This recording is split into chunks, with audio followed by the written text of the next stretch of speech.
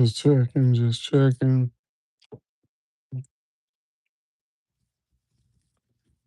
Okay.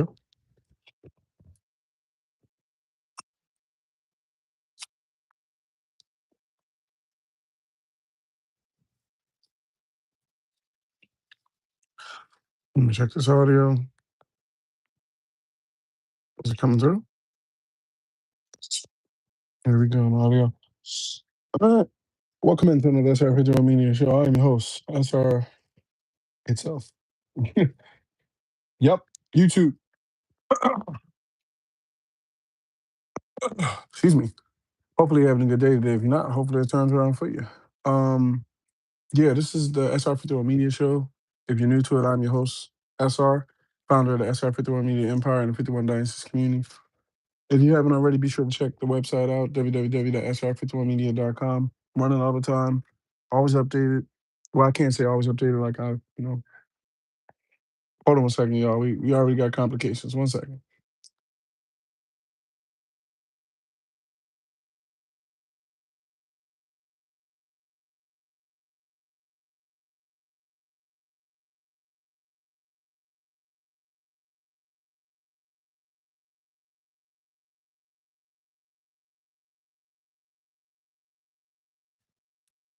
So yeah, founder, let me run that back again for everyone that comes in. And hold on one second. Give me one second, y'all.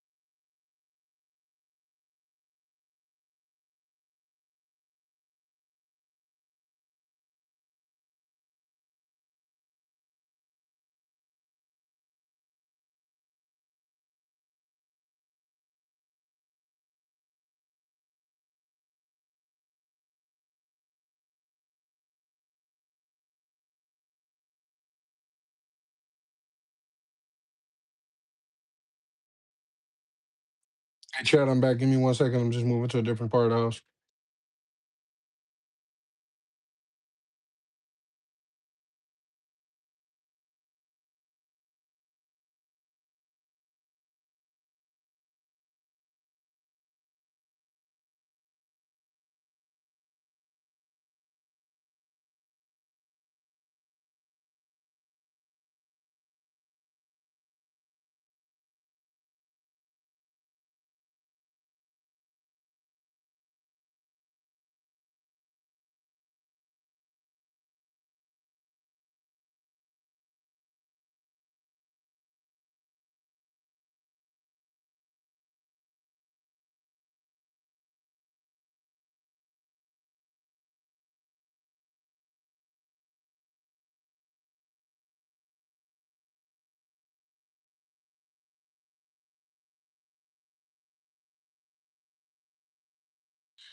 Here, y'all. I'm here. Give me 1 second. Let me plug it in and get settled up.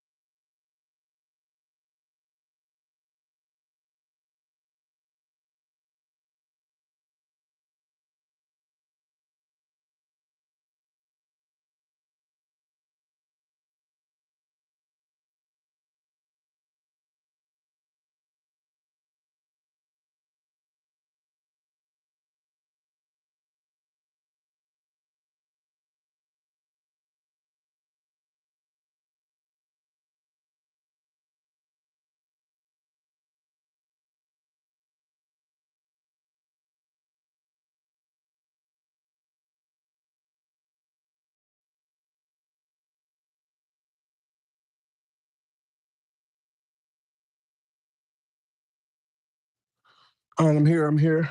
Give me 1 second. Let me get my water. I gotta get up and get some different water. Man, I ain't gonna lie. It is a cooker earlier today. Give me 1 second. Let me alert the mods.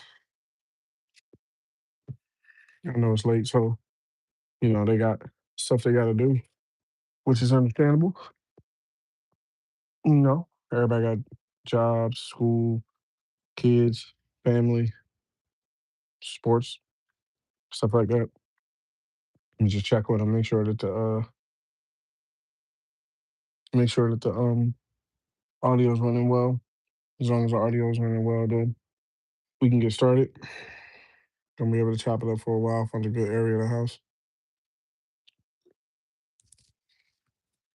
Just making sure the audio is good. As soon as I get the go ahead, we good. All right, cool. All right. Welcome to another SR51 Media stream. I'm your host, SR. Hopefully, hold on 1 second. Let me close this window up because it is late. I'm one of those respectful neighbors where, I know when I come home from the job and niggas talking hella loud, I'd be like, bro, shut the hell up. I gotta go to work in the morning. Um, but yeah, welcome to another SR51 Media stream. I'm your host, SR. Hopefully you're having a good day today. If you're not, hopefully it turns around for you. Be sure to check on your spiritual, mental, and physical health. At the same time, stay blessed, stay gaming. Yeah, at the same time, this show is about gaming related topics. Gaming related topics actually means if it doesn't tie into gaming in some capacity, I'm not gonna be getting into it. Um, as we're gonna talk about a lot of different things. Basically, game streaming, platforms, what's been going on in the news. At the same time, what are some of the things that's going on with the brand, stuff like that. Nothing out, nothing out of pocket. Like what you call it? Nothing out of pocket. Like what you call it? Nothing out of pocket that doesn't necessarily relate to gaming and stuff like that. I'm just the wild part about it is, shout out to them boys. Because I have no problem because there's no static or nothing like that. Shout out to them boys. on kick or the ball Dean and AB and stuff, it is nuts. Like you watch, I've never like fully watched one of the ball streams, bruh. Like when you watch, I think I've been watching the show for like a couple hours. Like, bruh, this is like some of the wildest stuff I've ever seen on like blind and stuff like that. But yeah, to number one, bring everybody up to speed. I know you might have seen messages and different things about where I'm live and where I'm present. Uh, Number one, all sports streams. Okay, let me put that out there. All sports streams being just to let you know I did. I'm a man of my word. Lord willing. When I say Lord willing, um, don't get me wrong. Nobody's perfect. Everybody falls short of glory. This is not a preaching stream or nothing like that. But basically, when I can, when I say I'm gonna do something, Lord willing, I'm gonna do it. And I said that I was basically gonna, get down with that MVP membership. And basically I was lucky enough to. So I can guarantee, I mean, unless something, which I hope don't, you know, happen to the what you call it, something happens to the release of the game, which I highly doubt they will because of the fact that they have requirements. They can't take all this daggone money from people and then turn around and not give you the game. So college football 27 will be day one. When I say day one, um, I'm a husband, I'm a brother, I'm a cousin, I'm a son, things like that. So I will do my best. I'm the type of person where like I gotta play when the game comes out that day. You see what I'm saying? So basically, um, when it comes out that day, I can't guarantee that I will be there like when the servers open. Because sometimes servers open in kind of like weird areas and times. It'll be like they open the servers at like 8:30, 9 o'clock in the morning type thing. So I can't guarantee that I'm gonna be there, 8:30, 9 o'clock in the morning or something like that. But I will guarantee at the same time that I will be there the day it comes out at some point. I know you may be wondering like why is there like when it comes to you speaking on mainly the TikTok part, why I don't put like a time with it. For me, this is how I look at it, right? I don't wanna I don't wanna put a time on the what you call it? I don't want to put a time on the stream to say like, yeah, I'm going live at like three, like hypothetically, right? Because I know I grew up in, mom's from West, daddy from North, grew up in Philly and stuff like that. Hung out in South Jersey. Wife got New York ties and stuff like that. So at the same time, I know there's a lot of cats that will stay up late at night like this, just got off of work, or let's say just chilling at work or, on a ride home or something like that. That's cool with it. A lot of my stuff is pushed mainly towards, either how I look at it is, I know when I was like, what, like 15, 16, something like that, I had a damn job. So, people, I shout out to the young boys out there working, doing anything at the same time, I regard y'all as adults too. So, I know that y'all ain't got like bedtimes or nothing like that, where it's like, and excuse me if I'm sniffling. The Washington weather is just ridiculous. Um, Basically. And you know what? Let me grab this jack while I'm talking to you. Let me grab this other mod jack. That way I can pay attention to the chat. Give me 1 second here. I know I got the audio, but let me grab this one real quick, real fast. Should be charged enough. Hold on 1 second, y'all. Yeah, got enough juice on it. That way, basically I have the monetization of it. And it's like, all right, I can make sure that, it didn't get shut down and be talking for like, like 2, 3 hours and don't have the thing open. Give me 1 second.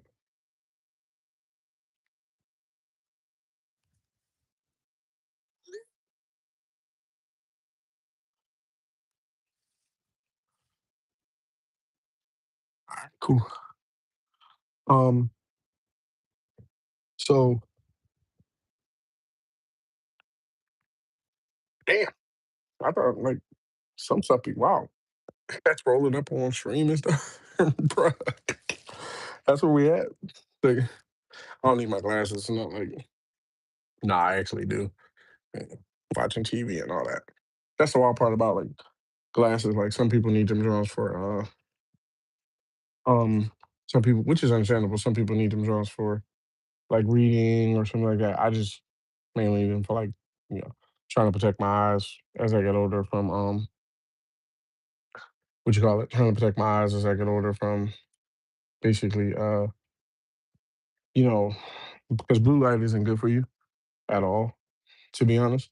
Um, one of those type of things where, you know, if you're not, even if you don't wear like prescription glasses, you should still like try to like get you something, you know, gamer glasses or something that protects you from uh the light that comes, because the light that comes from tablets, and the wild part about it is we all actually basically, you know, we're staring at our phones, we're staring at our tablets, TVs, stuff like that, that can damage your eyes over years and years of basically doing it.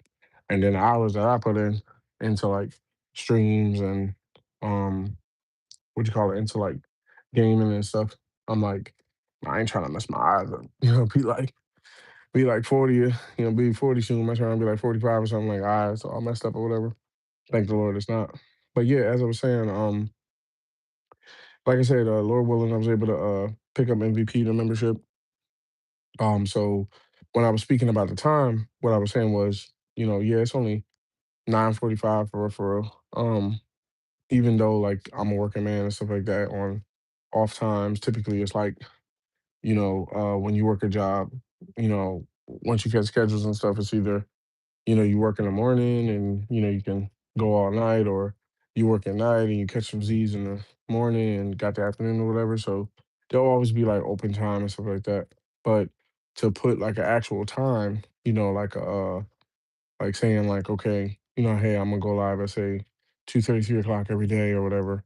I feel like it takes away the fun of it, Like earlier, before this, I was like, all right, I'm gonna just go ahead and chill for a little bit, check out. Because don't get me wrong, when I say mentioning other people's streams or other streamers or whatever, I'm not the type that's like will mention you in like a bad light, unless provoked. I'm not one of those that would, come at you or nothing like that. So like when I shout out like Pig or, the Bull Dean and AB or whatever, that's because they're doing great things. I know it seems kind of wild and all that what they do or whatever, but they're doing their thing. They're doing something unique and the stuff they do and stuff like that.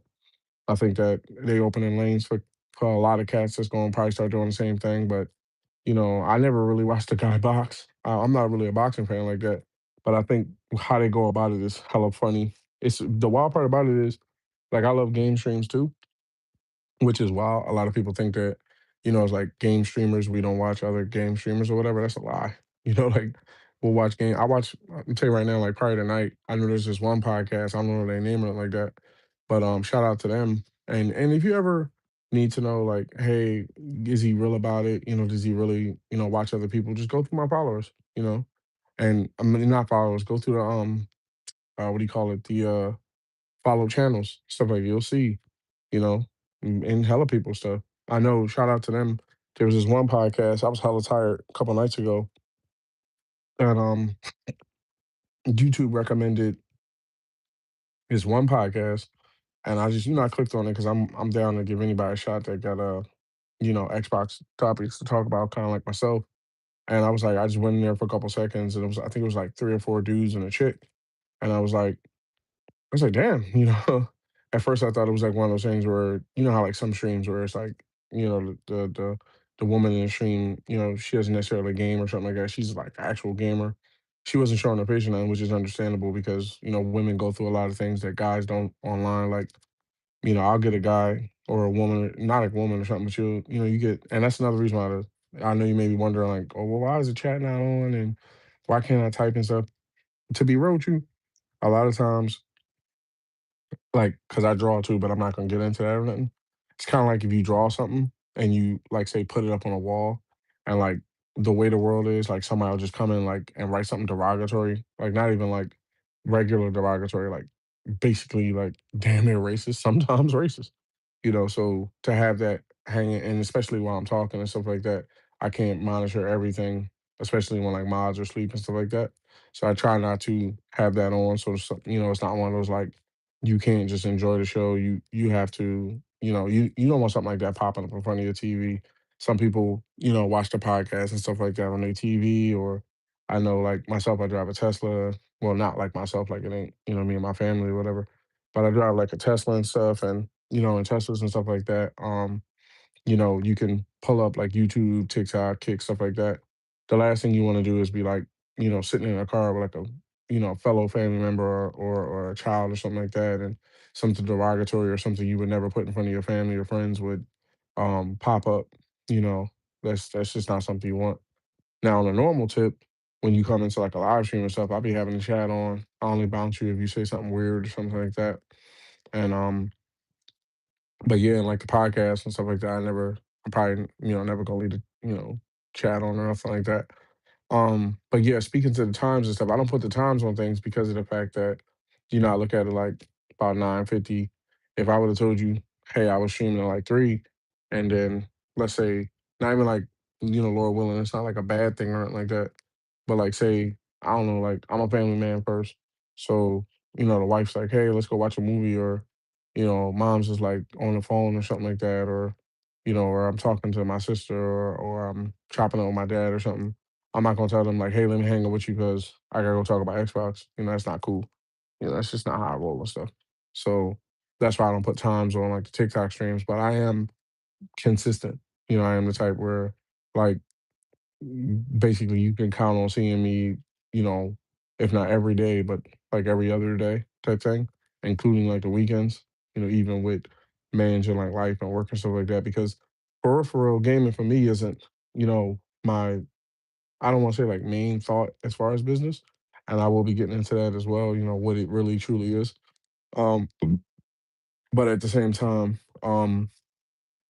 yeah, I never got into it to look at it like, you know, people are followers or their numbers or anything like that. That's why, like I say, from the rip, SR51 Media, SR founder of the SR51 Media Empire and 51 Dynasties community. I came up with the 51 Dynasties because I feel as though everyone's a dynasty. You may not be making moves or on the level you want to be on right now, but if you look up the actual definition of the word dynasty, it's not just a term for a specific, ethnicity or group of people. It's more meaning like, you're gonna be your own big thing one day or something like that. So it's kind of my own unique way of, referring to you without, being like a lot of people be like family and all that sort of stuff. Like, let's be real, one of those type of things.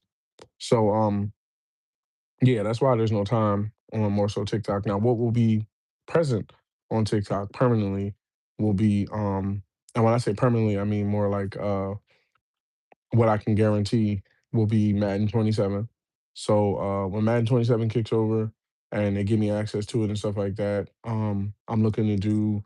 I'm not really a big one-on-one guy, so don't expect that. I'm also not really into the whole dynasty. You're a quarterback and you're like, which is understandable. I think the great thing about these games nowadays is because I know when I was coming up, like you ain't have a choice. You basically turn the game on and pick a team, and your homie pick a team, or whoever you playing, cousin, friend, whatever, picks a team, and you play against each other. And that's it. Either you play against each other, you turn it off. Whereas now, there's lanes for everybody. You can go one on one and make your whole brand about. Because I don't refer to my stuff as a brand anymore, not because it's a bad thing, but I refer to it as an empire because of the fact of a lot of things that I'm trying to set up and stuff. And also at the same time, I'm a big fan of Star Trek. And if you know anything about the Klingon Empire, they were some of the most deadly people against, in Starfleet. A lot of them ended up joining, uh, Starfleet and stuff, but they wasn't to be messed with. And then also at the same time, the word empire, in meanings, a lot of times you're gonna hear me refer to meanings. I'm big on that. And meanings of empire mean more than just one thing. Same thing with the media thing. I don't know if you saw my tweet there where I was like, I put that out too, because I heard a lot of people not referring to me or nothing, because I respond when I'm responded to or something. But, a lot of people was like, the gaming media or whatever, it's not really a real thing, or it's da da da da da, and, they're not real newscasters or whatever. And I'm like, I never myself claim, I'm like, let me clear this up because, I never wanted anybody to feel as though that, I was coming at it like, oh, I got, this insider over here and they're telling me this, or, I'm breaking this news or whatever. Like that's not what it's about for me. Like I'm a gamer that just chops it up about how I feel about the games I'm playing or the games I'm seeing or what's going on in the industry or something like that. So and then as far as the face cam part, I say I've become comfortable in live streams. This isn't one of those things where like, oh, I don't show my face or, like if you come across the show and everything, you're watching it from the beginning. It's not one of those type of things where like, oh, I never like show my face or something and this logo. This is my brand. I'm just using my Empire logo and everything. But in live streams, you can always like see my face and stuff. And I feel like it forms a better connection, when you I feel like when you come into a stream and you can like literally see the cat, playing the game and pissed off, because they're like I remember recently in Madden 26, I lost the playoffs in the first round and I was like first seed and everything, and I was like pissed or whatever, and I'm like, man, I know the chat can like read my face. Like that. I was hella upset, and that's the good part about it. That's the benefits of it. You form that bond and everything. But in like podcasts or whatever, it's just more comfortable and also it's more consistent because I looked at it like I can go ahead and like, drop this on live at any given time because there's also what my advice and I will be, dropping that, as far as like 10 years in, what I would say to other people and stuff. I know you see a lot of people that go, basically, hey, I'm just gonna run my live stream, show my background, show my face. There's nothing wrong with showing your face, but you gotta remember that locations are important. And sometimes, I'm in a house, sometimes at friend's house, sometimes at my family's house. I have, upcoming travel plans and stuff like that. I want to go live from those places, but I also don't want to feel like I'm like violating anybody's privacy or, because some people don't want to be filmed, some people don't want their house filmed, some locations are very trippy about that nowadays. I think a lot of people don't understand that like, you know, it can get ugly, with people in public and stuff like that, especially when, you're let's say, and not just say streaming, but in life, successful and stuff like that. You put yourself out there too far, you kind of asking for problems and stuff. Whereas like you can kick a live stream over and go like 5, 6, 7 hours or whatever from a location that people don't even know you were sitting in, you know, as long as you have like privacy enough to like right now what I have where it's quiet, you don't have to worry about like I mean I might have a fan on because like I told you it was a cooker earlier today and everything. But you don't have to worry about like, all right, this person behind me or looking around and all that sorts of stuff. I see a lot of streamers that which is understandable because I think in real life stream means like basically your in real life is live and it's current like that person is literally live right then and there and that's what this is. Like I said, it's 957, greater northwest and stuff like that. That's where I moved to when I met the queen. Almost been married almost 15 years and stuff like that. So there's a lot of things that's different about me now than it was when I was younger and stuff like that. So as far as the times and stuff, that's why I don't put the times on there because things are unpredictable with life and everything. But I am consistent as far as like, hey, I'm live this day, put in a couple hours, you know, I let you know, hey, I'm gonna be live tomorrow. And that's why I tell people, I used to have Discord public. I'll get into that as well. It's private now. It's not like you can't join. It's just kind of like a barrier to entry there in a sense. Um, but yeah, I always update that. I always update Twitter if you necessarily don't bang with Discord, which I highly advise you bang with Discord. But if you bang with X and everything like that, I'm always there live. Well, not live as far as streams, but I'm always willing to respond, respectfully and stuff like that. I'm always posting. I'm always answering comments that are respectful. If, I think earlier today somebody posted a picture of Lawrence Fishburne, and I'm not going to like I'll start mentioning more from X, but not like the actual usernames of people because I know which is okay. I've seen people putting up posts from other people from like X and using their screen name. And I think that's kind of messed up because you can bring like heat to people that don't want that. Like necessarily like it's kind of like in a way like an embarrassment standpoint that you put on people, and at the same time, basically, it can cause static with people and stuff, and that's not how I operate on X. I operate more like I think I've been there since like shit. And yes, I cuss. I'm not the type of person that uses derogatory terms against other nationalities or groups or sexual orientations or something. But every now and again, you go hear a cuss word, this ain't a stream for, you know, minors or anything like that. Um, but yeah, at the same time, um, I'll be on X all the time, and there's a guy that put up a post that was like, yeah, what's the first movie you think of when you see this guy? And I look at the picture and it's Lawrence Fishburne, and the first thing I put in was Hoodlum, you know, which is a lot of people when they see, Lawrence Fishburne, they think Matrix, they think what's some of his hot ones like Matrix, that TV show he's in right now, Blackish and stuff. I think Hoodlum, I think young, and then there's also people older than me that think um I forget the movie he was in, Kings of New York or something like that. The people before me think Kings of New York. I think Hoodlum, which was a movie based on um, the number game and the crime boss era, long before even my own, mom, more like my grandfather's era and stuff like that. So, and I understand it coming from a family that basically taught me right and wrong and stuff like that. So I understand, that era and why they had to do it and stuff like that. But yeah, now, also the change that and you may see somebody, be like, well, why, what's going on? I thought you was over here and da da da da da. Here's the thing, right? Um, Lord willing, I'll throw that out there. Before I get into that part, the other part was too, along with the MVP membership, I also have Madden 27. So it's gonna be college football 27. I'm gonna be looking to start a franchise up with my guys, the Hawaii Rainbow Warriors. That's my favorite college team. I mean, I also do like Penn State, right? But I feel like it's uh it's a lot about the Hawaii Rainbow Warriors that I like. I've been lucky enough to, be to Hawaii. I want to say 3 times. Yeah, maybe one, two. Yeah, about 3 times. Right. Great people. My wife Simone and everything like that. So she was able to like in the beginning show me around, and she's always like knowing where to go and where not to go and everything. And I'm, mad, cool, and it's not like one of those forced things. It's one of those like understandable, like there's a lot of similarities between the cultures and stuff. So yeah, great place. The weather's amazing. Like the first thing I did was like I think like the first or second time I was there was like just lay on the beach. I'm like, oh my God. Like, coming from Philly and everything like that, where basically there's no I mean there's Atlantic City, but there's where Atlantic City is, and it's a great place. Grew up on the boardwalk, shout out to my father and everything like that. That my father, my grandfather, grandmother, aunts, uncles, stuff like that, that kept us in, you know, great places and stuff. Really expands your mind and everything, and I thank him for it.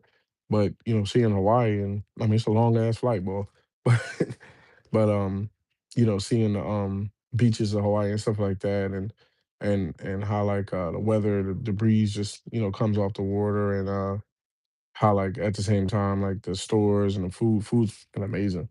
Like a lot of people figure like, with my wife being Samoan, it's like I don't, absorb the food and the culture and so like you are crazy, bro. Like I think right, I'm the type of person where like I'll eat an L&L musubi any day of the week. Well, the best musubi in my opinion, without putting out names and stuff, is my wife's mother and stuff and other family members. But like if they're not available, like L&Ls or whatever, it's basically like amazing when it comes to musubis. I also bang with the taro, which is very good to me. Um, Taro, musubi, sapasui, pork hash, what do you call it there? What's the other one there? Um, what's the bun? I'm trying to remember the bun name. Uh, I can't. I'm blanking. Damn, it's a bun. It's kind of like this dough bun with meat in the middle, but I'm blanking. I bang with that as well. So having all that out there and being able to like get it fresh is kind of like how people be like, "Oh, I've had a cheesesteak before. I had it from this restaurant." And da da da da da. I'm like, "But have you had it from Philly?" Because one thing I tell you is if you've never had like a Philly cheesesteak and you really never had a cheesesteak, it's just to be real with you, size, not even comparison, freshness, stuff like that. So, yeah, that's what draws me to. the Hawaii Rainbow Warriors is the connection and all that sort of stuff. And then also the color scheme. Green is I have no embarrassment in saying that, green's my favorite color, not just solely because of Xbox, but a lot of things lined up when I was younger about that. It was just when I grew up, there was things like the Power Rangers and stuff like that, and I never really cared for the reds, the blues, the yellows, and all that sort of stuff, and the black. Even though the Black Ranger, not making it racial or nothing, but even though the Black Ranger was necessarily black, I didn't care. I liked Tommy, who was the Green Ranger, who I think he started off as a villain, if I remember correctly. Shout out, to that actor. Lord, it's a sad thing that basically he passed away. I feel as though he's the greatest Ranger of all time.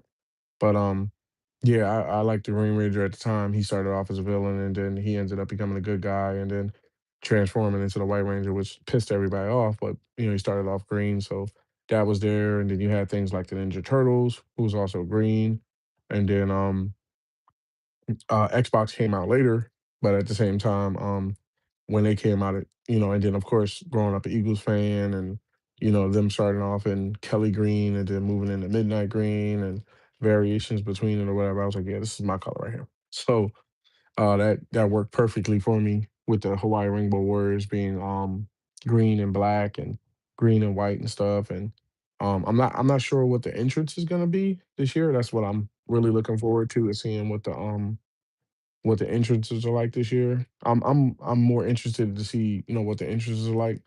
As far as the grind goes, it's different than it is Madden because you can't just necessarily like pay somebody like money, to be honest.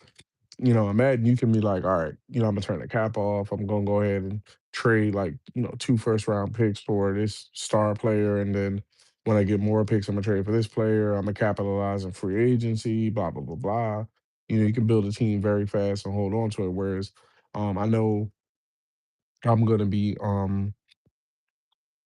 turning what do you call it there? I'm gonna be turning the cap off, excuse me. I'm gonna be turning that I think it's called a portal, right? Where like college players can basically midway through the season, choose to say, hey, I'm gonna go ahead and transfer out, or because it can get weird because if you especially when you find like good players, like I tend to stick with the starters. And basically I would prefer for players to only be able to leave, not to say if I kick them off the team, but basically that way, instead of it being like, okay, every year this person's leaving, that person's leaving, yada yada yada. So I tend to turn the portal off. I leave everything on, injuries, what do you call it? Injuries, general tabs. Like I said, the thing I think that if I could say anything with, if not saying, and I will say, oh crap, oh my bad. Um, I will say that you know, um, going forward in streams and stuff like that, if you ever hear me say, hey, if you're listening, it's not like I'm pushing it to them, but you never know who stumbles across your show or content or whatever. That's why I say always try to be professional, stuff like that as best you can. Um, in college football, if you ever listening, the one thing that I would say that needs to change is the fact that how the rankings work. Like I know, I don't want to say it was the last year's college. It might have been the last year's college football. I um I got into creative players mainly because of the fact that it was ridiculous trying to compete against Division 1 teams and losing, key players. Even though there's some hot players, the Warriors have some good players too.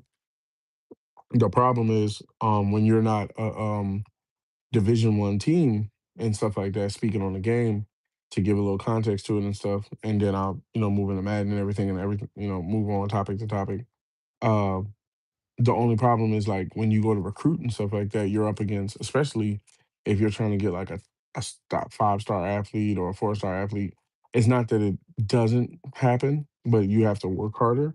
So you may like out of what is it, like 30 positions, 40 positions, something like that.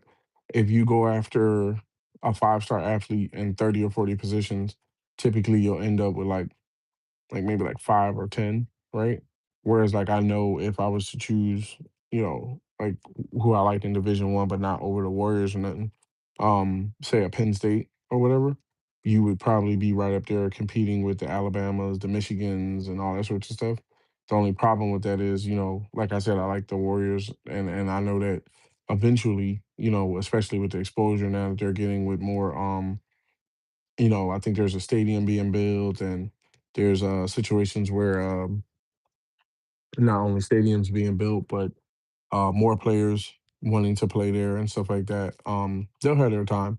Eventually they'll, win big and everything. So what I decided to do at the time was basically go ahead and throw some creative players in there, quarterbacks, right edges, defensive tackles, things like that. And what ended up going on was that we won I think and don't get me wrong, I know people may be like, "Well, you like them, but you don't know the conference or know that." Blah, blah, blah." Here's my thing: college football only been out for like 2 years, okay, and I think I've been running with college football as far as like really, really watching it for like the past 2 years before that.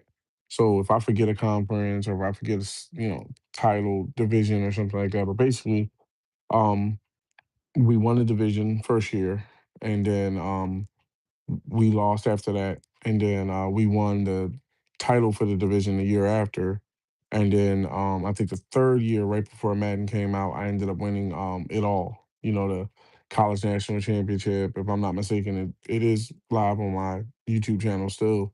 You can check it out. Anything I say about gaming and stuff like that is always going to be referenced through YouTube, and I'll get into that as well. But yeah, basically, we won the national championship. It did change a lot. Like it changed recruiting.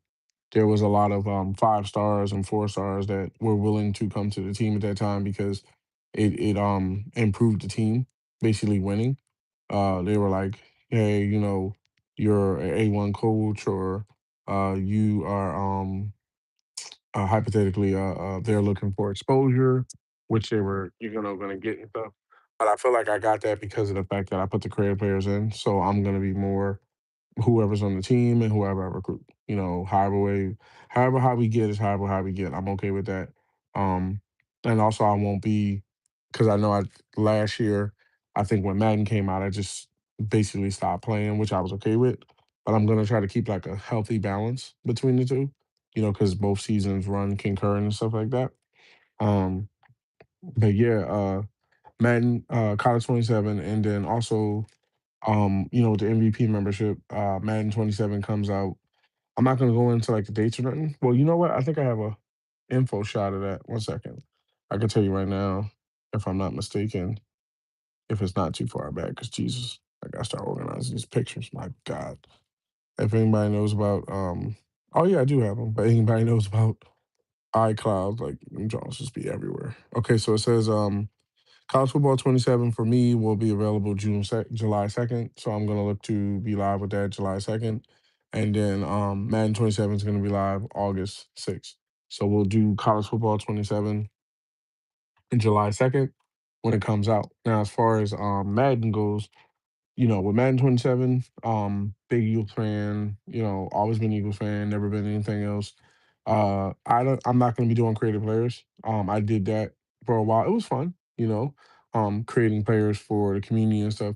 But because chat is actually um I don't want to say slower, but because like I'll say something and then you have to like listen and then you have to chat and then picking out jerseys and numbers and shoes and all that sorts of stuff. It's fun, but the problem is like out of like I found myself in like situations where it could be like say a 2 3 hour stream and I've spent maybe like an hour and a half talking to just one person in the chat creating their player, and I feel like that takes away from everybody else that, comes into the stream. Like everybody wants to say, hey, I have a question or hey, I have a statement or something like that. And I never, you know, try to like tag down on one specific person and stuff, even though I know seeing how the chat is growing and stuff, because I think I'm never a boisterous person or nothing.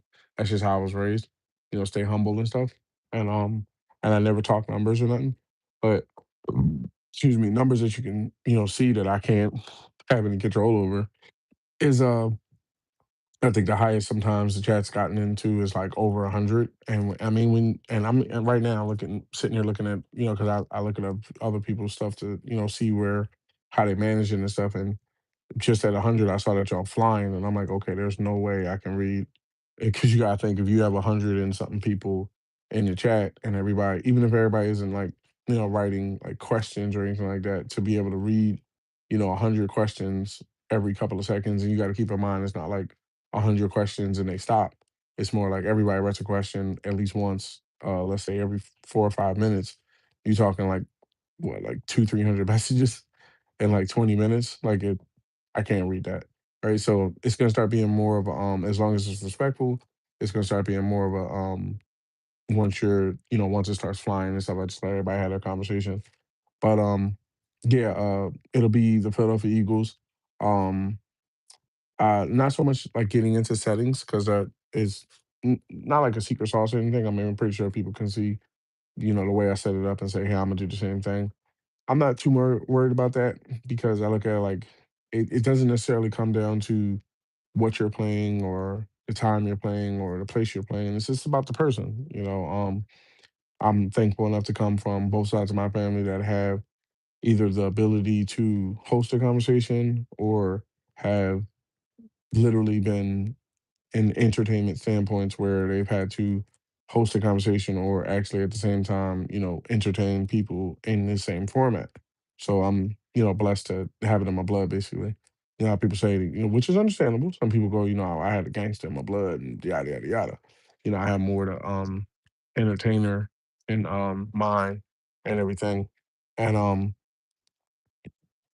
at the same time, basically with the Madden side of things, uh what you call it, with the Madden side of things, I'm in a situation where I tend to not use exploits. I know people will, say, well, why is the cap off? To kind of put that on film and stuff like that. Because of course I never, take down the shows or anything. I leave them up there for people. And also to let you know that, the SR51 Media Show will go back to being a weekly at bare minimum thing, at least once a week. I think that I know I can guarantee for me 40 hours worth of gaming on TikTok live stream, and at least 40 hours on YouTube.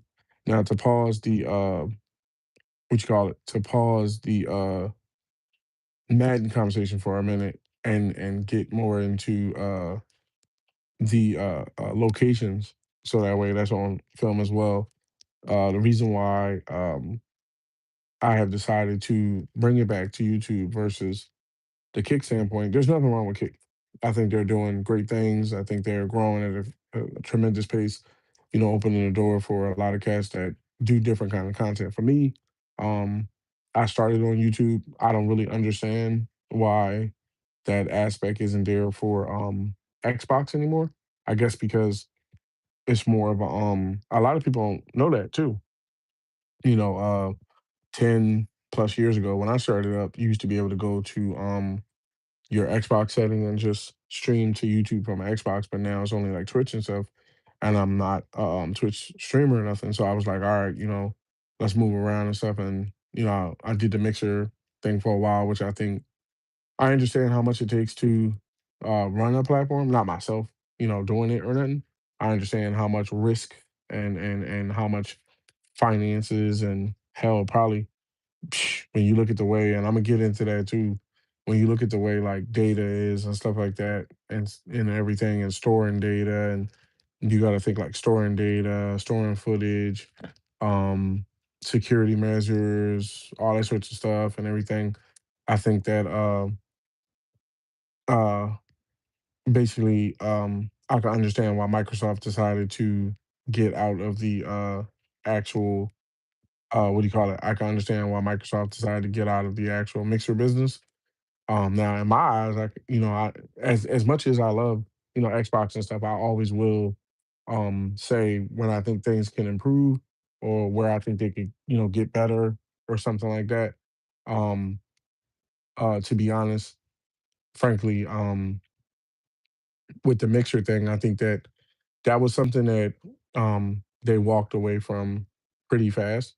That I think could have been something special because at the same time they could be a platform right now where you know how like people will go, and I'm gonna get into that too. You know how people will go, well, they said this about Xbox and it's messed up and da da da da da. And I'm like, if you'd have kept the daggone platform going on, you know, you had all of us on that, John, you know, because there was a lot of people too that was on it that wasn't, you know, just Xbox, but at the same time, it was a lot of us that were, you know, Xboxes and you know Xbox people and stuff. Um, at the same time, I was also when it was around Xbox ambassador, and the Xbox ambassador program was more than just hey, you put a logo up. Like I actually, you know, not being boisterous and nothing, like I actually answered questions to people in you know what do you call them, John's forums and I don't think I ever put myself into a situation where I was like, you know, live asking questions to people. But if I saw like a question that I could answer about, say, like a game or a service that I was using or whatever, I was more than willing to say, hey, this is what you got to do, or in this game, this is how it works, or you know, and yada yada. If I couldn't answer it, I would refer it to somebody else, and that comes from previous experience of working in customer service and God, I done had so many different jobs. Like, let's not get into that. But, you know, at the same time, it was a great thing. I think, if I'm not mistaken, you can also see that badge that's on my profile. I'm glad that they have that for a lot of uh Xbox platform programs where on your profile they give you that badge, like, hey, this was that, this was that, instead of just, you know, you played this game type thing, which a lot of platforms do. But yeah, as far as the YouTube standpoint, me and YouTube go back, you know, go back very far. I'm talking like hell, at least at this point, probably like you're talking like what, like 8 years, at least 8 or 9 years worth of gaming consistently. I do more gaming than I actually do talking. I mean, that's why I say like, you know, I'll do a podcast once a week or, you know, sometimes, you know, depending on what's going on in the news or something like that, maybe two, three times a week. But my main thing is, you know, gaming because I couldn't like today, I was like, all right, you know, there's a lot going on. You know, there's a lot going on in the industry, which I'll be getting into and stuff. And also at the same time, there was a lot of news and stuff that I want to at least speak on because I think you should. I don't think it's fair to put out like I think I put out like maybe like 20 tweets or something like that. To put out like 20 tweets and then turn around and not, you know, step into the arena in a sense. You know, because I put out a lot of tweets that said, you know, my ring is outside, which is true. You know, one of my rings is live streaming, you know, and but at the same time, another ring is, you know, what I'm doing now, you know, actually putting it out there, you know, on tape. Hey, this is where I'm coming from. And somebody could say, well, let me, you know, backtrack this dude and see what he's saying is true. You know, he said that he put, you know, 100 hours or 200 hours into a game. You go to my profile, boom, there it is. Damn, he wasn't lying, you know, or like say take Starfield when I say, you know, I put I'm pretty sure, you know, that that is what it is. Sometimes you can check stats wrong and stuff. But like you take like a Starfield for instance where I put in 200 hours and when you think, you know, there's only 72 hours in just 3 days. So I put in more than 3 consecutive days as far as like did I do that like nonstop as far as like not sleeping? No. You know, I played it a solid while and stuff, and I still play it now. I haven't played Armada, as far as the DLC Armada. Hell, I'm just fully now starting to mess around with a planet called Neon and stuff. So I'm that's one of those games that I'm always gonna probably keep. You know how somebody be like, I still play stuff like WoW or Pokemon or stuff like that, you know, in any form. It's Starfield gonna be one of those games I play forever, whatever, till the second one comes out and then I move on.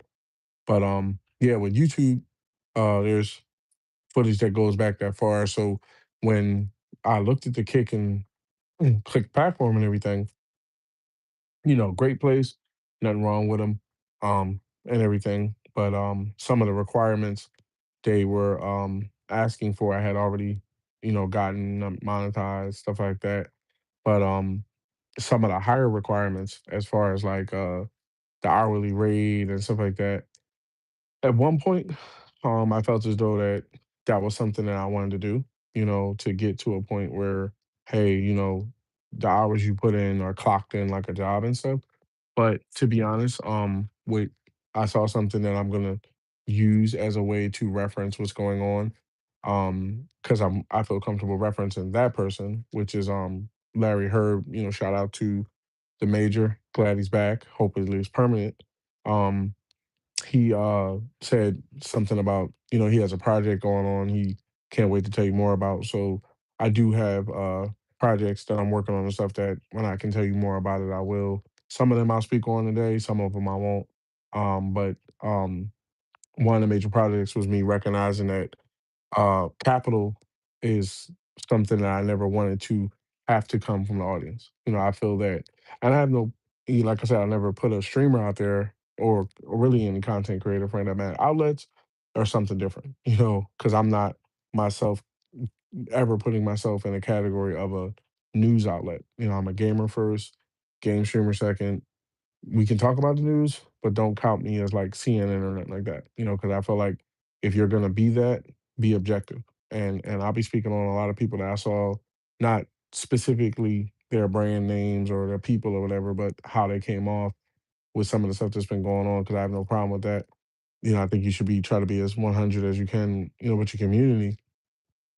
Excuse me. And basically, how I look at it was, I was like, all right, you know, um, I don't want to. I feel like people that how can I say this? Speaking mainly to game streaming, right?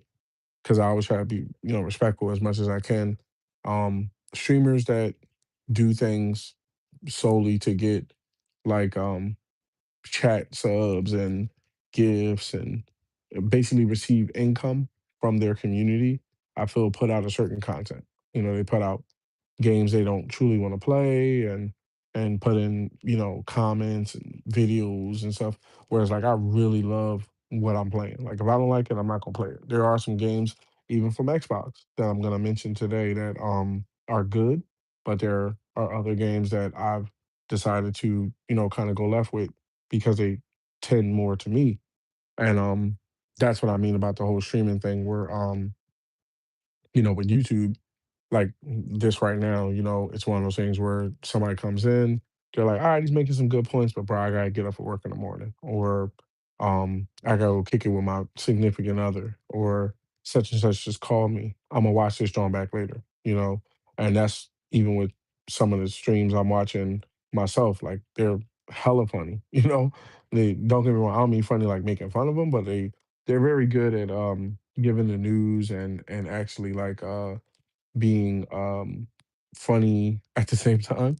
And some of them are 2, 3 deep. Some of them are solo streams like myself.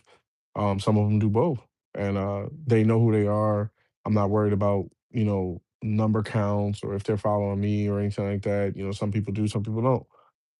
But at the same time, I still will watch as long as it's tailored to kind of like where I am or what I like. Um, at the same time, this show, like I said, will be about gaming topics, as you can tell, and things like that. It's not going to be about like random stuff. If it ties into gaming, that's what it's going to be about. Now myself, I prefer Xbox. Now that we got that out the way, basically, like I said, TikTok is going to be your home for sports. So we're talking Madden 27, college football 27. I know I like NBA. Let me get that out there. I don't know why, but I'm an NBA guy too. Will I be buying NBA 2K27 the day it comes out? Uh, I don't know. With that, it's not so much a Lord willing thing. It's more of a let me see. Because it depends on um necessarily where I'm at because there's a lot of hell to be honest, there's a lot of uptick in prices. It is getting nuts. And I don't mean just like for any specific brand. Like I said, I prefer Xbox and I only talk about Xbox. Don't expect me to cover what's going on in PlayStation or what's going on in Nintendo or Steam is cool because, Xbox Ally X's cover Steam games and stuff like that. And I'm pretty sure, I'm not 100% sure, the next Xbox, they said we'll play PC games. Now, whether that means to put that out there, you know, whether or not that, excuse me, whether or not that means like Steam or whether that means just the Windows Store, you gotta wait to see basically.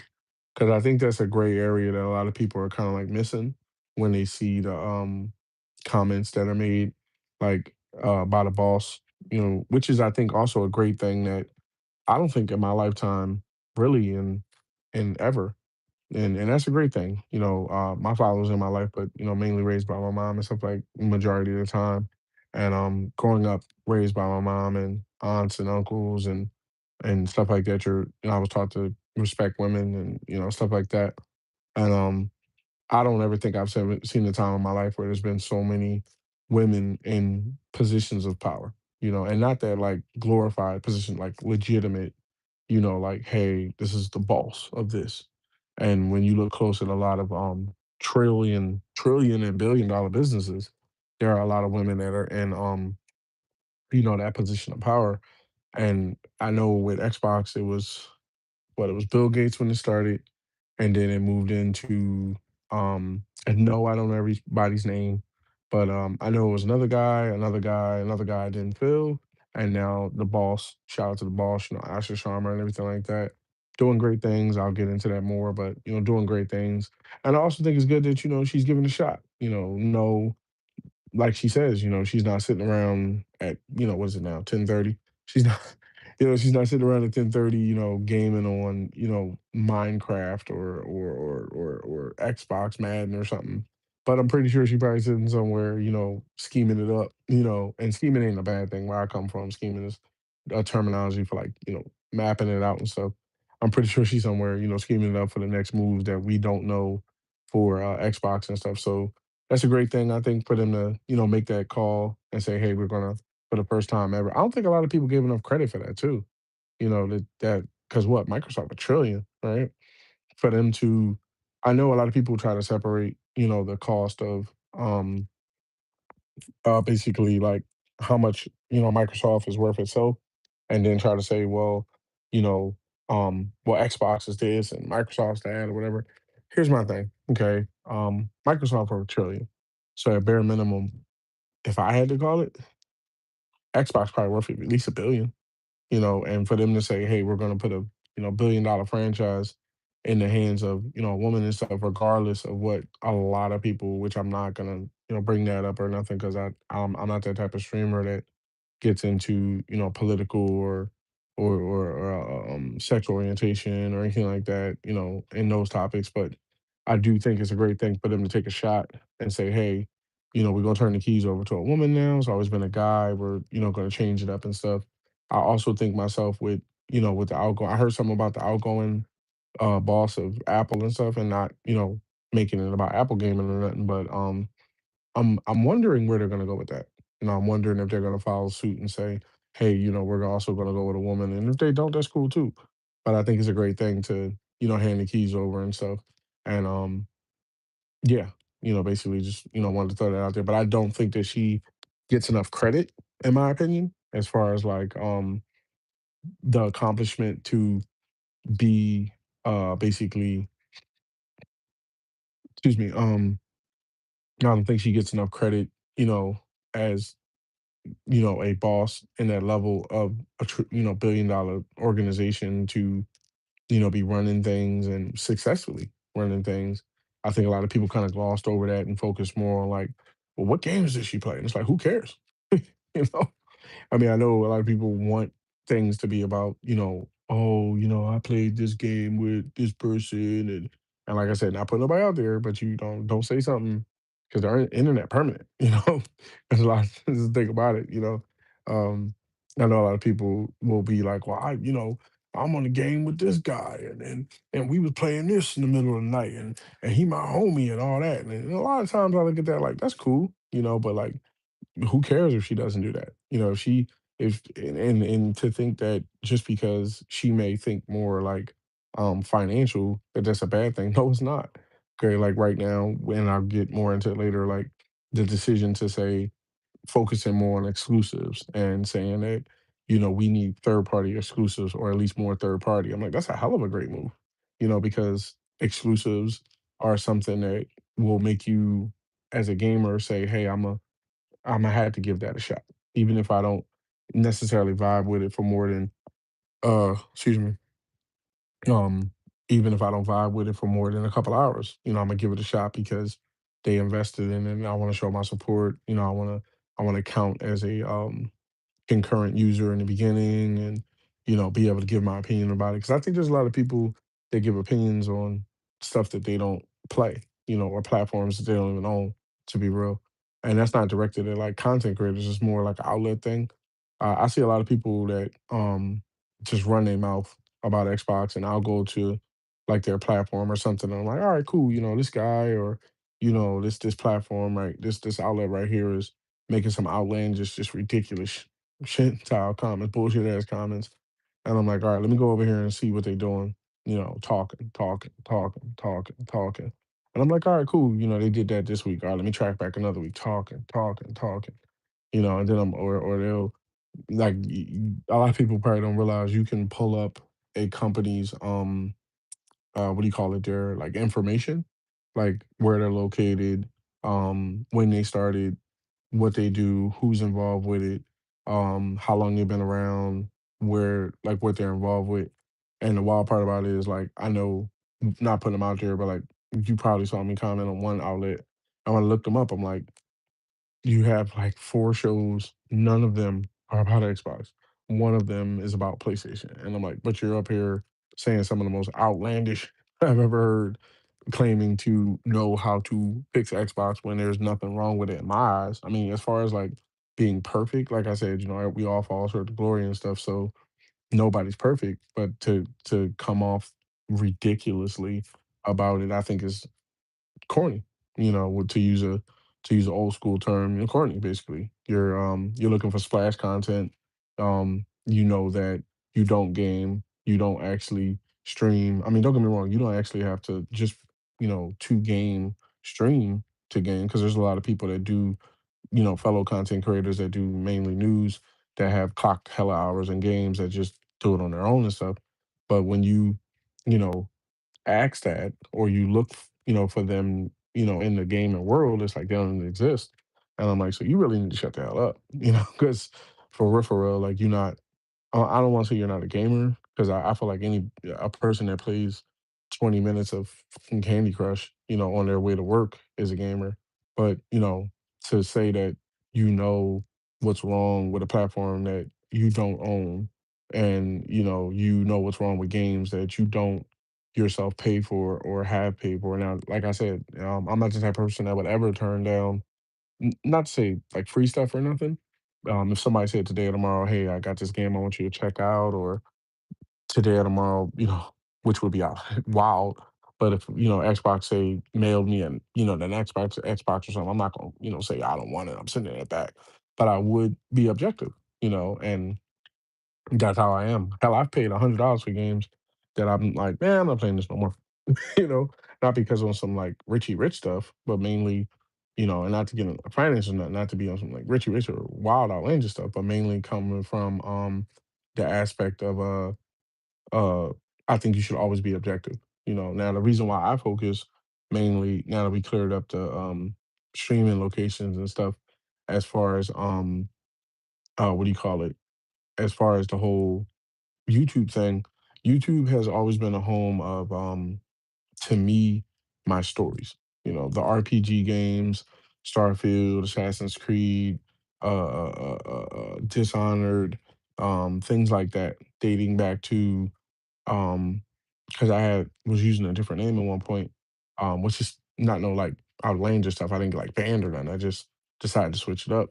But on that channel, which I think is still featured on my featured channel, that tracks back all the way to 10 plus years, and you can see me streaming what was at that time, I'm pretty sure, an Xbox exclusive, which was trying to think of the name here, which I think was I want to say Quantum Break, right?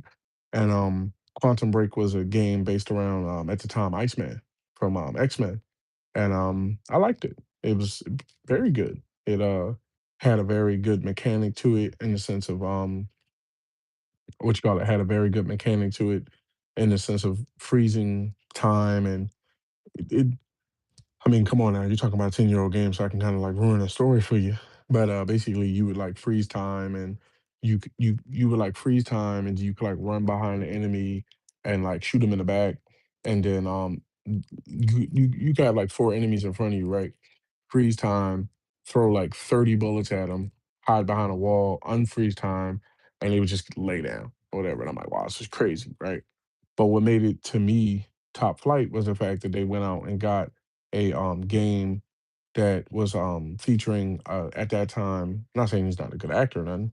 I haven't seen him in a lot of things since then, but at the time, because that was when X Men was rolling, when and they're coming back now with things like X Men '92 and what do you call it? I'm hearing something about there's gonna. I heard something where they're rebooting X Men now. I don't know if Hugh Jackman or nothing is gonna be Wolverine. Do I think that really matters as far as pushing Wolverine? No. I think a character like that will sell himself. But at the time, X-Men was, rolling very heavy and what you call it, X-Men was rolling very heavy and Frost was a very good what do you call it? He was a very good, character in the game. The story to me was next level because of the fact that the story told just like basically, if I remember correctly, and I also think I could be wrong here, but I think I would have to look it up, but I'm pretty sure the guy in the game with you was what's his name? The Goblin of, the original Spider-Mans with Tobey Maguire and stuff. I think that's that guy's name.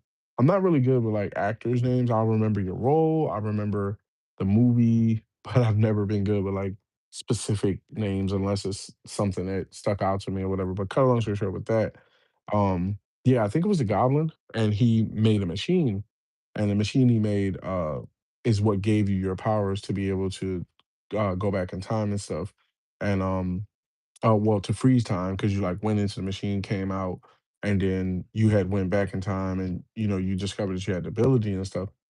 So what happened was you go through this whole story, right? Because you were trying to I think either like save your brother or like at the same time like fix what went on. And the wild part about it was, right, you get to the end after like hours of great story. Now, I'm gonna call it what it is.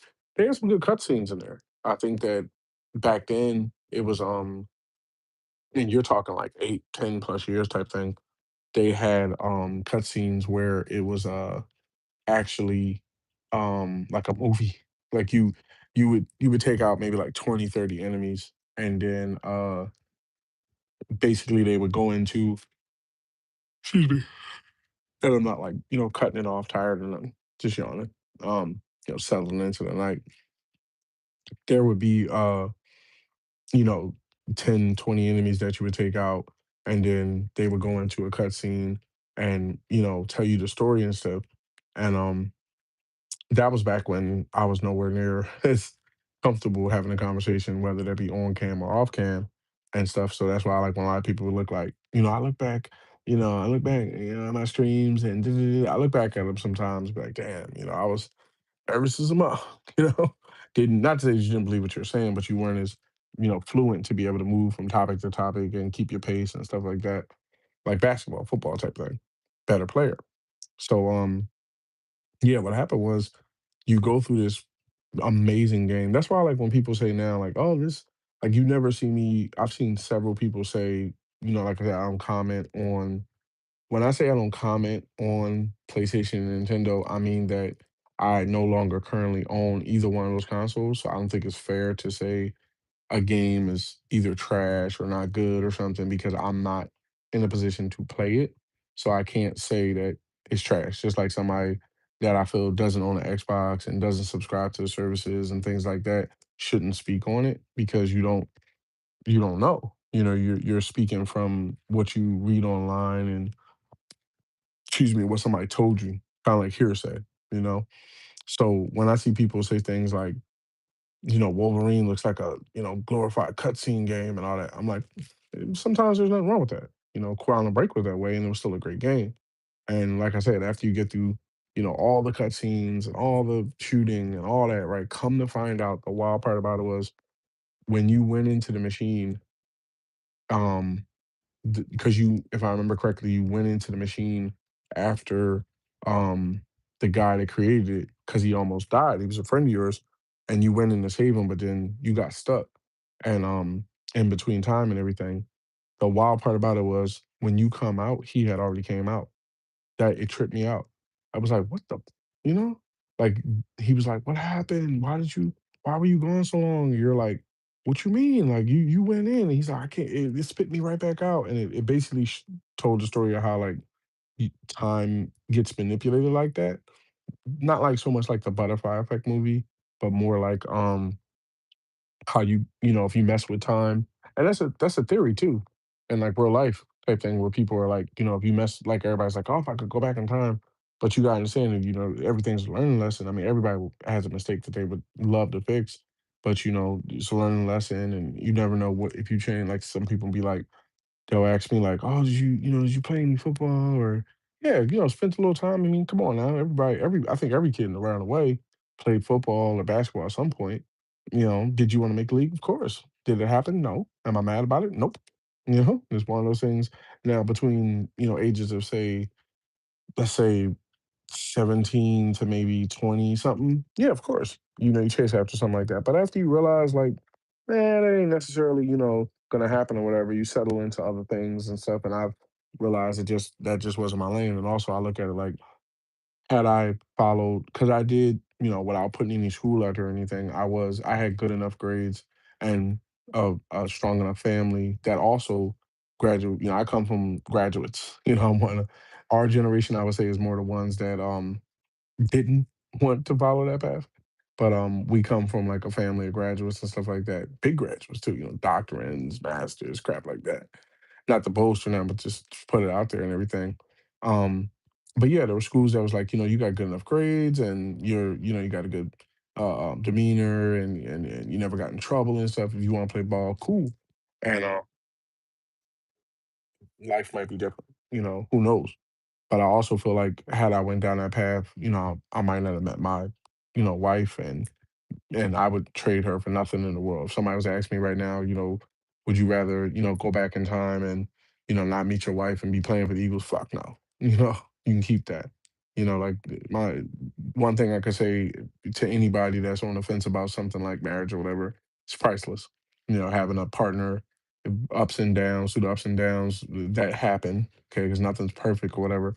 That's priceless. You can't put a price on that. And you grow old together, Lord willing, you go out at the same time, and you go see the Lord, together and stuff like that, reunited and all sorts of stuff. So I don't look back on that like, oh, I wish I would have took that off, or I wish I would have, pressed myself to go to school or whatever, because things might be different. It might be the type of thing where I might not have. And I love the greater Northwest. It's not one of those places where like I ran or got ran out of, where I grew up, or cannot go back or visit. I'm not one of those people that's like, can like one of those like, yeah, I control this, or yeah, I'm on top of that or whatever. Nah, it's, well known family, grew up well, respectful type thing, can move around the city and really any place, without drama. Now I respect the streets, I understand that, it's different now, and young, and what do y'all call yourselves now? The YNs and all sorts of stuff, YNs are, a little wild now, so you don't encroach on their territory or whatever. But at the same time, it's not one of those things where, we still own property and stuff like that throughout the city, and as well as Jersey, and businesses and stuff. So, I visit when often as I can with the whole, let's say, you can't mention it online, but we all know what happened at, shut the world down type thing. That kind of changed things with traveling and stuff. And then, once that happened, I'm still trying to like, settle that whole like traveling thing again, so that way I can get back and forth and stuff. But yeah, the Quantum Breaks is, the beginning. Shout out to Quantum Break, um, and Xbox at the time. I think that was a great game to get.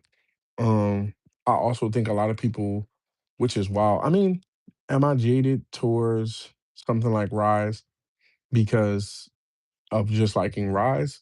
I mean, there's a lot of factors to that. I'm a real big fan of history. Like my favorite, if I could say my favorite subject that is related to gaming, this ain't no just like personal stuff or nothing, was like history, science, and art. Right, that's what taught me to draw. Science taught me a lot of things of how the world works and chemically and space wise and stuff like that, and how things have evolved throughout time. Not even a lot of people think to understand science that it trumps religion, and that's not necessarily true. Like if you watch a lot of documentaries, not the like the made up ones, but the actual like scientists. They'd be like, I think there was one like where they had trial of Turin, which was like the sheet they put on Jesus and stuff. Like they did like tests and stuff, and they did this what do you call it? This like scanner thing where when they brought it up, it was like you can clearly see his face and da, da, da, da. I'm like, bro, we are literally sitting in an era where don't get me wrong. I don't know what's gonna happen, but we are literally sitting in an era where they're like showing you the sheet that proves this thing was around, and I'm like, that's science for you. It's not like they're trying to say like it didn't happen or nothing, but that's where science played a part in my life, and then history I feel is more than I like history. I mean, of course, you learn in most schools, especially inner schools. You start with basically what do you call it there, your own history. I think every school, depending on the nationality or the section of the city, teaches that history. Like if you're in a say Native American school, they're gonna teach Native American history. If you're in a Southern school, they're gonna teach Southern history. So being in the inner city, you know they teach a lot of basically black history, the bad parts of it and the good parts. And that's where it started. But it piqued my interest to the point where I was like, so what's up with this Egypt thing? And then, well, what's up with this Rome thing? And what's up with this, Chinese dynasty thing? And, what's up with this, Japanese samurai thing? And just kept going and going and going, right? So when Rise, because like I said, it ties to gaming, as a streamer, when Rise came out, I was like, man, let me try this one out. Great game. Okay. I myself personally think if you're listening, not directed at like Asha Sharma or Matt Booty or anything, but Xbox as a whole. If I don't know what it would take, I don't know who you have to talk to, I don't know how you got to work it out. But if you could go off right now and resecure, I don't even know if they still own IP, but if you could go out and like literally like resecure that IP and bring Rise back right now, I think automatic hit, especially if you make it an exclusive, automatic hit, because of the fact that Rise to me was so far ahead of its time. I mean, you're sitting there with what was it at the time, like Xbox One, you know, and you're watching like I'm watching this joint, and I think this might have been before like I could be wrong, but this might have been before like even 4K, because like I think because I know for a fact the Xbox One.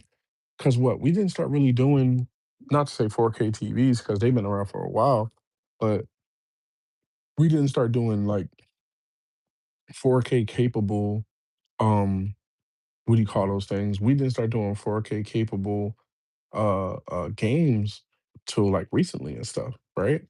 So, like, Rise was, like, and me like 4K before 4K. Like and then the story was like some next level. And it wasn't one of those things where like the classic, okay, this guy is a Roman soldier and he's unstoppable. It like told like a general story. You had like mechanics that still to this day are untouchable. Like I think it was something where like you would control fellow soldiers and you would tell them, fire at this guy or fire at that guy and things like that. And I think that it just all of it together. The story was great. The story is kind of vague after all this period of time. I mean, come on now, it's been 10 years and I've played probably like thousands of hours in other games. But it did stick with me as far as a gamer and streamer at the time that this was, something incredible that they did. I don't really know what the, parameters of it was that they had to not be able to make another one. But like I said, if y'all can go back and grip that joint up, or even if y'all could get somebody else to make something in that vein and go down that road, automatic hit my eyes. I think, especially with the way things from, the Roman history sell very well. Now, um do I think that a lot of people always say, well, this game should try to beat that game, or this game should, try to do what this game did. I don't think you should do that. I don't think that you should try to secure a rise to automatically make it a, God of War clone or nothing. Cause that's Rise was nothing like that. Rise was not, and God of War is good too, but it wasn't one of those like, okay, this dude is, slinging, spiral blades and, chopping up gods and stuff. It was like actual, like, taking on like the Roman Empire and betrayal and deceit and climbing a ladder to get revenge and stuff like that. So, great game. And I bring something like that up because, like I said, I'm pretty sure there's some footage of it somewhere on my channel or my original channel and stuff like that. So whenever I mention something in depth, right, it's not coming from a place of like what I read online. And I respect that. Some people watch things and some people read things, they'll actually experience it for themselves. But for me, as a gamer and a streamer and a, empire owner and stuff and creator, I speak on things that I actually have experience in. And that was one of them, was Rise. Um Fast forwarding to some of the things where we are now, because I know a lot of people are like, "Well, what are you speaking on a lot of things that Because I try to read the room type thing. Um, you speaking on a lot of games you like. What are some things that you think that necessarily they're doing, but they necessarily didn't do the right way? And I know I might be one of the first. I won't say the first, but I might be one of the first actual true Xboxers that can prove it, that has the history in it, that I would say I think Forza is a great series, but I think that they should also offer a arcadey style racer. Myself personally, some of my favorite racing games was more like Need for Speed, you know, Need for Speed, Midnight Club. I don't think that was Midnight Club. I think that was a different game. Need for Speed Underground, Need for Speed Underground 2. Now, I'm not gonna lie, sometimes Need for Speed got kind of off the rails, like I really didn't like Hot Pursuit because I felt like it was ridiculous. You would drive like all of maybe basically it was open world in a sense, but you would drive like 2 feet and the law would just pop out of nowhere and just be on your neck. And I'm like, bro, this is boring. I'm out or whatever. I did download Forza 6 when it came out. Beautiful game. I think the graphics in that game are like, I don't know how these guys do it year after year because they're on to like their sixth Forza and it just keeps getting better and better and better graphic wise. And I do think for people that are, because I want to say it fits more to like, how can I put it? I feel like it fits more to purist, you know, the type of guy that's like, I don't want this to feel like a arcade game. I want this to feel like I want you to come as close as possible to how a, let's say, Ferrari or a Bentley or whatever you're driving at the time feels, right? I want to also be able to tune this car as if I owned it. I also want to be able to change the color. I want to be able to do all these things. I think that's what it's built for. Um, Speaking in the car standpoint, without getting personal or nothing, um, I did spend a little time in car education.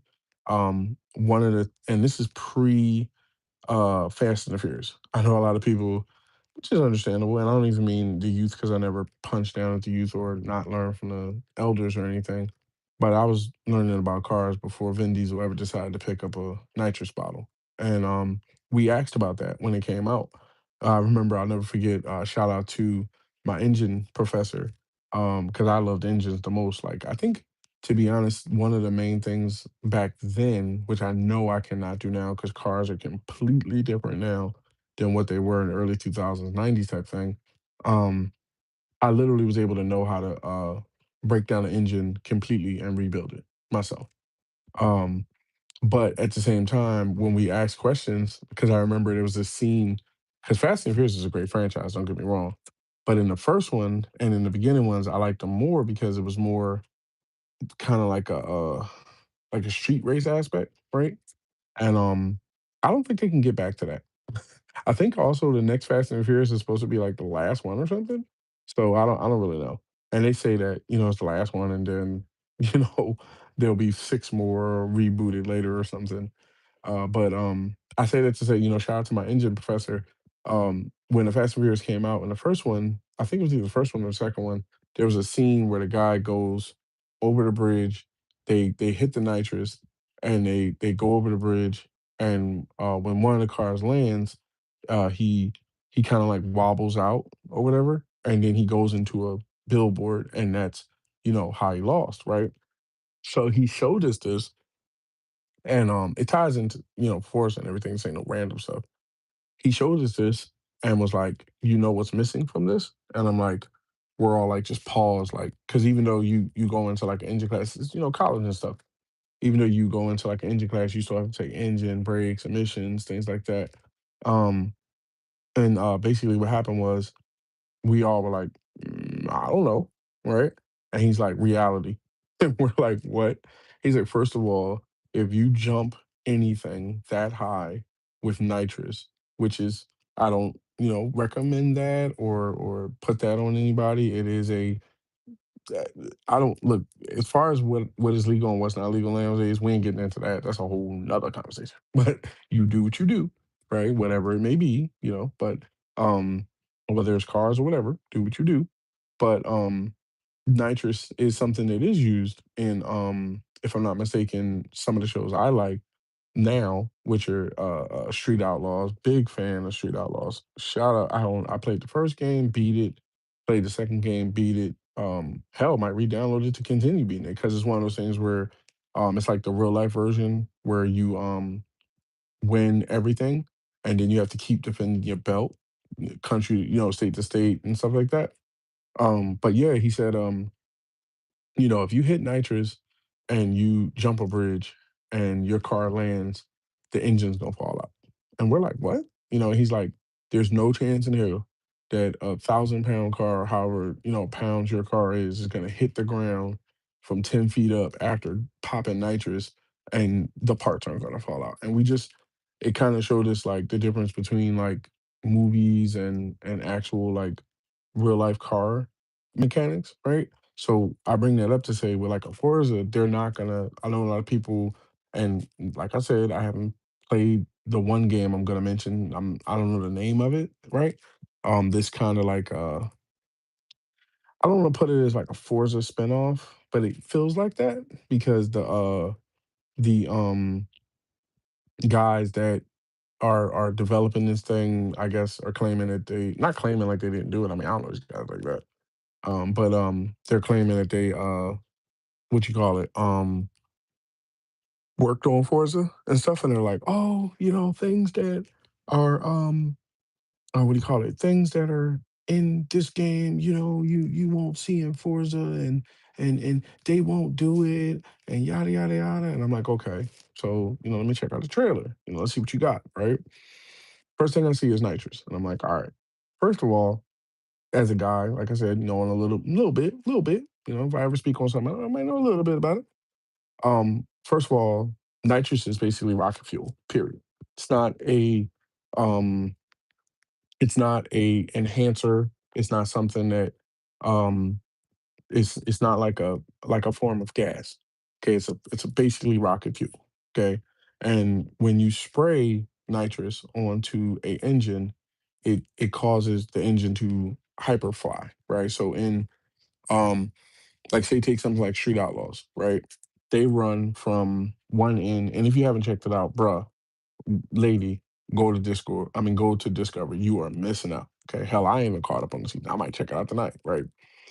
I know I'm re-downloading the game after bringing this up, but at the same time, when like in their situations, when they take off, they're running maybe I don't know the exact meter that they're running, yardage wise, but they're running, say, a straight line, right? And the goal is to beat the car beside them to the end before they get there, right?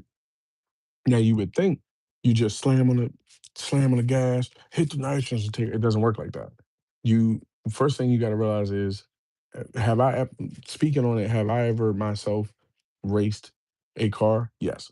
Have I done it somewhere where somebody can get hurt? No. Have I ever used nitrous? No. Have I ever like seen nitrous and been somewhere to see how it gets installed in cars? Yes. And what gets explained to you is that with nitrous, when you hit that, you cannot go left or right.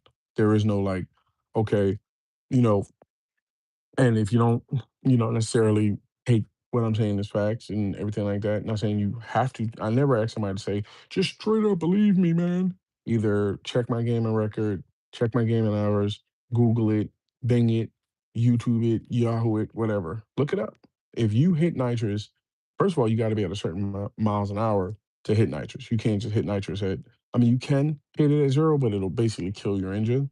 So you have to like wait till you get to like a certain level. That's why you see in the movies where like a light will come on or something. That's the car letting you know, all right, I've reached, say, 50 miles an hour, hit the nitrous, right?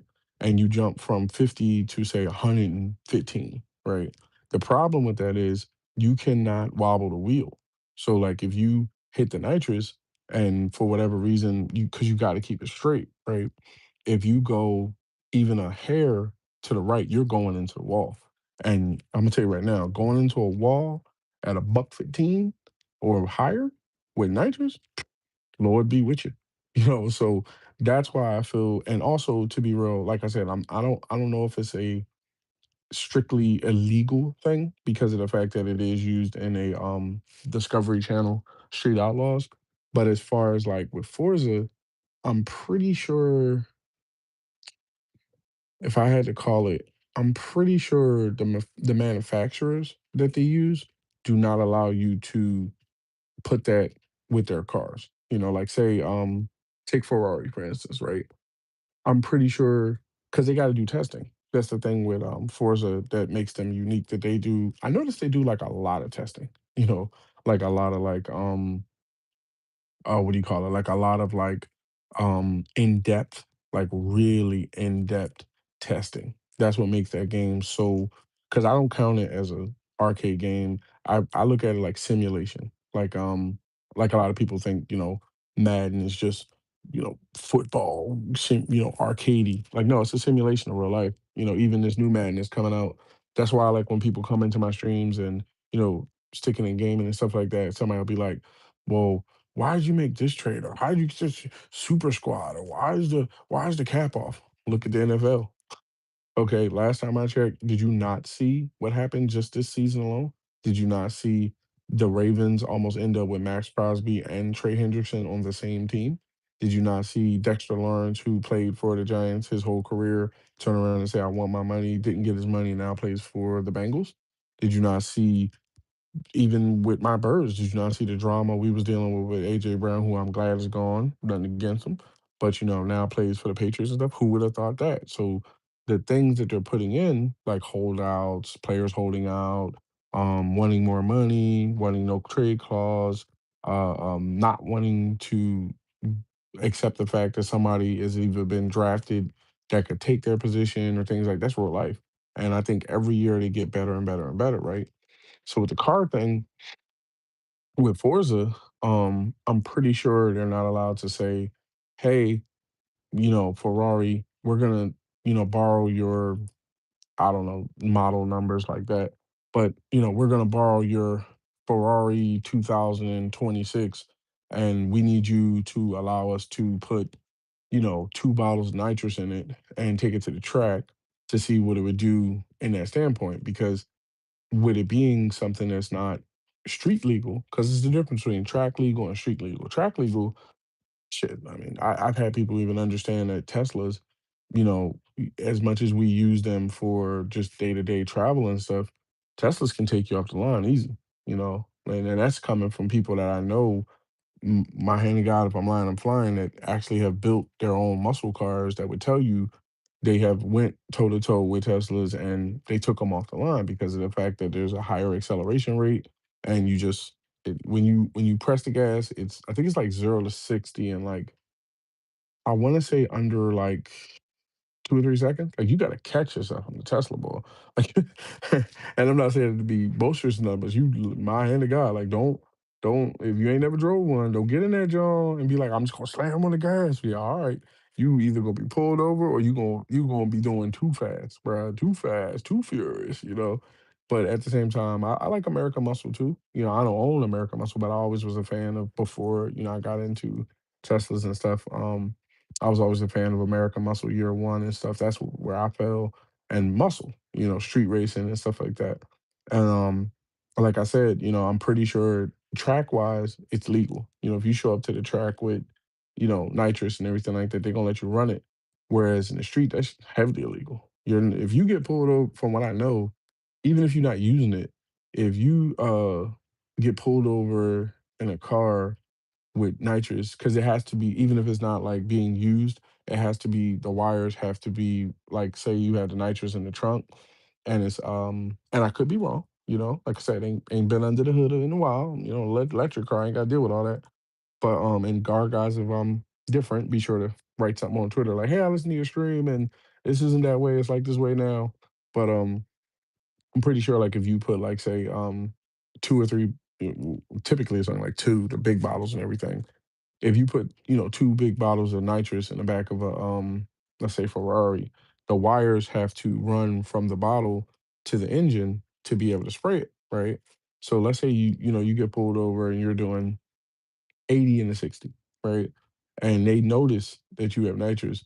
But when I know 9 times out of 10 they impound on that car, even if it can have insurance, you could have all the right tags, all this sort of stuff, automatic impound. There's hella fines that come with it, and I'm pretty sure, I could be wrong, you might get arrested for that. So, be cautious. Don't think of it as a game. Y'all do your thing, not even just the YNs, the whole older adults and everything. Do your thing, but just realize, it's different nowadays than it was back in the day and stuff.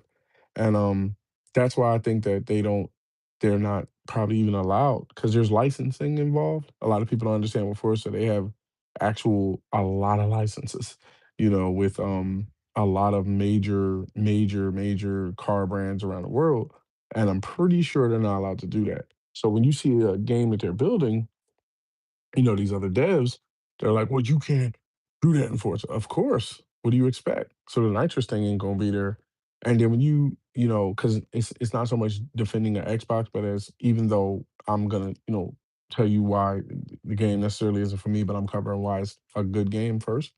Um, when you say that, like, well, in our game, you can get out the car. I don't care about that. Don't get me wrong. Let me tell you something, bro. If I want to see a character like drive a car and get out, I'm gonna play Cyberpunk, or I'm gonna play Grand Theft Auto, or I'm gonna play countless other games where I can do that. I don't really care about that. Okay, but when you say, okay, I can get out the car, what do you mean? So I'm like, okay, you got my interest. And then I see a long, drawn out story, which seems that, okay, well, you can street race and you can formula race. And I'm like, oh, okay, that's cool. But can I change that character? And unless, and when I say change the character, I don't mean like I choose this guy or I choose this girl. I mean, like, can I fully customize this guy the way I customize this car? Now, from what I'm seeing in this trailer of this game, I don't know the name of it right at the bat. I'm pretty sure you can probably realize the game because there's only a certain amount of car games that are coming out like that. It seems like a static story, and it might be a great story, but that's not to me groundbreaking. That's you adding a story to what you were doing it for. Okay. And as far as the whole like, okay, I can street race, I can formula race. You can do that in Forza, bro. That's called Forza Horizon 6 for basically street racing. And Forza, if I'm not mistaken, the other one, right? For basically Formula One racing, right? Now, I covered a lot of things about, why it's very great. Now, for me, I'm gonna, be honest because I think that, it helps. I think that when you are objective, you can be objective without being a hater, right? Or being a troll or being clickbaity, right? For me, some of the things that led me to go try out this other game that I haven't tried out yet, but I have it downloaded. Um, some of the things that made me say, okay, this is a great game. I was here day one, showed my support, more than just the whole. Sometimes, somebody will tweet something or Facebook something or yada, yada, yada, not actually put in the time in the game. Now, do I have hundreds of hours in the Forza 6? No. I'm probably tapped out somewhere around like 10, 20, something like that. And that's a lot in a car game because it's different in like a RPG where you can what do you call it? It's different in like oh crap. It's different. Hold on one second. Oh crap, my bad. Hold on. There we go. What the hell? Did I mess up just now? Hold on one second. Oh, okay. Um my bad. It's different in a RPG where, you can be a character and, roam around and do a mission or two and, clock 10 or 20 hours. But in a car game, 10 or 20 hours is, I don't know how many races that is, but I know it's a good couple of races, right? And, an experience and everything. I wanted to test it out. I know I played a couple drifts. I played there was delivery access to it. There was like this food delivery service where you had to like pick up the food and race to the end of the route before the time ran out and deliver the food and stuff like that. And I think that it was a very good aspect to the game. The one thing that I can't even really blame Forza for, but I have to be objective is A, the location, and B, what the location forces. Out of all of racing, I'm talking like Formula One, NASCAR, street racing, circuit racing, street drag, one into another. I will watch any of it, be down to watch, customize, and play any of it, right? But bro, I hate drifting. Just to be honest with you, I am not a fan of drifting. It's the one aspect, like I said, with the say the Fast and Furious series and stuff. Not a big fan of at all of what's the name of that one there? Tokyo Drift. Oh, I hated that thing. Not the actor. The actor is pretty cool. He's a. I don't think I've seen him in a lot of stuff, but hated that series. Hated that movie. And I knew in a way when I heard that I think it's Japan, right? They were like, yeah, this one's set in Japan and or Tokyo or wherever it is, right? Basically, and it takes the culture, from that. And I'm like, oh hell. Like are we is everything sliding left, sliding right, sliding left and it from the rip, made me feel like I'm like, all right, man, where are we going with this, right? So I get into the game and one of the first things I noticed was like no matter what I did settings wise, like not settings, I mean I did mess with the settings a little bit, not to like turn it down to easy or nothing, but I did mess with the what do you call it there? I did mess with the I did mess with the settings as far as braking and stuff to try to assist with that, and I did mess with the handling a little bit. I didn't mess with the difficulty level because I just don't do that. What the game typically is set at or what it recommends, no, I typically play at that. I'm not the type of person that and I understand some people aren't, some people play have I played on all Madden before with the cap on, with injuries on, and just dealt with it? Yep. Have I won Super Bowls with it? Yep. Have I played games, that um necessarily say, "Hey, have you ever played a stellar game like this? You need to turn the setting up to this." Yep, done that before too. But with Forza, the one aspect that I didn't like, number one, was that everything felt very drifty. You know, everything felt very and keep in mind, I'm gonna be objective because of the fact that I feel like there is hundreds of pounds of hours that I put into Xbox games, not just the old games, but the old games, new games, and it can be proven. So to say, hey, this one I'm gonna give my objective opinion about because I feel differently about. That's just who I am, and that's that as a gamer and as a game streamer and stuff. That's who I am with my community. That's who I am outright, right?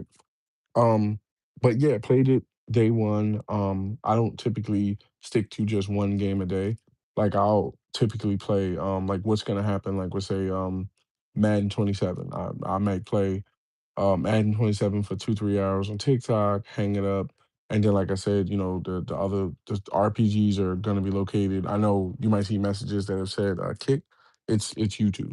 So it'll be maybe 2, 3 hours of Madden, and then I'll be like, okay, I'm gonna go play Fable.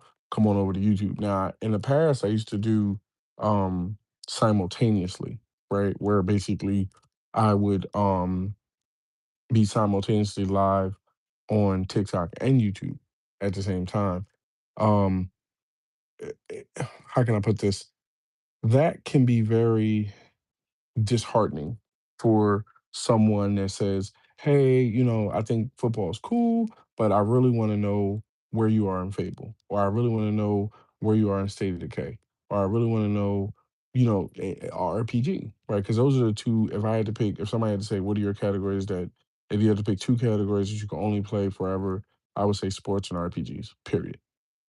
Give me some simulation of some sports, basketball, football, baseball, hockey, not soccer, um, basketball, football, hockey, college football. Give me that. RPGs, I'm always down to hear a good story, a good story. Okay, let's clarify that. Okay, a good story. But yeah, at the same time, I felt like it was it was very graphically good. I felt that it was very gameplay good. The problem was everywhere I went, there was a very twisty, turny type thing. And to call it fair, which I have no embarrassment in telling you, I kept slamming into the wall. It's like you even like because I'm the type of racer that will like come in like especially like when it's competitive. Because a lot I looked that up too. I was like, are racing games actually a what do you call it? Are racing games like a sports game type thing, or is this just me? And they're like, well, internet's kind of like, between people and information you gather, they're kind of like, oh, well, sports typically get separated from racing, but it is sports because it's competitive and you go against people and stuff like that. I'm like, all right, cool. Let's check this one out, right? So, I'm slamming into the wall basically, and I'm like, okay, how I normally race is, I'll come into a turn super fast, hit the brakes, slam in front, go in front of you, and then hit and burn out. Right? It's a tactic of mine that I've been using probably since Sega. Right? That's not allowed in Forza. If you come into that turn at full speed, you slamming into that wall. And then also because there's I think it's called drive retards, right? Which is the part where the game kinda, like, records your driving habits and then puts your, car or a car with your gamer tag in races to kinda, populate the game and stuff. I was like, "Man, I don't wanna be one of those guys that's you know, slamming into people's cars, and this is one of those, like well, I noticed that some people would, come into the turn very slow and then get ahead of somebody and then, drive slow and stuff. I'm like, "Alright, cool, let's not be that guy," right? So I break it down a little bit, still slamming into the wall. I'm like, "Is it just me?" So then, when I put other content creators and into it, I watch a couple of their streams, and I'm like, "They're doing the same thing." It's like you're coming into the turn and no matter either how slow, because you can't come into a turn at full slow and hit the brakes, completely. Because if you, slam on the brakes completely, you gonna go from even if you're in first place, you're gonna go from first place to sixth or 12th really fast. So you kind of have to keep some sort of speed. And I saw other people, having the same aspect of like, slamming into the wall and stuff like that. So I'm like, all right, maybe it's the car, right? So I break out, the Ferrari. I think they gave me those cars because I played previous Forzas. Like I know I played five, and I always like Horizon over the other series. So I had a good couple of, cars. When I climbed into the Ferrari and the Lambos and stuff, I'm like, all right, cool. We got the speed, we got the speed, the lean and the mean. Right, we gonna go take it to them. Ferrari slamming into the wall. To me, to be honest, something like that is not enjoyable. Because I mean, don't get me wrong, I don't have to win every race that I'm in, and I don't even have to place top 3 in every race that I'm in. I'm cool with that. When I played underground and stuff, it wasn't like you won every race. Sometimes, once you get to a certain level, you can, really hold your own in the top 3 type thing. But to not feel that you are in full control of the car because of the fact that it's a simulation and you have to um take that into account and it be a, let's say, real life aspect, kind of pulled me away from it. So also, one of the, if I don't know if I've ever mentioned it, but I feel one of the greatest, one of, not saying the only, but one of the greatest studios to ever be created, in my opinion, is Ubisoft. I'm ultra glad that my Ally X gives me access, and that's probably what I'm playing on tonight too. Don't expect me on like the console because, like I said, cooker. And for me, I know, when you power on a 4K TV and an Xbox and you run it for a couple hours, it can heat a room up real quick. Um, and I ain't trying to go from cool to hot type thing. Uh, but yeah, um, I'm super glad that, and also thank God, and thank you Xbox for finally answering the bell and giving us a handheld. But that's a different topic here. Um, the thing about it is, I feel like Ubisoft is, in my opinion, one of the greatest studios to ever be created. I think that first of all, I have to clear that up. I have tattoos. I love tattoos. The Queen is a great tattoo artist. Not one of those like tattoo artists where it's like you're saying that because, like she's a wife or something. Like if you go back to the pictures on that I've reposted and retweeted and stuff like that, you see tattoos that I've been getting over time, and none of them have like healed wrong or like how, how like I mean, if you have tattoos, you understand, but you know how like you get a tattoo and it doesn't look like what it's supposed to look like. Like you ever seen those tattoos where somebody says, "I want a tattoo of a football team logo," right? And someone will look at it and be like, "Well, what team is that? That shouldn't happen." you know, like I've shown my Eagles tats to people, and like with the first one I ever got. uh, And to clarify that, yes, I do have the 80s bird and I have the 90s bird and I have the Phillies and I have the 76ers. Do I plan on getting a Broad Street Bullies tat, which is the Flyers? Maybe. I haven't really been connected to hockey like that in a long period of time. Whereas like even though baseball is very international now, today or tomorrow, I mean not with every team, but if the Philadelphia Phillies are playing anybody, I'll watch it. Hell with football, different. Football, anybody could be like. I mean, this could be the Browns. Nothing against them, and I'm not crapping on your team or nothing. If you are these fans of these teams, but this could be the Browns versus let's say the hypothetically the Browns versus. I'm trying to think of somebody that's in rebuild right now, the Browns versus the Cardinals, right? And the score is 3-3 in the fourth quarter or something. I'm gonna watch it. With the Sixers, I wasn't really a big fan of. I'm more a fan now, understanding the impact that somebody like Allen Iverson had on basketball and the culture. I don't like LeBron James, but I do respect more now what Allen Iverson brought to the game. But I was never really a fan of his version of the Sixers. I'm more a fan of this. I became a fan of the Sixers permanently with the new era. The Maxis, the Oubres, the Maxi, Oubre, Edgecombe, Embiid, stuff like that. Right? I like McCain too, but sorry to say he got traded away. But yeah, that's what drove me to say, okay, I'm gonna get this logo as a tat because of the fact that it doesn't represent. You know how like I don't know, for people that watch basketball and play the games and stuff, the Sixers with Allen Iverson had the 76 with the swoosh, the basketball swoosh or whatever. I didn't get that one. I got the one that represents the Sixers now, which is the 76 with the Continental Stars over the six, right? I bring that up because I also have tats from specific studios and games I like. I have a 12-inch I don't wanna say 12-inch, because 12-inch, I might be wrong in terminology, but I do have a, I wanna say at least 6 to 7-inch Xbox logo with the buttons, with all the buttons itself. Um, I do have that logo. I do have, the Halo sword. I do have, even outside of Xbox, I do have Pokemon tats.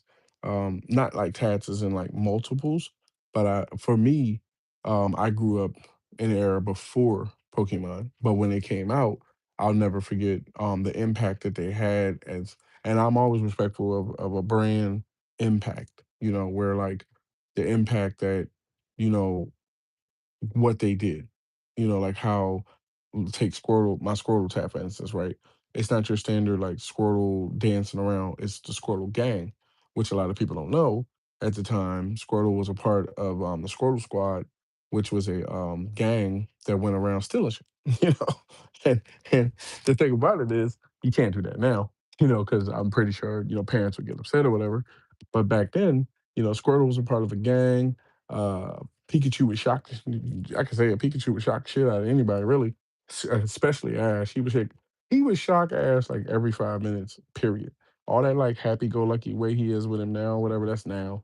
Charmander had a heartwarming story, damn near made you cry, how he was abandoned by his trainer and Ash, basically saved his life and that's what, made him want to run with him. And then I forget how he came across Bulbasaur, but Bulbasaur as well. So those are in the games also, they were the original four.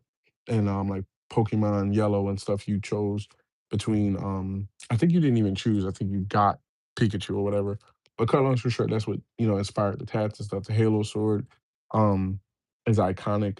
I'm not really a gun guy like that. Not saying I don't appreciate what they bring to the world or whatever. I think that they have saved lives. And they can be dangerous, but I think they have like saved lives and stuff. But I'm more of a sword guy. Sword, knife, dagger type thing. Um, I feel like even in history in general in impacting games, um, it's more of a fight when you have to go one on one with a sword versus uh, a gunfight. I feel like in a game, which is understandable at the same time, I also have the Division Two, but not like the logo from like a gun aspect. I have the actual emblem, the phoenix, but I have the words, which are, if I remember correctly, is extreme measures. Just no, excuse me. It's if I remember correctly, it's extreme evils deserve extreme measures, right? And it just stuck with me type thing. And also, I have hundreds of hours in the Division One and the Division Two, but that's a different game topic. Where I was going with the tattoo aspect was the fact that I also have uh uh what you call it? I want to say Assassin's Creed Origins, which was the all seeing eye. I have that, and I have the all seeing eye with Assassin's Creed Origins, and I also have the newly formed Assassin's Creed Shadows. To me, there are also other things that I'm gonna get. Hell, soon. Actually, I think I'm gonna be getting one in a little bit now, another couple days or so. Um, but Origins stood out to me because I felt as though they didn't have to do it. And it's not. Let me tell you something. I'm not one of those people that's like, if it's a woman lead, I don't care. Okay, and to clarify that, and it's game related. This is not one of those like power trip type things. I don't care. Okay, I grew up with games like Laura Croft as the lead, pure chick, who I still think is, to be honest, a lot of people in certain areas grew up with Indiana Jones. Some and they feel like he's the greatest. What do you call it? There, he's the greatest. I guess you would call it venturer of that of ever. Some people feel as though Drake from Uncharted is the greatest. I personally myself feel it goes to Laura Croft. I feel like she was the perfect mix of um like combat. but at the same time of like history and mystery, you know, being able to be what 5'6", maybe 5'7", and wielding, dual double action, automatic Desert Eagles, and backflipping over stuff and all that, to me is incredible. I also can prove the fact that I played the games and it has nothing more so to do with um like a movie. I know for a fact I have a video where because this is the original Tomb Raider, not the one in the '90s, but the one that came out for the systems. I don't want to say just Xbox either. It might have been, if I'm not mistaken, was a Xbox exclusive for a while, or at least a timed exclusive. But yeah, I bring it up because there was a scene in the game where I think one of the games she actually didn't have a gun. She had like a like bow and arrow and a pickaxe and some other crap, right? But she didn't have. That's the thing that kind of separated me a little bit. Excuse me, from the Laura Croft that I grew up with the new Laura Croft in a way. And I also do feel as though myself that the greatest actress for Laura Croft will always be, until otherwise notified, will be, Angelina Jolie. Has nothing to do with body shape or none of that crap that people bring up. I just feel as though the way she portrayed what the game was to what she brought to the movie. Like when you look at Cradle of Time and other ones, she had the athletic ability to, flip and dip and jump, but at the same time, I guess because she is is very gun heavy. She was able to, because I mean, I know they're not firing real bullets or nothing, but I'm pretty sure, the Desert Eagle she was firing was pretty heavy, and being able to fire two Desert Eagles and sliding and then jump up and continue doing that is a pretty good feat, So that's my Lara Croft. That's the one I like or whatever. So, in the game, it was a little bit kinda like discontinuing the fact that, I shouldn't say discontinuing, but, kinda like disconnecting that, basically you had to, basically, fight with a bow and arrow. So I climb over this bridge and then I jump over this wall, and there's, like, 3 or 4 enemies, right? They got AK-47s, and I'm like, uh, I think I might have had the audio on or not, and if I find that clip, Imma, like, screen record it and then and put it in a tag, like, 20 years old or whatever, right? But, yeah, I snuck up behind the one guy, and I used the bow and arrow to choke him to death, right? And then, what happened was when I choked him to death, he started screaming, right? And then he alerted his homie, right? So after I, like, choked him to death, right, the dude started shooting at me, and I'm taking bullet fire, right? So my health was going down, so I darted the next guy, and I literally I don't wanna say pickaxe, it's one of those like what do you call it things like when you climb a mountain or you climb like because she climbed like mountains and stuff right in the game. It's one of those things you should like slam into like the axe or pick that you ice pick thing that you slam into the mountain and you pull yourself up and then you pull it out and you slam it type thing. Man, I ran at that second ball and I chopped his ass up. You know, whipping him down with this jaw, right? Because I ain't got no gun. There's nothing you can do. Like I'm not gonna be able to choke him to death because he's not gonna let me, right? And then the next guy, I'm like, because when you take so much damage and everything like that, you start to like bleed out and the screen starts to blur out. And if you take too much damage, you die, right? So the third guy, he's like, "We need backup," because I'm playing ain't no game, right? He can tell it ain't no game type of thing, and he's firing at me and stuff, and I had just enough health to be able to like run up on him and pickaxe him to death. And then like when everybody's dead, she's like half alive and stuff. And to me, that was not only great storytelling, but that was great combat. That was that was great action. And then all the stories were great, like the first one, and then the second one where it seemed like finally you would have a team with you, and then of course you get separated from them and stuff. So I say that to say I don't really care if a woman is the lead of a game or and it has nothing to do with my not to say it has nothing to do with my upbringing, upbringing. It's a part of it, but at the same time, as a gamer, I tend to separate that. Come into it like, hey, because I feel this way, this game should be that way. But I see a lot of people that will trip out, and I'm not going to mention the whole where we are with the PlayStation God of War thing. That's y'all opinion. That's y'all franchise. If you feel as though it should be one way, that's y'all. Um, but to me, I could really care less if a woman is, the lead character. Frankly, doesn't matter to me, right? But at the same time, with hopping back into the Forza thing, um, like I said, great game, everything like that. The slamming into the wall and the drifting part, I don't think that that's something that can be taken away because of the fact that basically that's an aspect of real life. If you don't drive slow and turn slow and drive fast and turn slow type thing, you're gonna slam into a wall. You're not gonna get nitrous in a game like that. You're not gonna get not to say you don't get the ability to climb out of the car because there are scenes where you can customize your character and stuff, which is I think very good and everything. Same thing with your garage, you can customize that.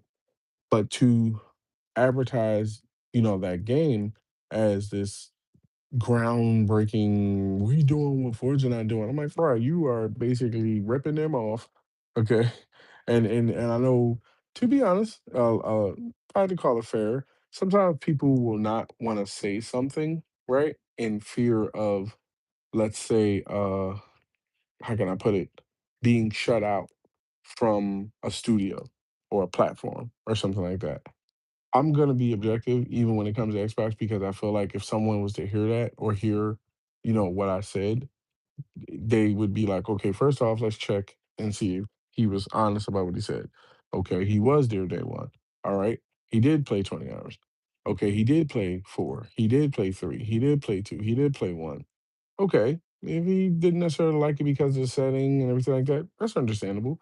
He contributed to the beginning. So when you see that I think it was a post put up where they were like, so many amount of players were playing and stuff. Um, I was one of them, you know. Now, what made me speaking on another service because I do think that services, myself personally, I know I've been a Xbox Game Pass Ultimate subscriber basically since it came out. I think that to be honest, Xbox Live, I think it was called Xbox Gold or Live or something. No. Okay. If I had to be honest, no. The main game that I can remember from Live or Gold, that service that was even worth its salt was, I wanna say I don't remember the name of the game. I wanna say Eversoft or something like that.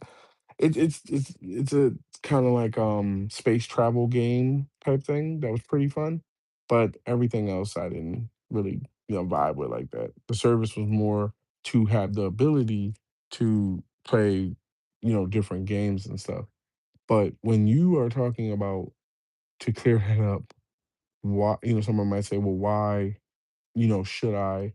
Because I think if you're here and you're, and it's late, so I understand people may say, "I'm gonna come in, I'm gonna listen for a bit, I'll listen to the rest later," type thing. Um, but I do see, and I do appreciate everybody. I do see the numbers. I do appreciate everybody that over a period of time comes in and watches it and rises and rises and rises. Um, but yeah, at the same time, I do think that somebody comes in and says, okay, what he doesn't like about Forza, I may like. You know, somebody be like, well, I don't want nitrous, and I don't want arcade feel, and I don't want slidey, sticks that are not realistic. I want it to be real. I want to, spend 3 hours tuning my engine and things like that. Then you want Forza. Now, what I'm gonna try out maybe tonight, probably on my Rogue Ally X is uh, uh, Motorsport. Okay. Wait, am I calling that right?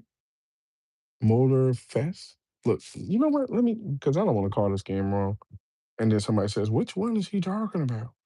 Let me see. Think it is called With the Power of the Internet. Motorfest, the Crew Motorfest from Ubisoft. Okay.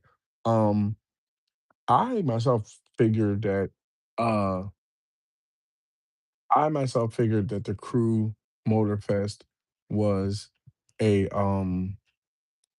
basically old game, and I have no problem playing old games. My vault has very much a mixture of new and old type thing. Um, at the same time, I figured climbing into the Crew Motorfest that this game was basically done being supported, and I was cool with that. I had experience Forza, felt it was a great game, gave it all the credit in the world online. Did not to say I was forced to or was put up to do that. Like I said, great graphics, great gameplay, um, great for realistic, but myself, I like arcade racers. I grew up with things like Cruising World, Need for Speed, things like that. Where you can customize, but you got the nitrous and you got the street racing. Drifting was an option. You know, like I remember in the original Need for Speed Underground 1 and 2, there was a good mixture of it all. Like okay, you could um you could choose. I think it was something where, like, if I remember correctly, you could choose to hold on one second. Give me 1 second here.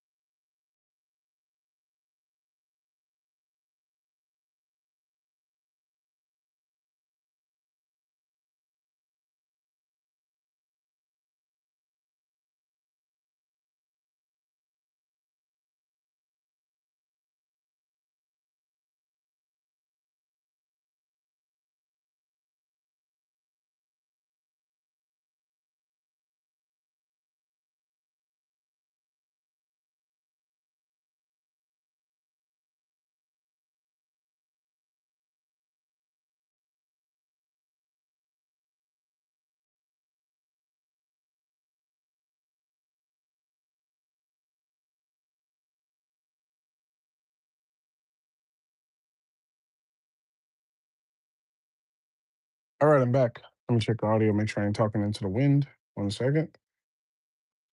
Let's test it out. Okay, cool. So, um, and just a word of advice: if you ever get into streaming and you need a quick breather, go on and grab that. Don't press yourself, because then you'll find yourself pressing through topics to either end or call it a day type thing. And I'm chilling. It's only about 11:47 and everything. And of course, it's being recorded on YouTube, which is the home of my RPGs and stuff. If you didn't hear earlier, so yeah, with Motorfest, um, I was like, well, not jumping into Motorfest. Yes, with what I was talking about was Need for Speed.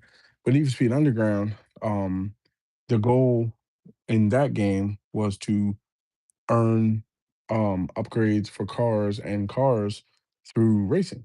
Winning races or participating and participating in races, right? So, and if I remember correctly, there wasn't a very high police, presence in those games, and if any, at that time. Um, so you could literally run a street race, then go across town and run a circuit race, and then go across town and run a time trial and earn rep. And I would never really drift. My cousin, shout out to my cousin, I'm not putting names out there, But shout out to my cousins that would be like, "You just ain't going drift, huh?" I'm like, "Nope, I'm gonna do everything but that." Right. So that's what immediately pulled me away from Forza was the fact that I felt it was very drift heavy, and for people that like that, it's the perfect game for them.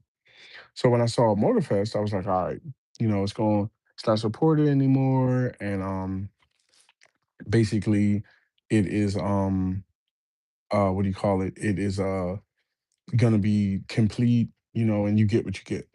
And then I find out that um not only is it supported, but essentially, from what I can tell, it's basically like a live service game, where there's constant upgrades and there's constant updates and they're still supporting it to this day and there's events and everything. I'm like, oh cool, that's great. So I'm watching his gameplay one night, right? And still haven't played it yet. So I'm not gonna give my opinion exactly on how it plays or anything. And I never would say, especially when because I mean, yes, Ubisoft is not wholly owned by Xbox or anything, but I'm pretty sure there's some sort of like kind of like let's say how can I describe it? Uh there's a working relationship, right? Where services that they offer are given to us as Xbox Ally owners and Xbox console owners, right? Like I'll get into something like say Ubisoft Plus in a minute, right? But had something. My bad. Double check the audio again because I had something in my ear. Hold on. Okay. So what happened was, yeah. So I'm watching this thing and they're, this is, I think it was like a dev or the director or something. He's like, yeah, you can you can he's talking about the customizations, and I noticed this guy is driving a car and then he literally um morphs into a boat, right?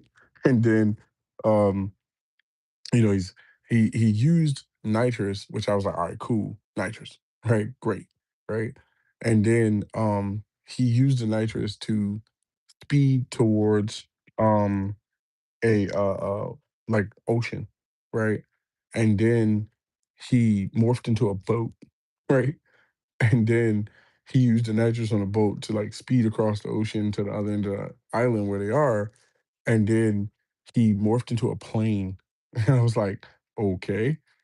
And then he flew for a while, and then he morphed into what looked like a I want to say not all terrain vehicle, but anything really with that can climb a mountain basically can be classified as an all terrain vehicle.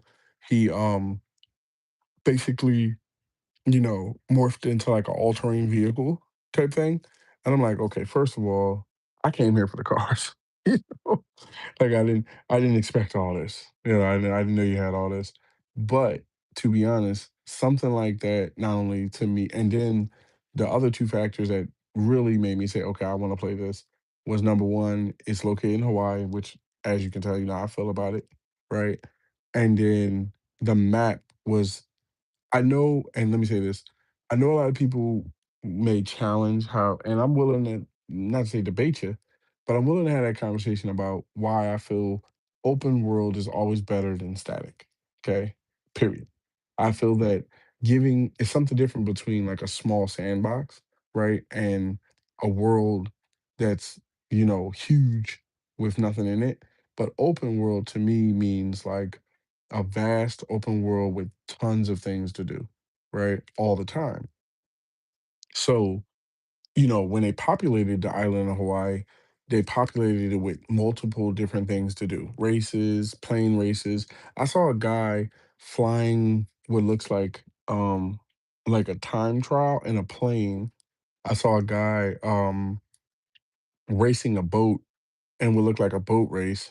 And then I saw a guy um street racing. And I'm like, okay, this right here, in my opinion, serves multiple different, purposes instead of just being solely car centric, right?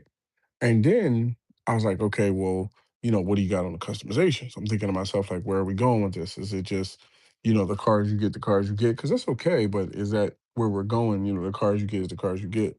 So what happens is basically he ends up like starting to customize this car, and he built an old school muscle car. I think it was more of a I want to say Chevy Bel Air. The old school Chevy Bel Airs, the ones that were driven in like the crime boss era type thing. But he slapped this modern day fin hood thing, or I should say hood. I'm pretty sure it's called wing. There you go. Modern day wing on a what looks to be old school Chevy Bel Air, and I was like, damn, okay. Okay, okay. And then he, flipped the car and started messing around with other stuff and stuff. I'm like, damn, this is the customization is deep. You have the car racing aspect, which doesn't, force the drifting aspect is present if you want that, in this game or whatever. But it doesn't, force the drifting aspect on you, and at the same time, if you want to, you have the ability to be basically a damn transformer and say, "I'm a fly today," or "I'm a fly now," and then I'm a racing a boat and all that. And then I'm like, okay, they gave my island of Hawaii and stuff like that, and my wife's from Oahu and stuff like that. And then they were like, I guess they just added Maui, right, which is a whole another map. Now, anybody that knows anything about Ubisoft games would tell you that they're to me they are some of the best at maps. Okay, their maps are not just stupid stuff, which I'm not saying any platform does, including a game like Forza, because I think Forza does a very good job at the things they give you. But I think Ubisoft does a very good job at filling the map with very good active things to do. Now, like I said, I haven't experienced it. I've seen it, and I think that we have to nowadays, especially in the world we're in now, we have to give respect to watching something before purchasing something.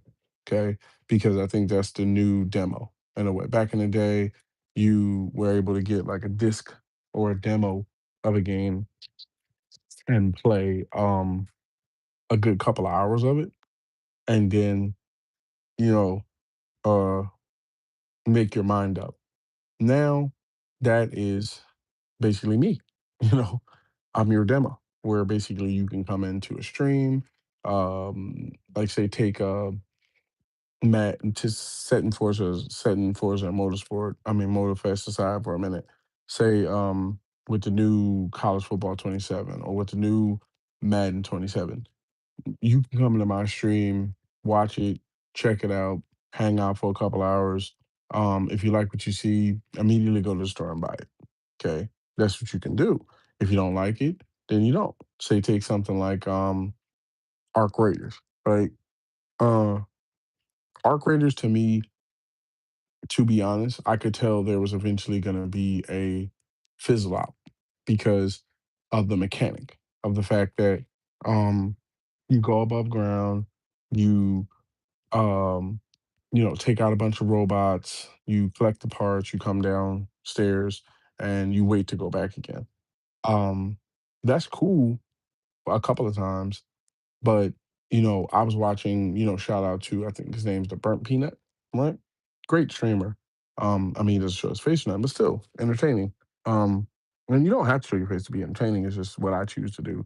I didn't start that way, but I realized that to elevate the empire and to bring in more people, it was better that, I show my face when I'm available, not in situations like this, but, when you're chopping it up at 11:58 at night or whatever, but when you're, live streaming and stuff.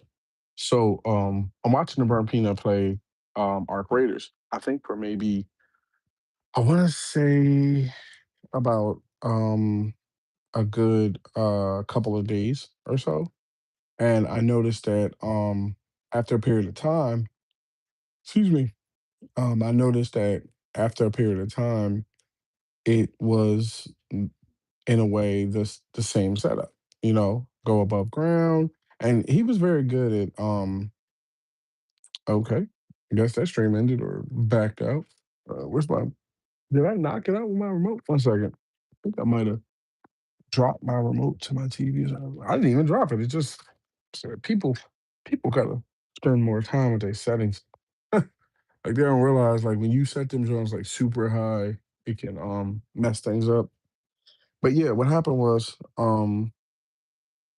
basically I noticed that it started to become repetitive. You know, go above ground, kill a bunch of robots, take the parts, come down ground. So for me, as a guy that really likes customization, it made me think, okay, so what do I do with the stuff I collected, right?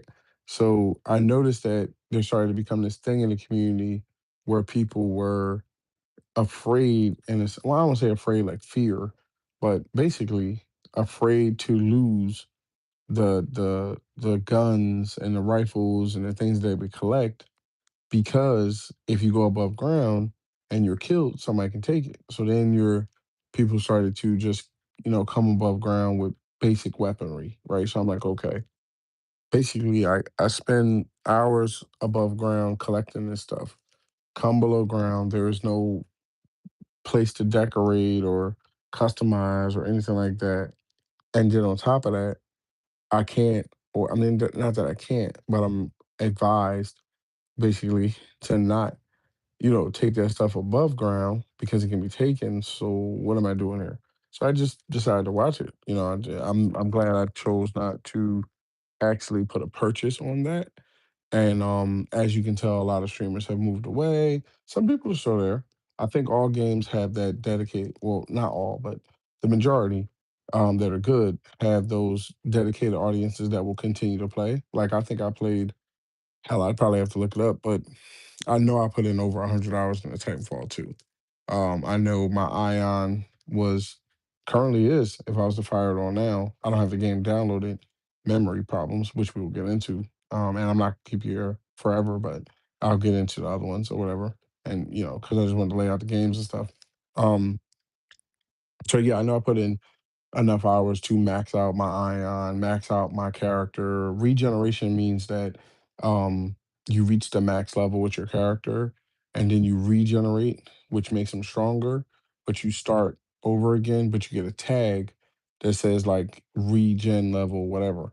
And I think I got to like regen level 4. So that means that like I maxed out my Titan and I maxed out my character and regenerated them like 4 separate times, right? And when I like a game, I'll keep playing it, right? So with the whole, motorsport aspect, I mean, motorfest part, I felt like, okay, this game right here may fill what I'm looking for. You know, it may give me the arcadey feel while at the same time not being too arcadey. I've played some games like mobile games. Nothing against mobile as well. I think mobile's great. I think this is a great option for people that don't want to get into consoles and stuff. Myself personally, I'm a console handheld type guy. That's just what I prefer to play on.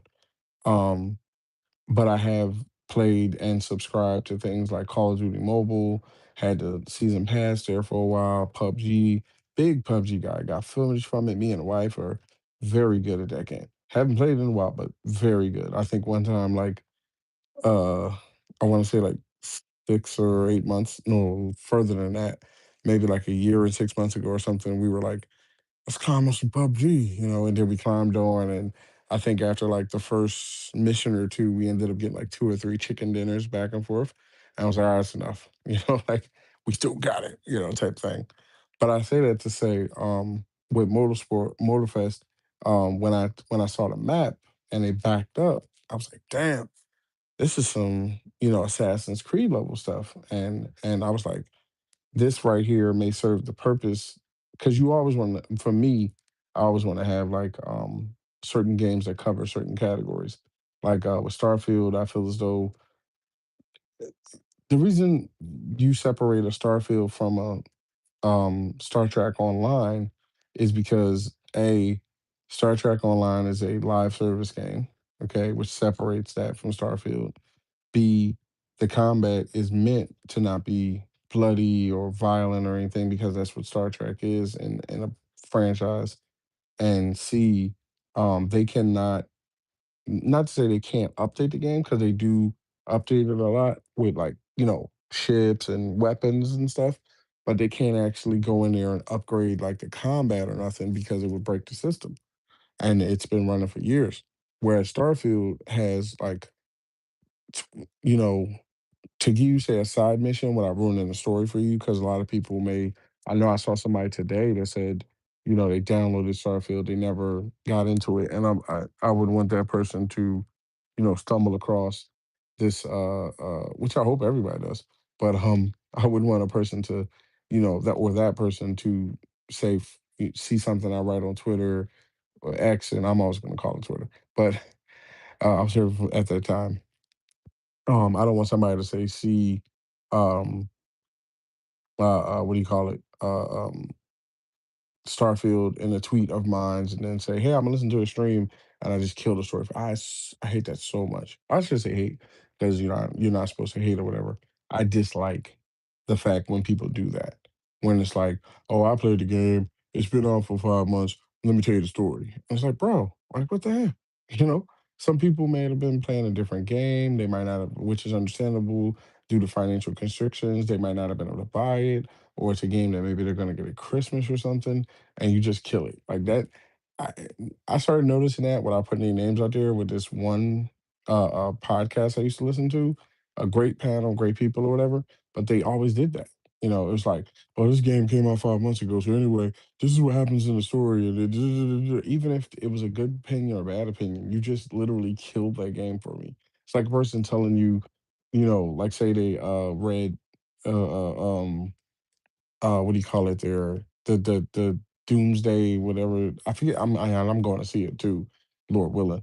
The Doomsday Avengers movie that's coming out, right? Like say they read that in the comics and they just come into a podcast like, yeah, so Doctor Doom does this and then he does this and this. And this. It's like, bro, keep that to yourself. Okay. And that's where I'm gonna, always be when it comes to gaming. So and I'm gonna back out of the stream, nothing against these guys, but I think they might have not realized that what do you call it? They might not have realized that they are not being seen right now. I'm gonna see if it pops back up. If it doesn't, okay, there we go. Excuse me. So yeah, what happened was just to get a side mission without going into the story to cancel it for you type thing. There was a mission where you two missions really. There was one mission where there's this drug called Aurora, right? And I didn't put 200 hours into this game and never experienced this planet. I did what I needed to do on that planet and moved on, right? And just left it there. And the great thing about Starfield is every planet has, some people might say, well, how many missions, right? Okay. In all honesty, the ones that are populated have, like with cities and stuff, which are at least five or six, have anywhere from 10 story missions and maybe like six to I want to say maybe six to almost 10 side missions, right? And they're not that like go here, kill these people, come back missions. They're like stories, right? So there's one drug called Aurora. I go, I'm like, oh, let's check it out. When I was logging back in and stuff, so I said, all right. And I'm married in the game, which is an aspect that I'm not gonna get into, but it is there that you can do that, right? And there's options. You don't have to marry just the one woman or whatever. And I think that's great to have that in games. Like I think with the upcoming Fable, I think it's great that you can. I think that's something that's missing in modern day gaming a bit. The aspect because a lot of people are, married in the sense of the classic man and woman. Some people are married, woman and woman, man and man, and things like that. They have kids, they have families, and I think that's the aspect that is not touched on enough in RPGs is the family aspect, not just the kids and the family, but a partner, right? And not the okay, let's say you married this person and they just sit there, right? They just it's kind of like the we got married or whatever. Like prime example, when I didn't even know it was gonna happen. But the person that I chose, because there's without ruining the story for you, there are two people. I'm not gonna get into it. But and there are, if I'm not mistaken, if you're wondering, yes, there is the option to marry outside of the classic man and woman, right? But I, of course, myself being, straight and married to a woman and everything, um, I chose, the woman in the game, you know, and because it matched up to what I believe to be religion aspects and combat and things that we had in common and stuff. Right now, I didn't go into this saying I'm choosing her as a companion to follow you in missions because of the fact that I'm looking to marry her. What happened was we had just been through so much combat that basically, and if you're wondering as well, there is a new game plus option. I'm not going to get into how it works, what happens, or if it works. But I did hear devs when it first come out go, the game really opens up when you beat it, and I'm like, it kinda, like, pushed me a little bit, to be honest. It kinda, like, pushed me a little bit to kinda hurry up and finish, and some things like what I'm mentioning with the Neon's planet, I didn't really explore. So, when I New Game Plused it and came back, I decided to check out, Neon. So, I go into this bar, well, I don't think it was a bar, no, it's more of like a liquor store, right? So, I go in this liquor store and this guy goes, because Aurora, I believe, is like a psychedelic liquor in a sense. And what happens is he's like, here's the thing. Um, I can give you fake credentials to go and get a job at this fishery place, right? Because Aurora comes from alien fish, I think, right? That they fish on the planet. And they discovered that, you can get messed up basically off the fish blood, right? Which is wild to even hear. Like, who thought of this one, right? So what happens is basically, he's like, yeah, I can give you credentials to go work at this fishery up the road, basically on the planet. And all you got to do is work your shift, and then at the end, meet my contact, and they'll hook you up with the Aurora that they stole. So you don't have to steal yourself from the company. Just you have to like do your job, and then they'll steal their portion, and you bring it back to him, and he slings it, and you get a cut, right? So I'm like, I mean, don't get me wrong, where I'm coming from, I understand the aspect of what's going on here. And I'm like, let's try something different. I had always been a very upstanding guy, which is surprising because a lot of times I like the Venoms and the crime bosses and the hoodlums and the wires and things like that, and the Sopranos and the Goodfellas and Godfathers and Scarface games and Saints Row and stuff and Grand Theft Auto and all. But I decided to go left, and I also have the Constellation logo as a tattoo. Um, I decided to be more of upstanding, which is wild because I think, and I'm not bringing them up to, name reference them, but I'm pretty sure remember hearing something about how Phil Spencer was asked, well, how do you play Starfield? And he's like, straight pirate. And I'm like, I was like, damn, like, I didn't expect that from, at the time, the current boss, Phil. I was like, wow, bro, like you up in here, like murdering people. And because when you're without ruining it for you, when you're a renegade kind of pirate like that, if you fly in, because you can get contraband, which is more than just like drugs. You can get like ship parts, weaponry, guns, liquor, whatever stuff you stole from places. But your ship has to be scanned when you enter certain parts of space. And if you have it, you can be shot out of the air. So I was like, man, I ain't trying to get into that or whatever. But at the same time, I'm on this planet. Let's try it out. Right. So what happens is I took the job, and then I go into this fishery and you have to change your clothes, everything. Like first, you have to take an interview. I'm like, what the hell, Like this is more complicated than I thought. So you have to listen to him, and he tells you what you have to do to pass the test to get the job. So I go to the interview, talk to the lady, pass that, go to the computer, take the interview, right? Enter the information, get the job, right? So I go down to the floor where you work, right? And what it is a container comes down an assembly belt, and you open the container, take out the contents, go to a crafting station, craft a Aurora, right?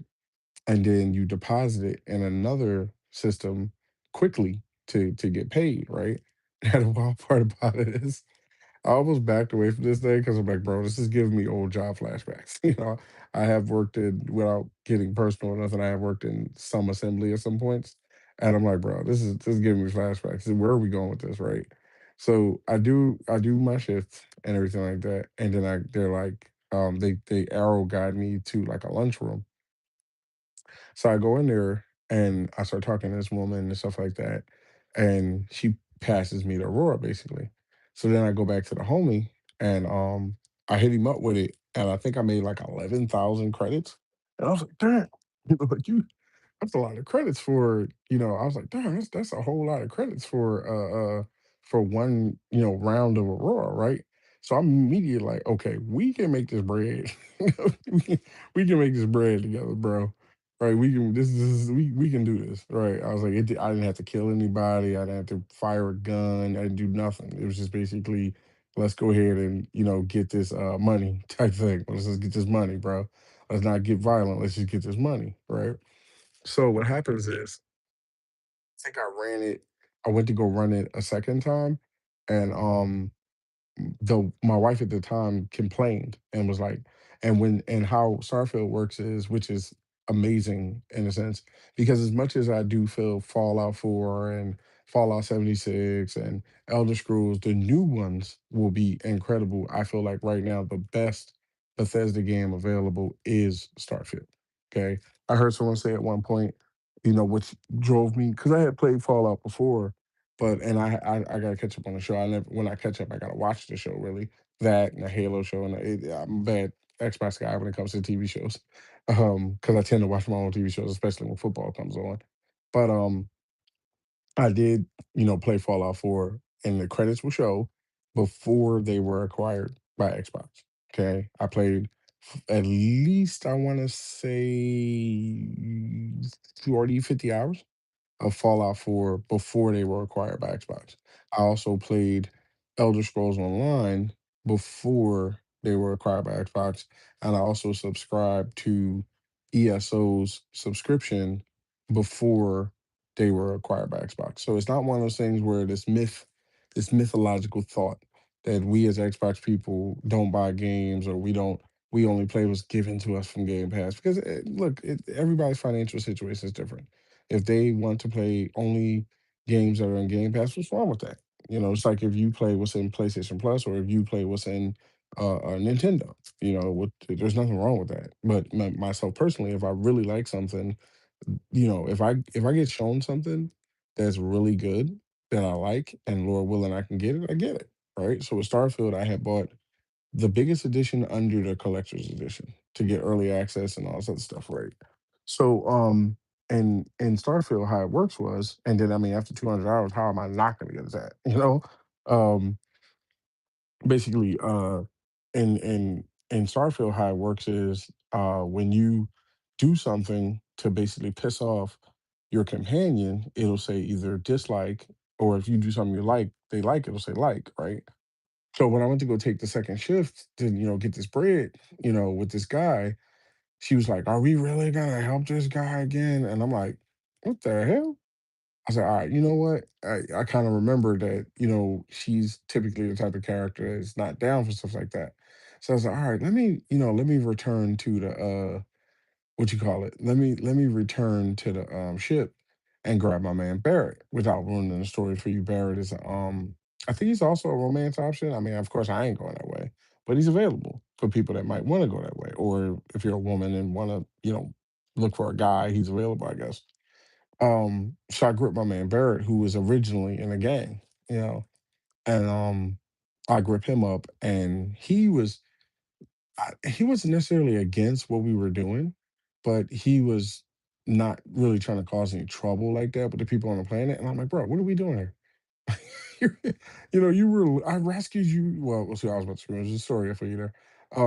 I was like, you were in a gang. What do we do? I'm pretty sure you've done this type of thing before. So I was like, you know what? And then there's also another companion called Vascal.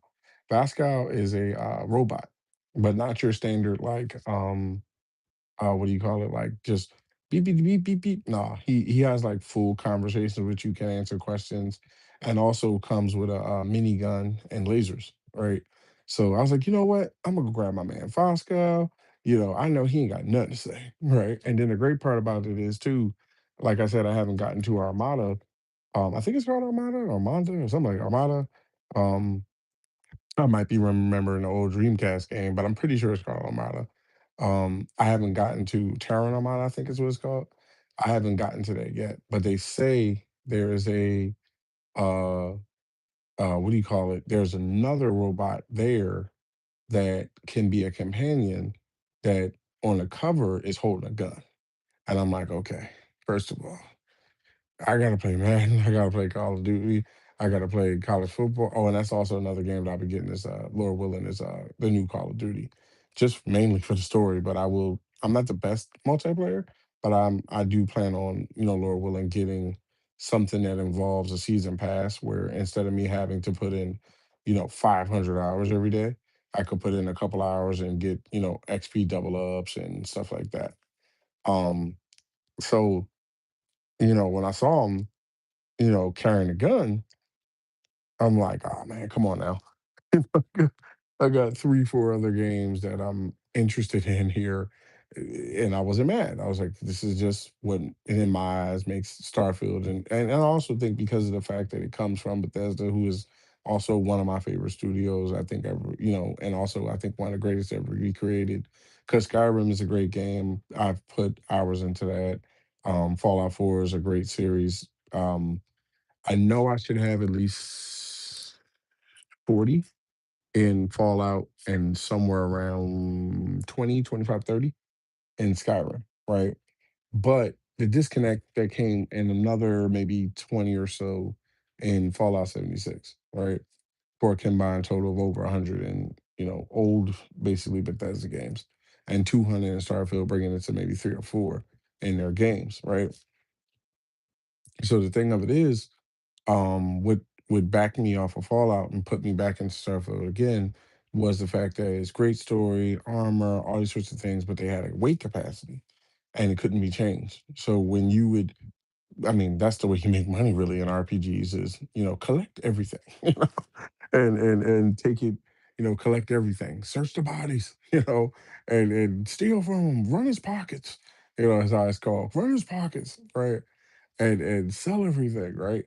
But what happens is when you have multiple, guns and armor and all this stuff that you can make money off of, it weighs you down. So then you have to walk really slow, like step by step back to wherever you're going. And if you know a Fallout or a Bethesda map, bro, you could be walking for 10, 15 minutes.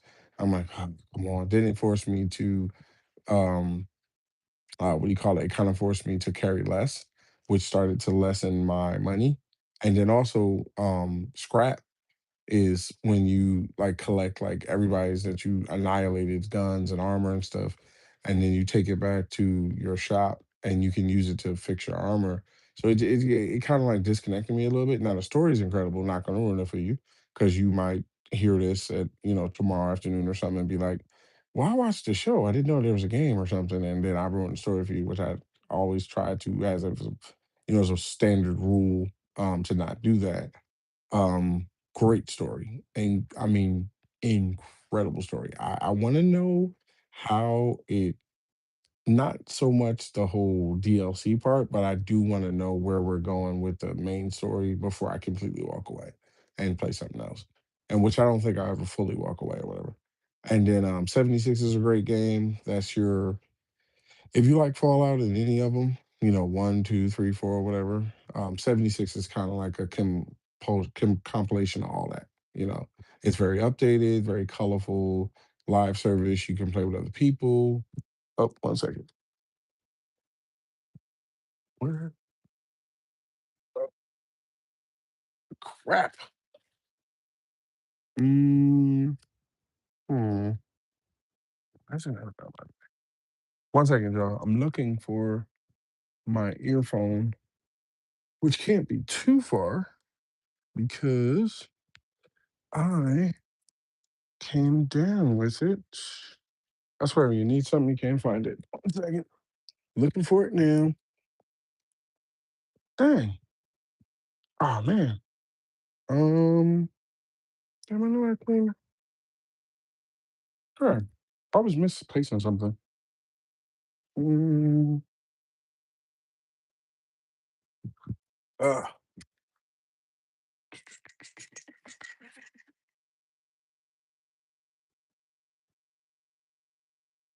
um, where is my earphones? Give me one second. I just got to grab my other earphone. I don't want to be bad audio.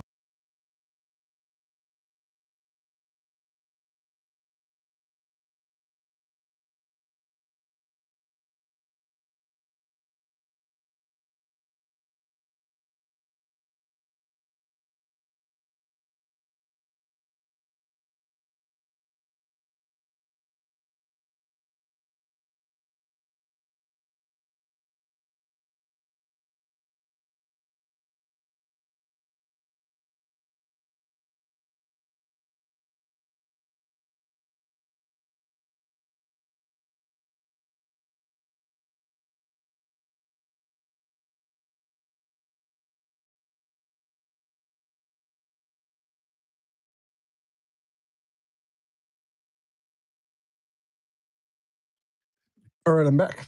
Let me double check the audio. One second here. See, we good? Okay, cool. Anybody knows anything about AirPods and AirPod Bluetooth headphones nowadays? You can use one, and then one dies, and then where's damn it? You can use one, and then one dies, and you have to go grab the other. Luckily, I don't. That's why I don't use both. Um, but yeah, what happened was, so I go grab Pascal, and then we start running this mission. We running these because Aurora is basically a drug on a planet, right?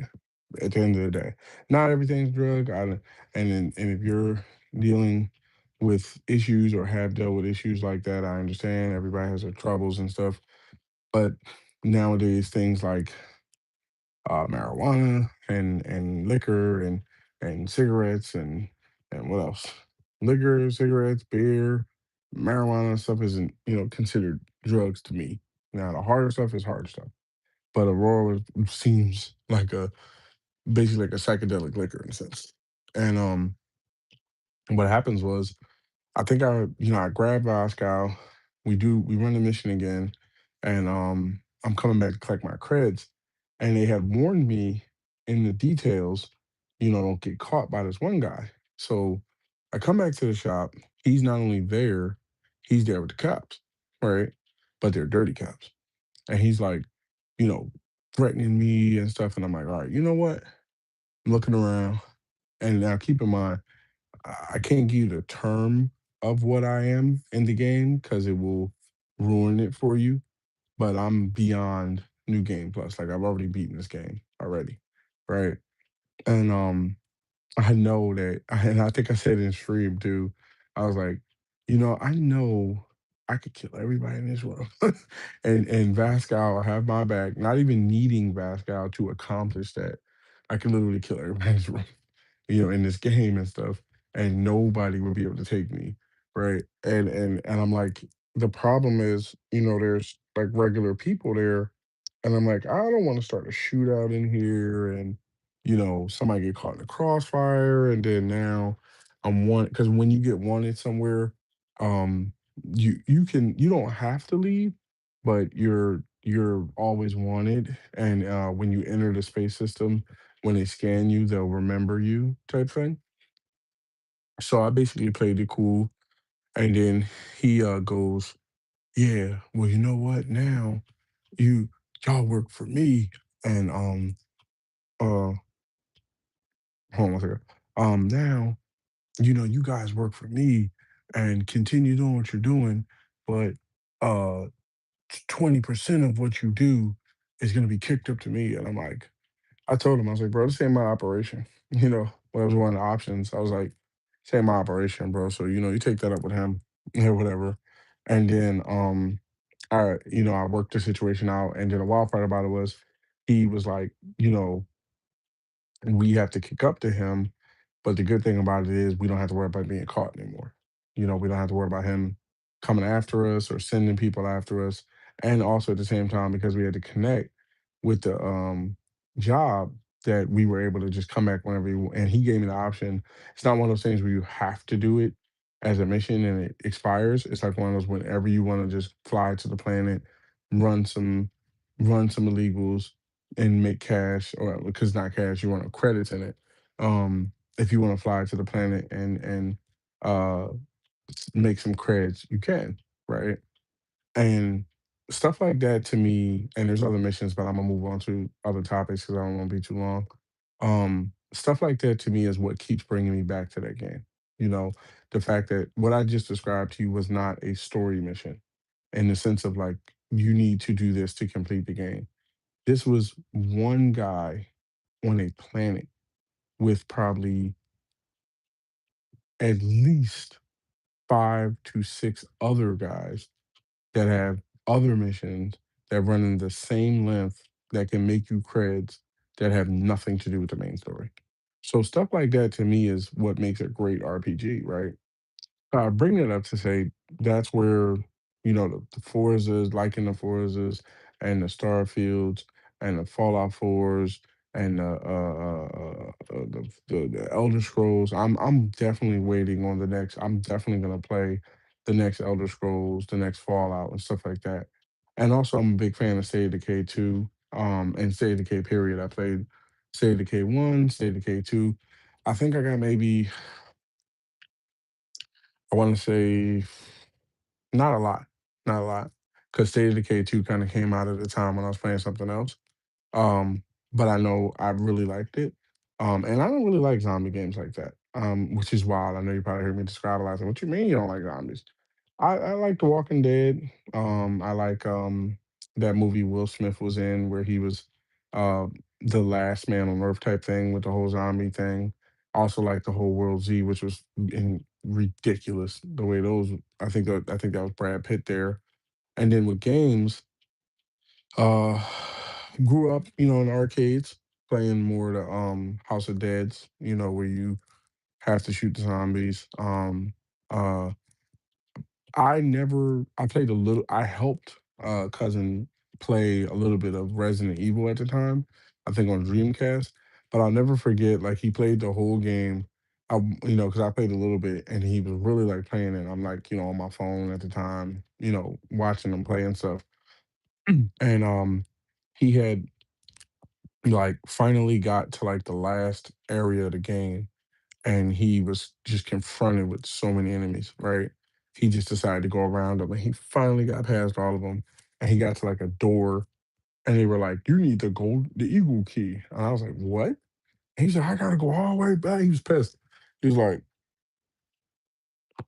"I gotta go all the way back to get this damn eagle key." And da, da, da, da, da, da. I'm like, bro, I ain't down with that. So I just never, with the whole like thing of Resident Evil, I never really got, comfortable with it or anything to want to play it.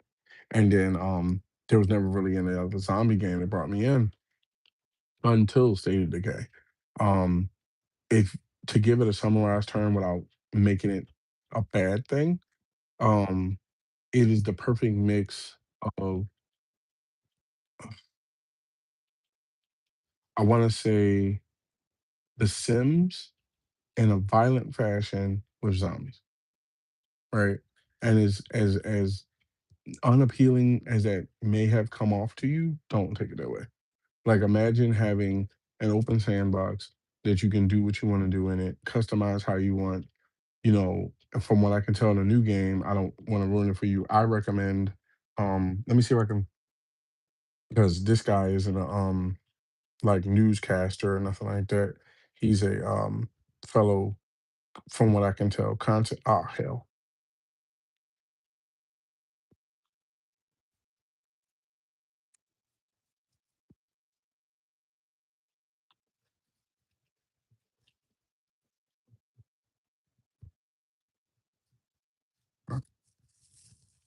Sorry about that. AirPods clicked over to the phone I was looking it up on. 1 second, let me make sure it came back. Okay, okay, we're good, we're good. You know how like it snatches the audio and stuff. So yeah, I want to find his name and give him credit because that was some incredible content that he put out. And I know it wasn't too long ago that I watched it. It was let me find this in here.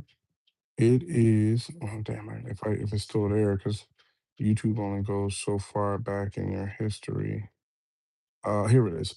It is Brian Mendred, Menard. He has 72 minutes of exclusive State of Decay 3 gameplay.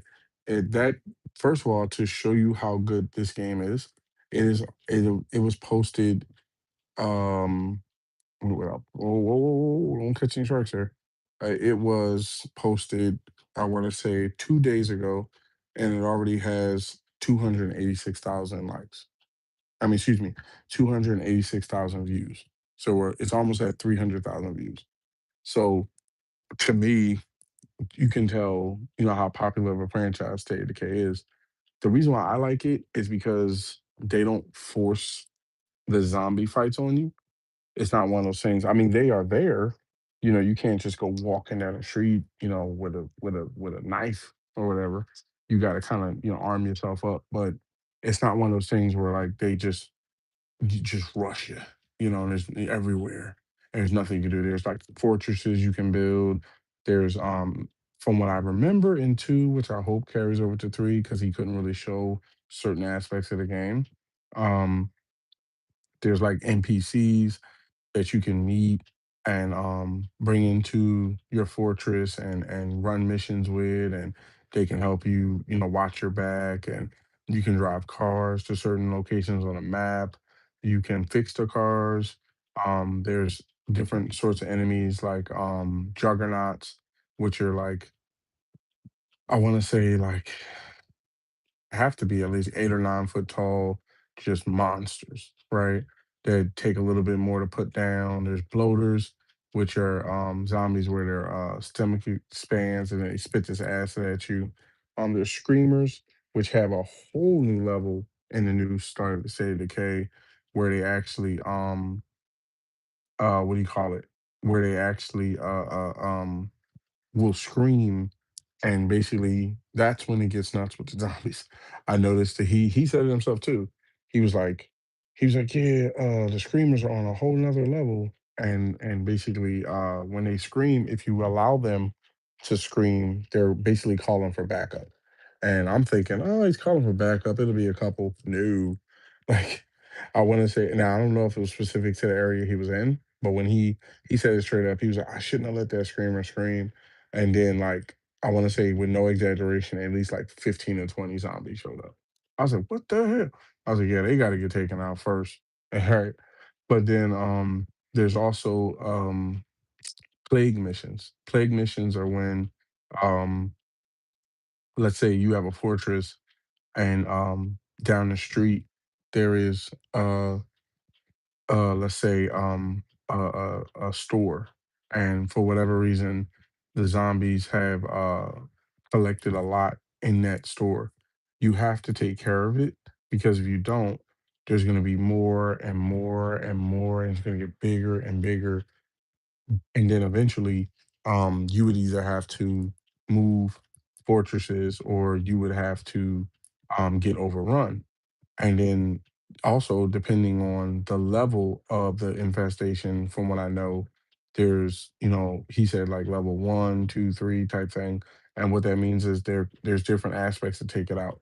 Like a level one could be because they typically have a heart, which is like a basically it looks like a heart in the middle of, and what I shouldn't say in the middle of it, but typically it's located somewhere on the grounds.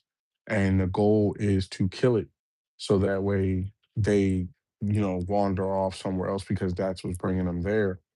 The level three was nuts. I'm talking like true juggernauts. The heart was encased in this hard rock where you had to destroy these nodes to unlock it. then you had to destroy that while at the same time all these zombies running at you, and it to me showed the evolution of where they've gotten with the new State of Decay. So, I will be, bringing that to the RPG world as well, stories as well. So I brought that up to number one, um, not to say justify, but explain why, number one, if you do not have Xbox Game Pass Ultimate, that to me is the perfect companion for somebody that necessarily say has an Xbox. Because I'm pretty sure, people that, you know, come into this podcast or listen to it later on type of thing are interested or are currently playing Xbox. Because like I said, I don't cover PlayStation and Nintendo. So at the same time, what happens is, from what I know, if I'm not mistaken, Xbox Game Pass Ultimate gives you uh, every Xbox first party game day one. Okay. Now there are different meanings, if you know, in every game nowadays for day one. Day one means everybody release. But there are situations where, like with things like what I did with Starfield and other games, where they will have a couple of days early if you actually, purchase some sort of edition of the game. Now, sometimes you can get the edition of the game for less than what the game is. So if let's say the game is, I mean, really every game is basically $70, right? Or $100 for early editions the majority of the time. But let's say you have Xbox Game Pass Ultimate, you can sometimes get an upgrade for 30 to get that $100 edition without spending 100 and get all the upgrades that you would get along with it, right? Now, to me, to address that, because like I said, a lot of times I don't, with Twitter and X or whatever you want to call it, in a sense, what I say there, I'm always willing to back up in general here or in a live stream or whatever. But I'm not going to rehash things too much that I say there, because I leave that there. And this is more about games, game news, and things like that, right? Because I think that's the best thing that I know I listen to podcasts for, right? Um, so I've explained to you Forza. I've explained to you State of Decay. I've explained to you Starfield. I've also explained to you Fallout 4, a little bit of ESO, a little bit of Fallout 76, as well as Elder Scrolls, which I also mentioned, it's a great game. Um, Now, as far as addressing, before I move on to the Ubisoft thing, um, as far as the myth there that is, I see very prevalent, and Xbox, if you're listening, you can listen too. Um, the myth there that we Xbox gamers, I'm trying to paraphrase it how it's phrased. We Xbox gamers do not buy games because of the fact that we can get them for free. Has to be one of the dumbest shit I've ever heard. Do you understand what you're saying? If a person wants to try out a game, that's one thing. A lot of people don't, put out bread on a game that they get handed. But if you like something, you're gonna put into it. Like, I didn't give a damn that Starfield was gonna come to Game Pass day one. I wanted it 4 days early, so I bought it. Okay. Um, I'm trying to think of other games that I did not care that it. I know Starfield I did. Um, State of Decay. I know I did. Um, I didn't play the original Fable series, and that was before Game Pass. But you get where I'm going with this, And prime example with what's another one? Fable. I didn't play the original series at all, but where I was going with that was, when if you didn't watch the what you call it, if you did not watch the what's the name of that there? Um If you did not watch the trailer, or not just the trailer, but the gameplay, you are really missing out. Okay. Um, don't judge a book by its cover, man. That game is very well built. The graphics are incredible. To summarize a little bit, to put it in there, because I'm eventually gonna wrap this up here. Um, the system was so in depth, without exaggeration. I'm pretty sure they said there is at least 1,000 unique NPCs, and not NPCs in the sense of a character that says, I really like what you do, and then I really like what you do. These are like people that were hired to script over hundreds of hours of lines, okay, spread all across this game, right? At the same time, there is a um, relationship mechanic where, and not just with the NPC, how like typically it's with an NPC or like you had an option of say two or three, even in Starfield, you only can there's only two or three NPCs. No, this this trailer showed that this guy like walked into a store, and the woman was like, "Wow, basically, I'm interested in you, but I'm only interested because I'm only interested in guys that own their own business, have their own house, and have nice clothes, right?" And I'm like, "What?" Like, where did all of that come from? So he basically explained, like, at the same time, even though she has those requirements, another NPC may not, and excuse me, you are not forced to basically you are not forced to uh only, you know, date her or something like that. But he had chose to try to date her. So what he did was he went and of course he had dev money because he's trying the game out, so he has dev money. So then he goes over to what do you call it? He goes over to um the store to buy basically nice clothes. And when he goes over to the store to buy nice clothes, the woman, for different reasons, decided to charge him 80% higher on the clothes, all of them. And I'm like, what the, like, it's not like you're upset then. You're like, I've, I've never seen this before. Where one NPC's actions, because even though they're, real people, they're still classified as NPCs, non-player control characters. Um, I've never seen where an action that you take with an NPC affects how another NPC treats you, right? Then he's like, well, I bought the clothes. Now I gotta get a property, right? So as he's walking down the village, because it's more of a I want to say, can I say Game of Thrones? They said something about, I think it's in like the old school Britain countryside, right? And you can imagine what that looks like, right? Swords, magic, stuff like that. So he's like, I gotta buy a property. That's one of the things that she wants. So he's like, I could buy. I don't quote me on it, but I'm pretty sure he was like, you can buy any property in the game. I'm like, oh, you got to be shitting me. So he's like, you can buy any property in the game. I could buy that bakery. I could buy that farm. I could buy, that store. You just gotta have the money, right? So he said you gotta walk up to, I'm assuming this like uh excuse me, um you gotta walk up to this deed board and find out how much it costs, and if you got the cash, you can buy it, right?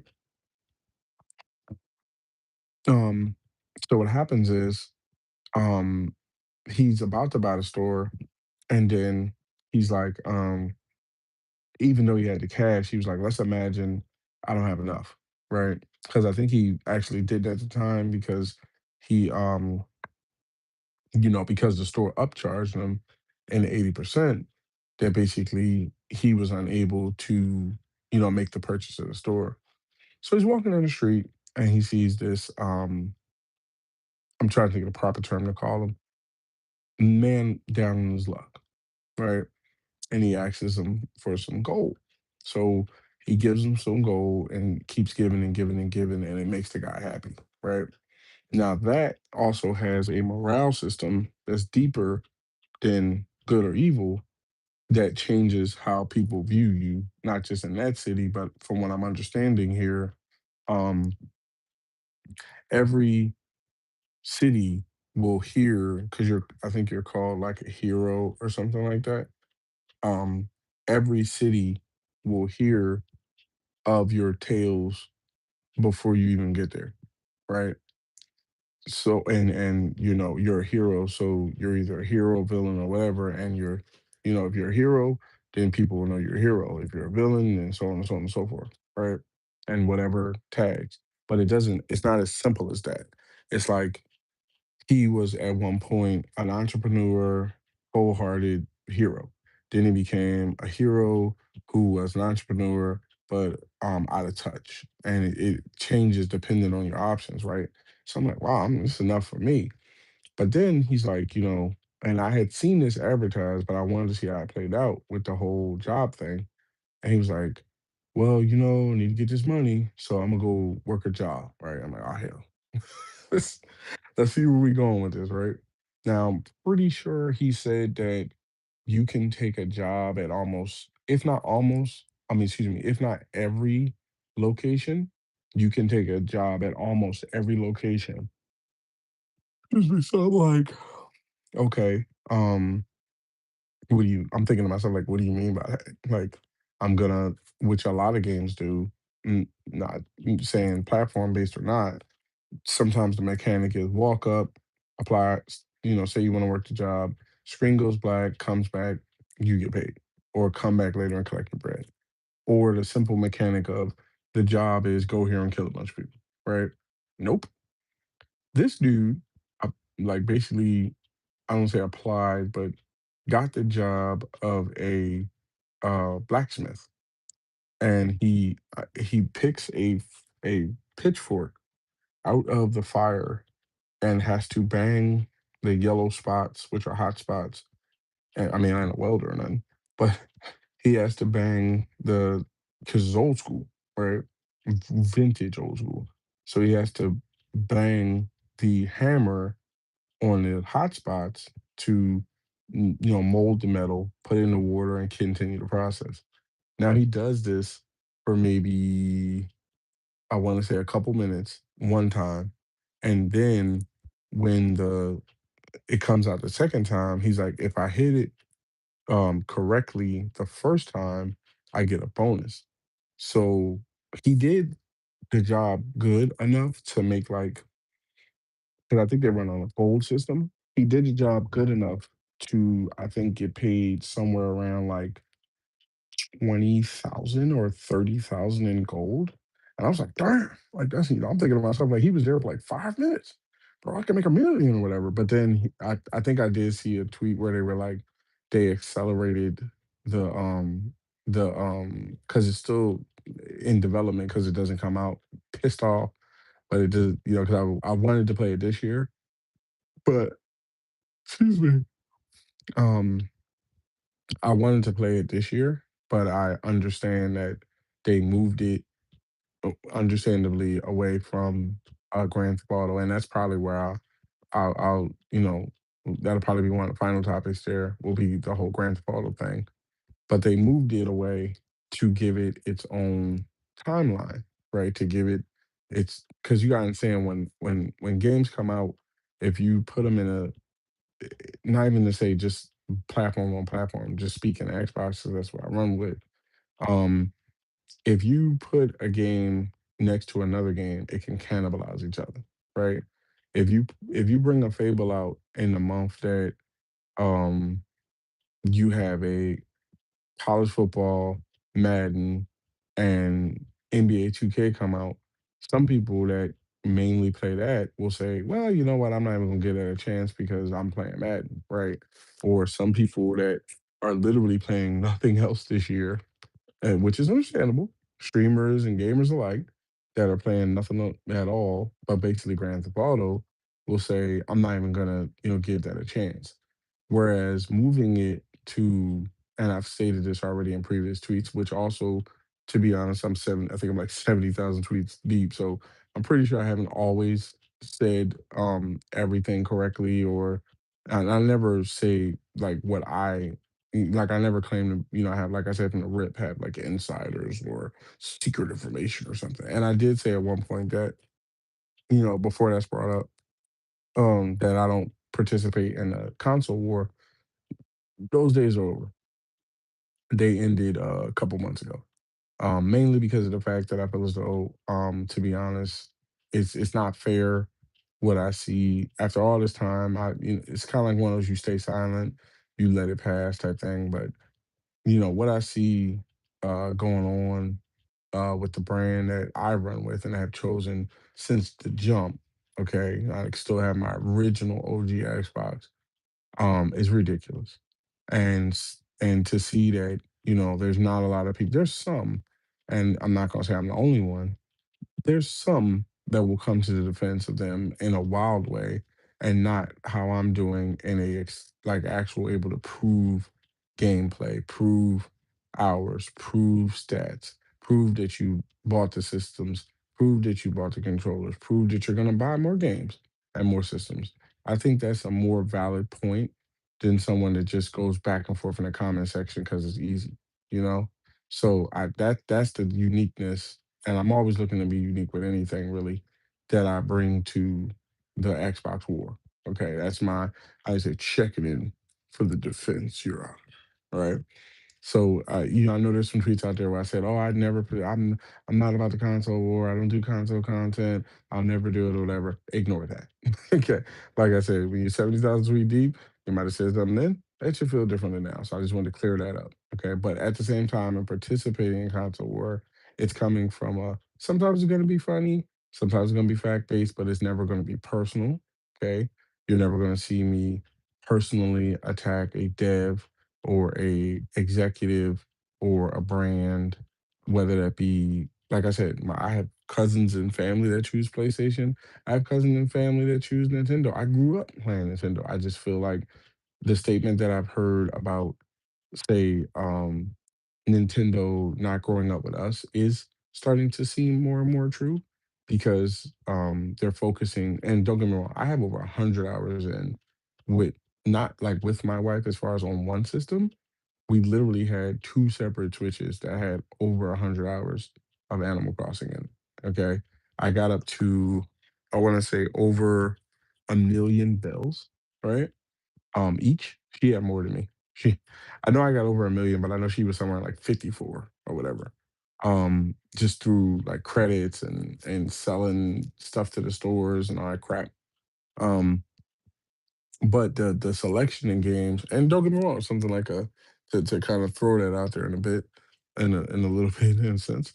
The something like Donkey Kong, I forget, I think I want to say, I don't know what it's called, but the new Donkey Kong looks pretty nice and everything. I like the aspect that he can, dig through the ground and look like Super Saiyan up and stuff. But and I did play a good couple hours of Poketopia, when being a Pokemon fan and stuff. It felt like, to understand why I backed away from it, and, I don't own the Switch anymore and stuff. Not saying I might not ever go back, but I doubt it, especially having an Xbox handheld. It felt like what Minecraft does, where you have this vast world that you can do whatever you want to do in it, except they decided to put Pokemon in place of, because I don't play Minecraft, whatever the characters of Minecraft is, right? And it was fun for a while, but for me, I would think the highlight of all Pokemon games that have come out from Nintendo recently would be Let's Go Pikachu, which is actually um basically a remaster of Pokemon Yellow, which came out on the Game Boy, I want to say Color, back in the early 90s. So it was fun to play. I beat it, played it completely, caught about 130 of the 150, beat all the gyms. But once that was over, it was over, And then once you don't hear anything, about Animal Crossing at all coming down the pike, and then to also warn you if that is where you want to go. Not saying you should choose that over Xbox, but if you do, be aware. Don't look at this whole. And I understand that, like I said, everybody's let's say how you call that there. Everybody's financial situation is different. So I could be wrong here, but from what I know, the Nintendo Switch right now is about $520. And then they mentioned something about in September 1st, they're going up another 50. So that should bring the grand total to about 565. What if you're at 20? Yeah, about 560, 570 before tax. Okay. Now I don't know if that's gonna apply to just the baseline or that's gonna apply to the one with Mario Kart.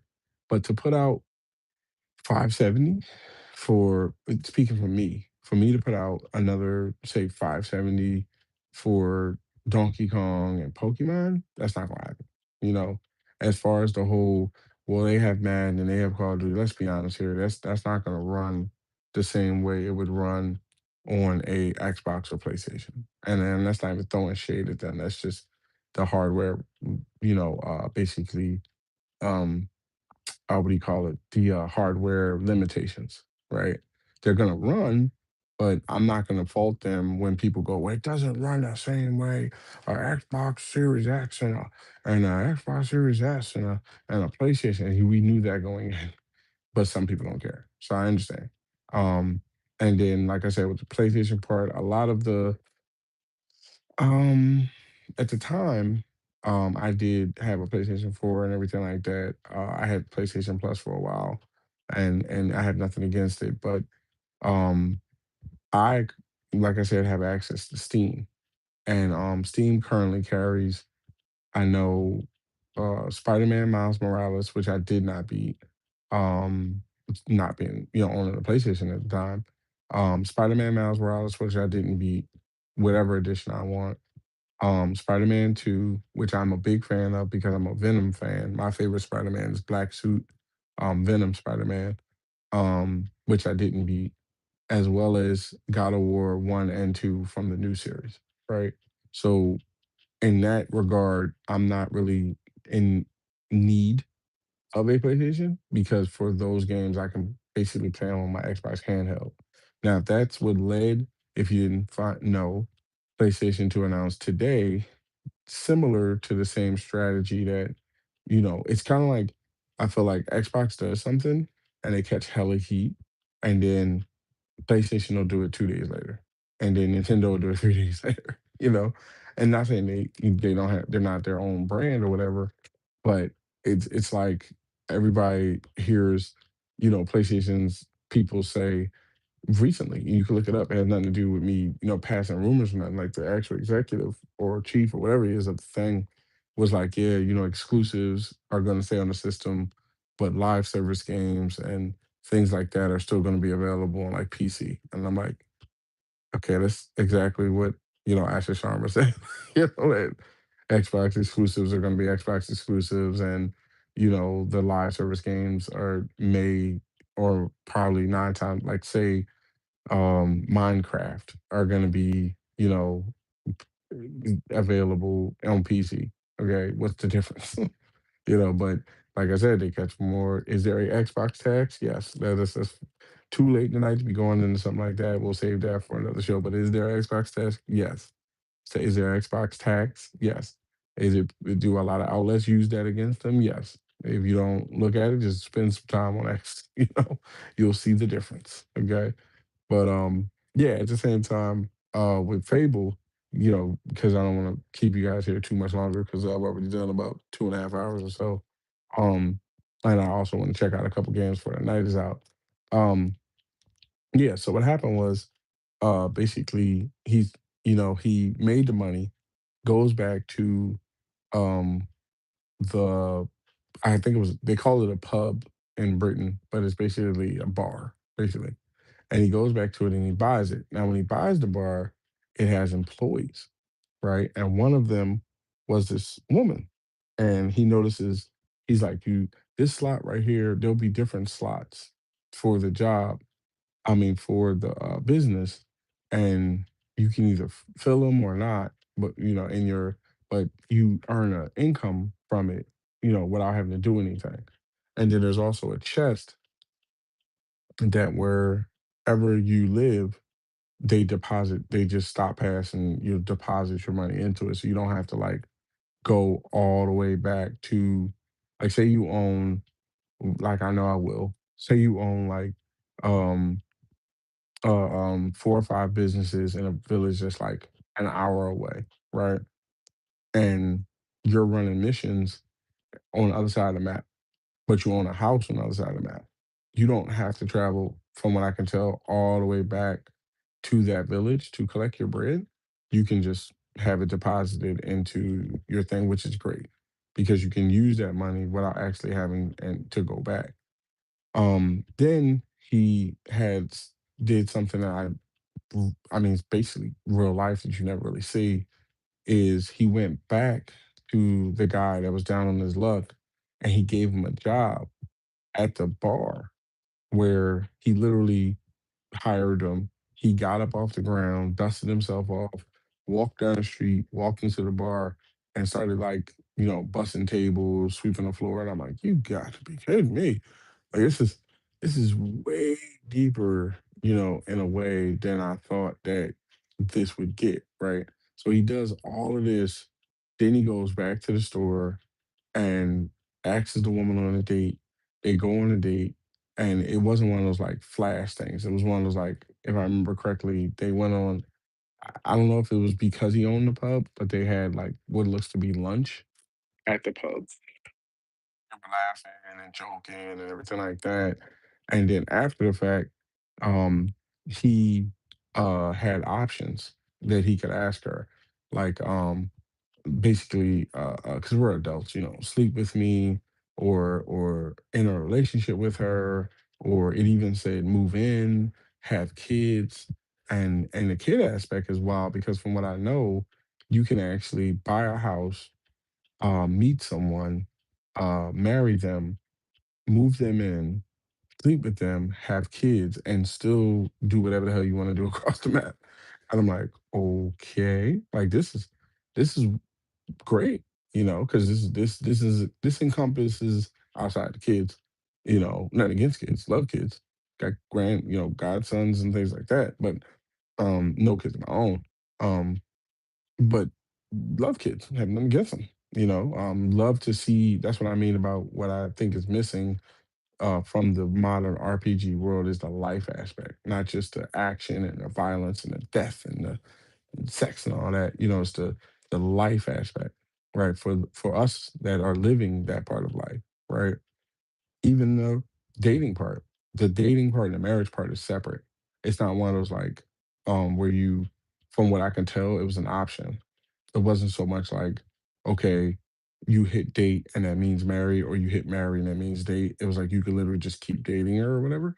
But then he asked her to be in a relationship, and she was like, "Oh, um, that's actually a great idea. I really liked our previous date." Enters into a relationship with you, and then goes back to her store. Now, he he moved on, but it showed me like, because the whole time I'm like, why the hell did he have to, go through everything he had to go through to get this woman? But then I thought about it. I was like, think about it. She owns her own business. Okay. She wasn't dressed in too bad of clothes at all. And at the same time, she probably, to own your own business, owns your own house. So she basically wanted a man that had more than just a plate, and that's what anybody would want nowadays. I don't know how everybody else is, but you want somebody to bring in something more to, it's kind of like old saying, you want somebody to bring in something more to the table than just a plate, right? Um, so then he does all this, right? And I'm like, all right, cool. I'm looking at this like, all right, he's wrapping it up. This is very cool. It's a very, nice game and stuff.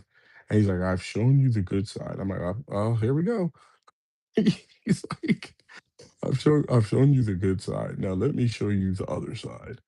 What if you did not want to be good? Right. So he starts spreading money around town, and then people get mad because they feel as though he's like kind of like a rich, out of touch guy and stuff like that. And then he says, I could also take shots at people. And he pulls out his arrow and just like fires a couple shots into the air. and people get mad because he's being reckless, right? Then he's like, I could take it a step further. And then he like literally picks somebody out coming down the street and just pops him in the kneecap with an arrow. And I'm like, oh, so the guy goes down, and when he goes down, you hear like because there's I don't want to say like police, but there's basically is what you could call them old school knights kind of police type thing, where they're in every city and they're on the lookout if you break the rules or do anything like that. So they rush him, right? And he pulls out his sword, which I'm like, let's go. I'm down with that, right? But then he uses also magical powers, right, to fight them. And I'm like, okay, this just makes it even better. And then he mentions the aspect that if you do not leave that town, backup will continue to come until you back off, right? Or you die. And I'm like, okay, so this is I saw that in a Call of Duty game one time where it's like wave after wave after wave after wave. And I'm like, okay, like that could be fun in and of itself because I mean you don't wanna I'm not saying I know how I'm gonna go into this game. I am getting this game. Lord willing, I'm buying the special edition when they're offering. I just have a lot going on right now where I don't want to go too far into the future. I don't like going too far into the future with reserving games that I don't have to do. But I do, Lord willing, want to reserve that game. And also that plays back to the part about what I mean about, us Xbox guys buying games. Cause as you can tell, that sounds like by the time you chalk up Starfield, Save Decay, what's that? If you go even current, Starfield, Save Decay, Fable, and we're up to about three or four so far in the $100 range. Okay, so the whole just because I would get it, and I'm still current with Xbox Game Pass Ultimate, have that running, and let me tell you like this: I live a blessed life, raised living a blessed life, and I also have a partner that allows me to do this. Okay, and I thank her every day for that type thing. She does her thing, I do my thing, right? So at the same time, I don't feel like right now I need to pre-order that game because it doesn't come out, I think, till like February or so. So a little bit later on, after things calm down after the holidays, because the holidays are very like busy for me and stuff, schedule wise and financially wise, because I like to provide for family, my wife, family and friends, godsons, things like that, right? Um, so what happens is I say all that to say these are the incredible games that I'm excited about that are oh, and also Call of Duty to give a small snippet on that. That's incredible right there. This is way better than I mean, not saying every Call of Duty has ever come out, but I do feel that uh to me, excuse me, um to me they have redeemed themselves. I think that they have brought it back to what Call of Duty is. I think that if you watch the trailer where it's set, from what I can tell, in South Korea, where the troops are in a grocery store, not even like at war or nothing, just like, buying some groceries because they're in an area. And then if you've ever seen not even just the old school version in the 80s, but the new school version of Red Dawn, where an outside country invades a current country, right? From what I can tell, like a North, and I don't want to say putting it on North Korea, but I'm pretty sure it's North Korea. Like just starts missiling these guys, bah, and then they hit the Red Dawn mission where parachute. You look up and parachutes are just landing. Right now, how you deal with that and how you fight back and all that, I'm not really sure. But that was enough to grab me in the story. Like, okay, I want to see where this goes. I want to see what aspect they got, and then to be honest too, typically with the season pass thing, when you buy, I'm assuming I put price on things because I don't know what they're calling the editions nowadays of certain games, but I'm pretty sure when you buy like the $100 edition, it's gonna come with at least a first year's season pass.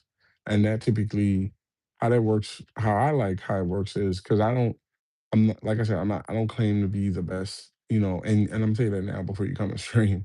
I'm not the best Call of Duty guy. I was probably better at mobile than I was in the console version, but at the same time, it's still fun because of the attachments to the guns you get, the outfits you get, the merchandise. I'm a very big custom heavy type guy. Like I said, sports and RPGs. Right. So now the one thing I will say, removing it from Game Pass was a little bit of a shocker because not Game Pass, removing it from um uh I guess it would be called Game Pass or ultimate subscribers like myself and forcing us to pay.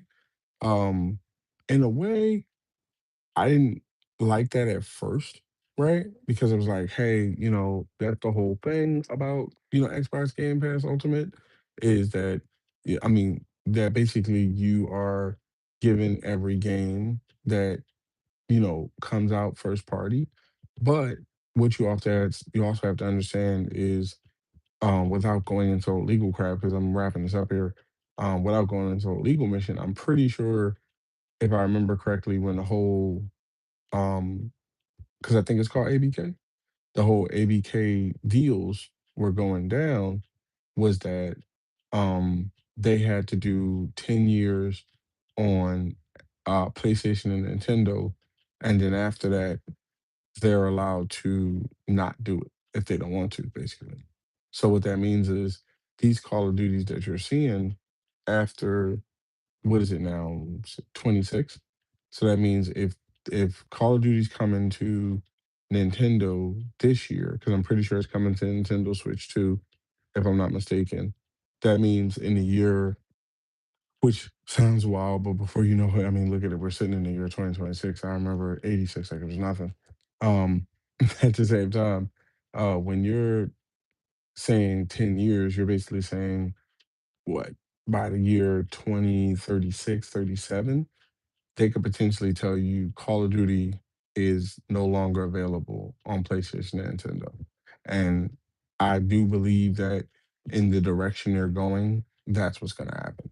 Not like on some insider knowledge, but basically they're required to do that now because that was the whole purchase with the, agreement with the government that, hey, we'll keep it over here 10 years and everything like that. But 10 years can fly. By the time you're already halfway through this year and then you get a new Xbox, and of course there'll be new PlayStations and everything. Possibly next year. I know the Xbox, I'm pretty sure it's a whole next year thing as far as where they're going price wise and all that sorts of stuff, to be honest, I paid 1,000, didn't like it, but I paid 1,000 for my Xbox Rogue Ally X. I'm willing to pay, especially to be honest, because I've decided to back away from things like computers in a sense. Well, not all computers. I have a computer, but I've kind of decided not to continuously upgrade a computer because of the whole memory and supercharger crap, right? So that money that would have went towards, say, a new MacBook or a new whatever Windows computer, whatever, I've decided to shift to a Xbox that may potentially be 1,500 to $2,000. Do I believe they will be $2,000? Um, let me put it like this.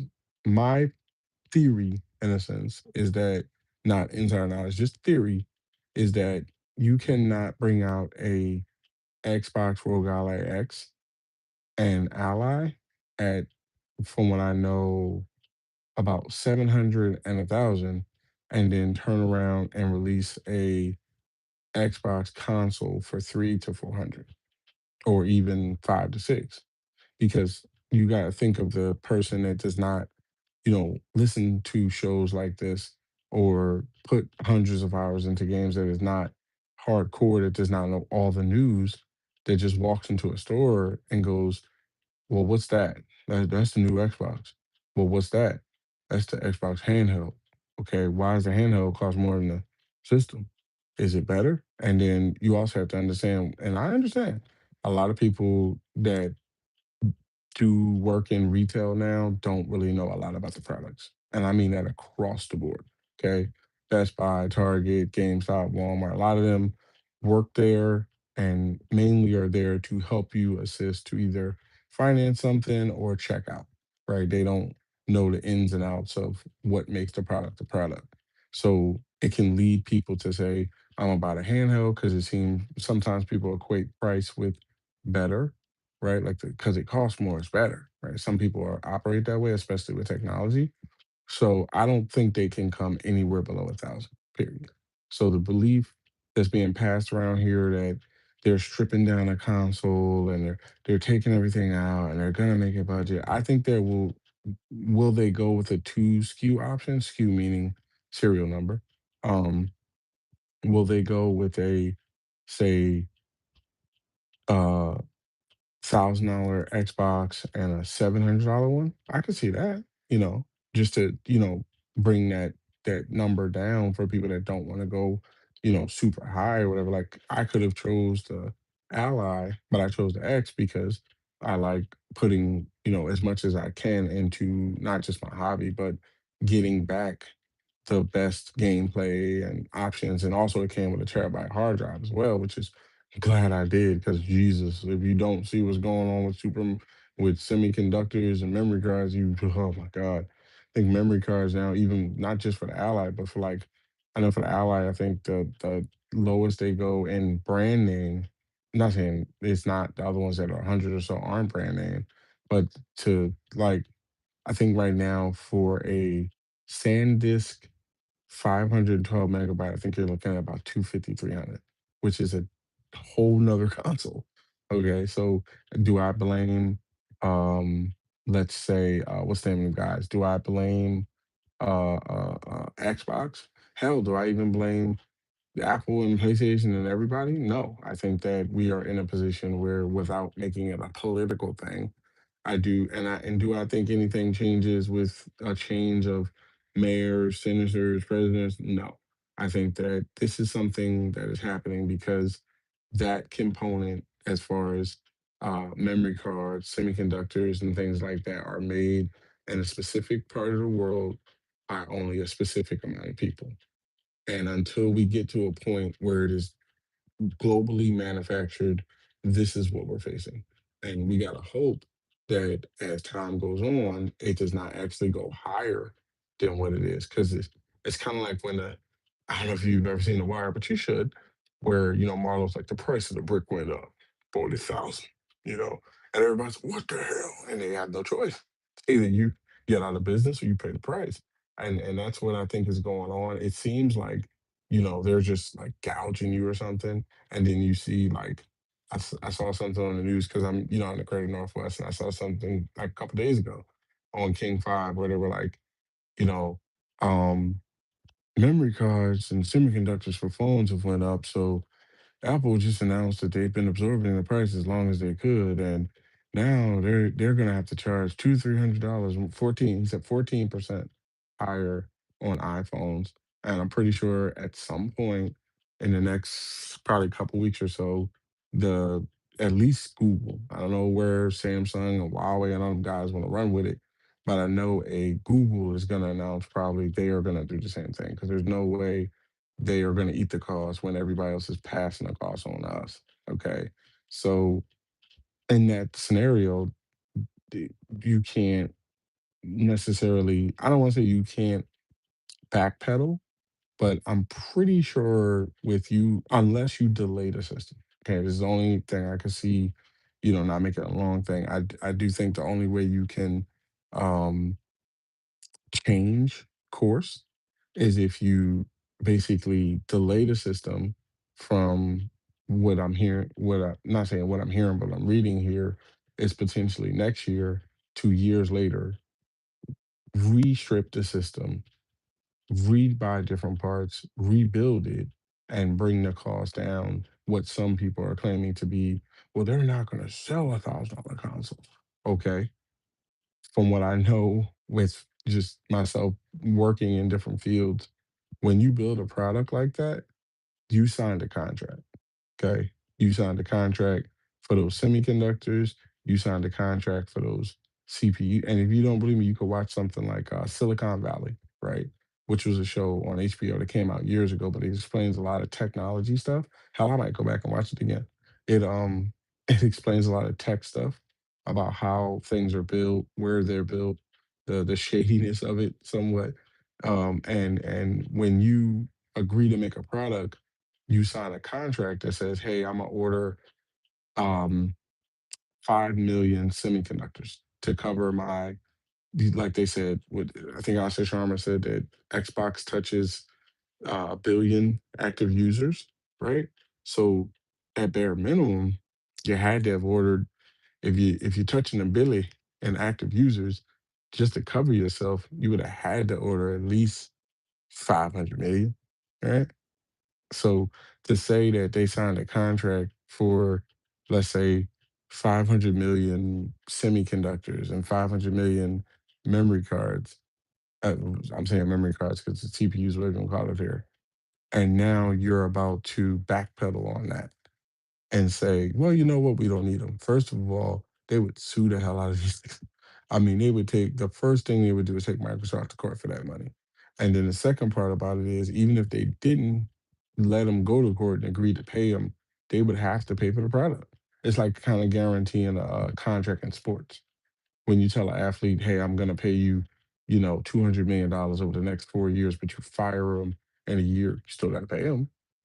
So that would be a loss, which would start the console instead of being in the black, which a lot of people don't understand Black Friday and things.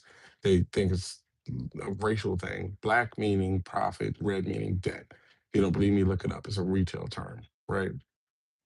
But essentially, um, it would start the console in the red, which is debt, right? And force them to have to dig themselves out before they can make a profit. Whereas if they release the console the way it is, let's say, even if they don't make a second one, let's say it's just one console, period, I don't think they would.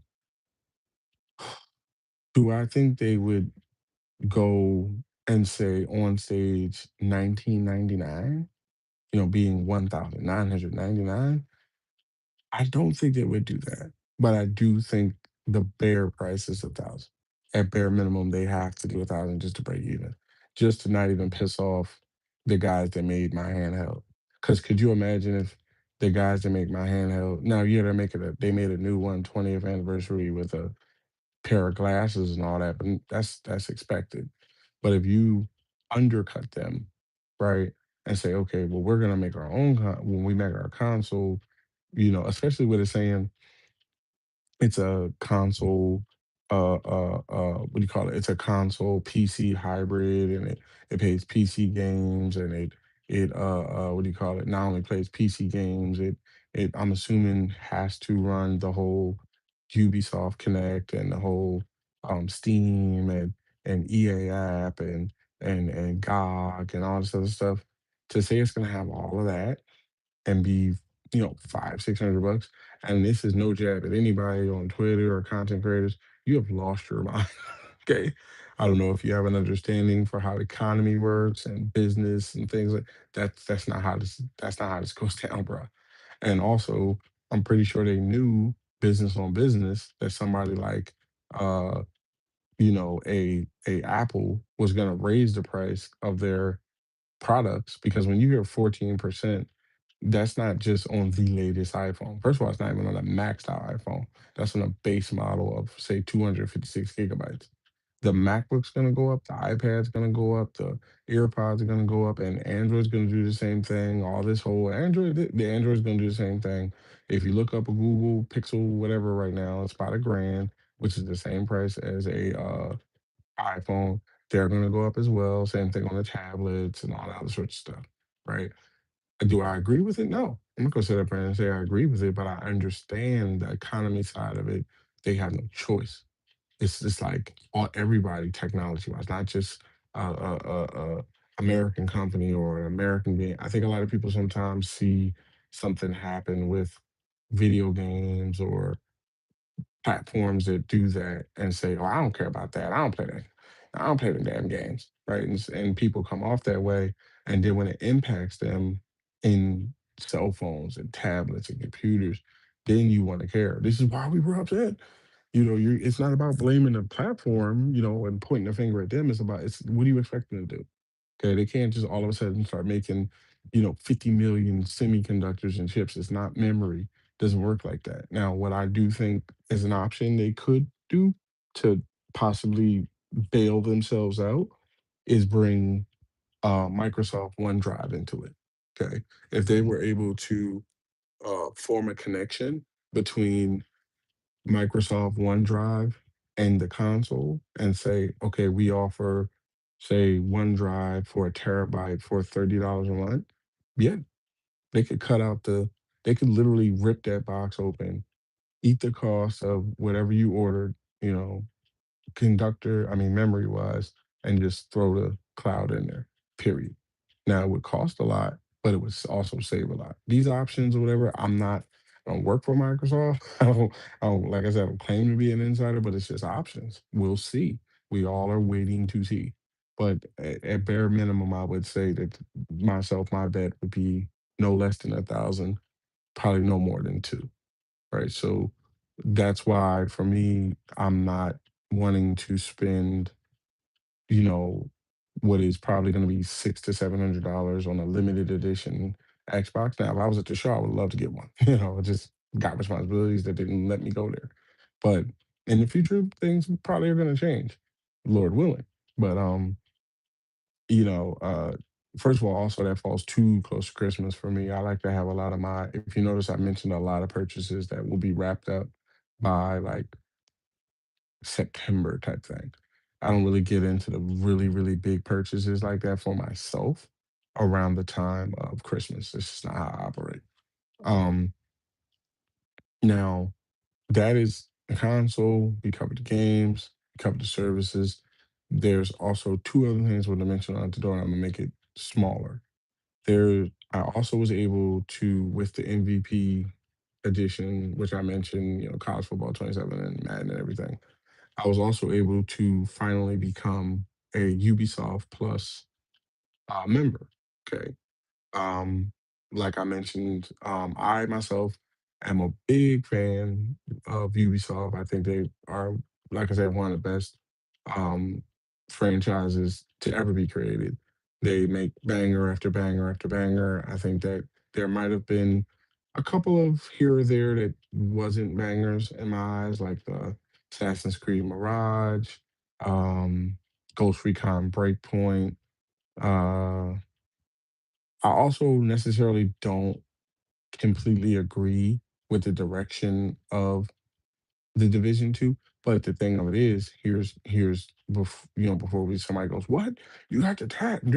First of all, let me explain something to you. That is more meaning when you play the game that I don't want to ruin for you. That is more meaning from that term of extreme measures, require extreme evils. Excuse me, extreme evils require extreme measures, if I'm calling it correctly.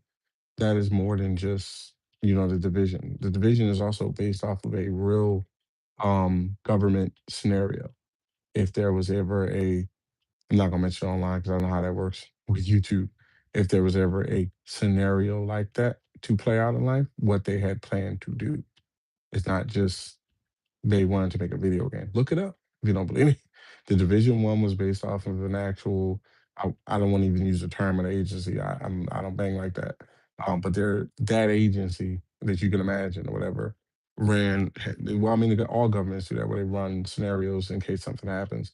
But one of the scenarios was, if this happens, we would do this, right? And that's what they based the game off of. That's what drew me to it, right? And that's what keeps me with it. Now, I do feel there is a very mm, difficulty level to certain aspects of the game itself. There's a very heavy aspect to it. But what I recognized was, because it's one of those, like, I'm at the end, I think, of the last mission. And I know you're like, what, all hundreds of hours, you didn't finish it? Yeah, because I do other stuff in the game. But basically, there is a mission that I have to complete that feels like it would be very much easier if I brought in two or three other agents. And the problem is, when you get to this sort of year, 3, 4, 5 years in, most people have already done it. They're not looking to match make, and I'm not one that goes out and finds and seeks people like that to do stuff. And I also feel that it shouldn't be that way. I feel that the missions should keep, in a capacity where they can be completed by yourself or with some people, not you need people. But also, I did check the level, and I think I'm a little bit low below the level. So, and then where I was coming from, without getting to every game I like from Ubisoft, um, Ubisoft Plus also gives you the option of cross save. So what that means is, what I play on my Xbox, when I pick it up on my Xbox Rogue Ally X, it picks up the same save, even though it's a separate game and everything. I also get every Ubisoft game now going forward that comes out day one, and I also get the gold edition. Now, I'm pretty sure there's going to be things like certain games that they go, well, this comes out a couple of days ahead of that if you want to purchase it. But some things I'm willing to wait on because of them being RPGs and not being like sports games. Sports games you don't really want to wait on because when football goes dun, dun, dun, dun, dun, last thing you want to do is be waiting another week to play Madden, you know. So, but at the same time, something like what do you call it there? The new what I've beaten that game already, but I'm going back again.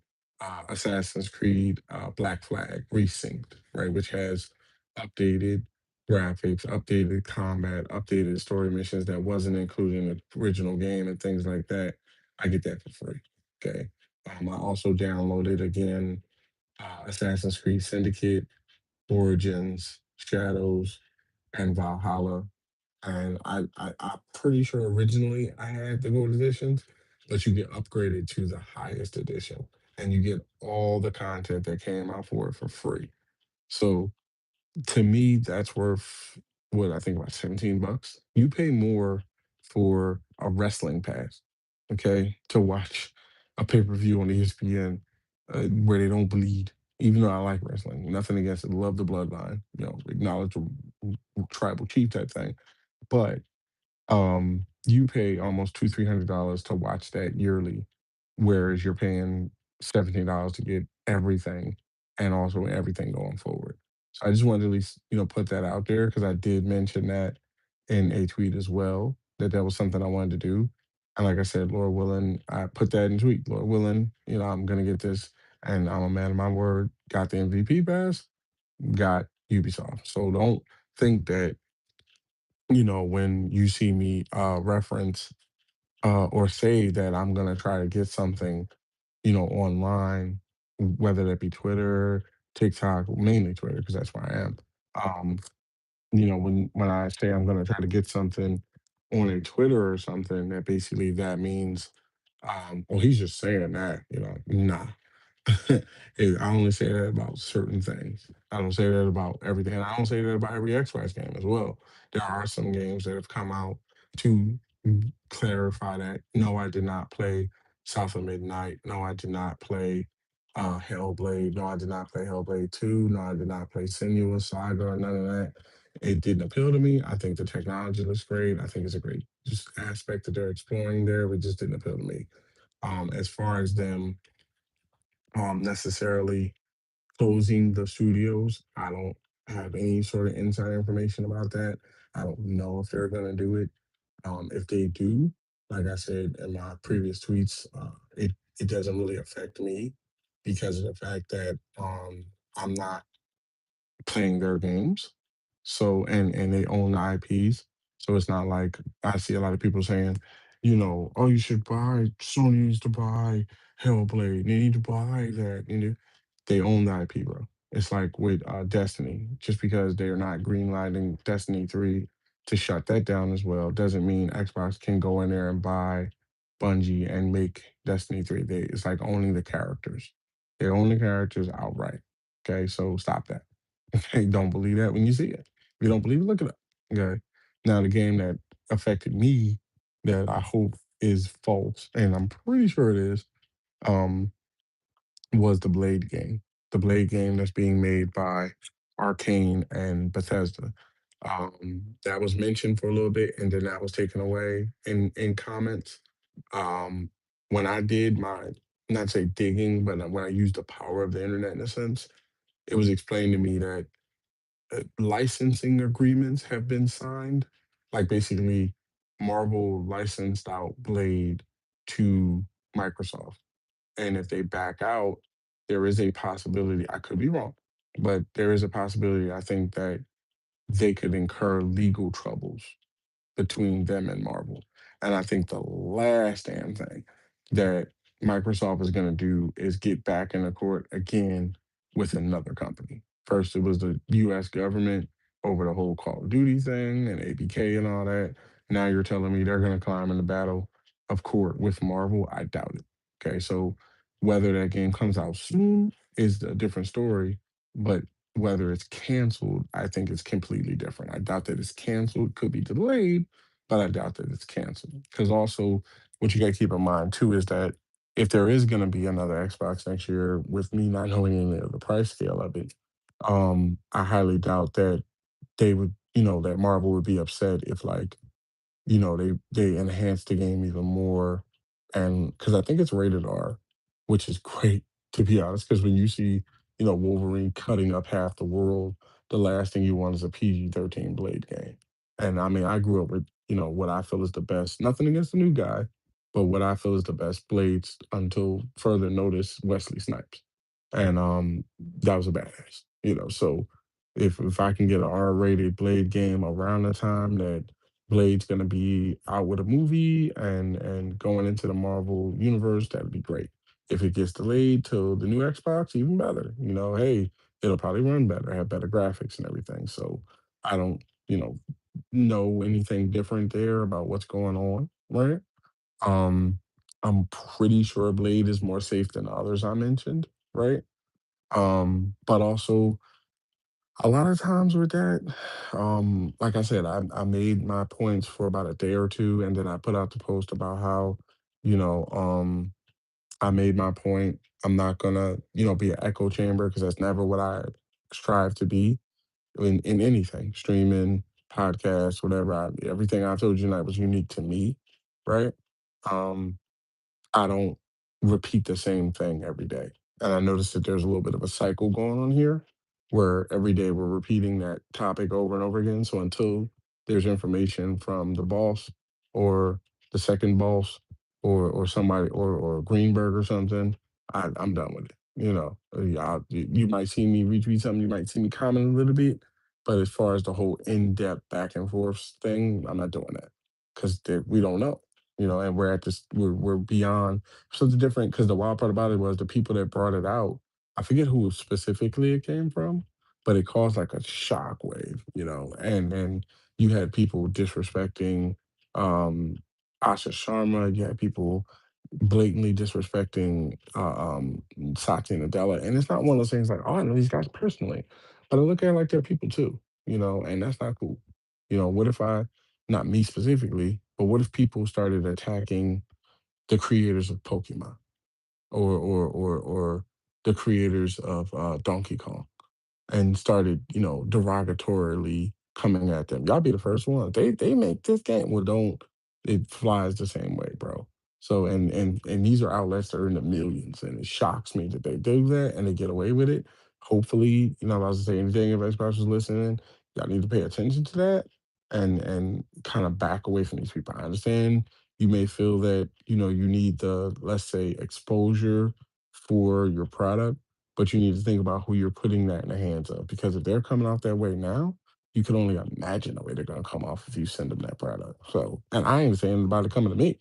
I'm just saying like I'm pretty sure they're gonna go, this is trash and stuff. And then now you got them as you hope they would have said something nice or at least neutral, and then they just smash your box. Now you got people going, well, this guy said that, so but the final topic, and then I'm gonna get by there, is GTA.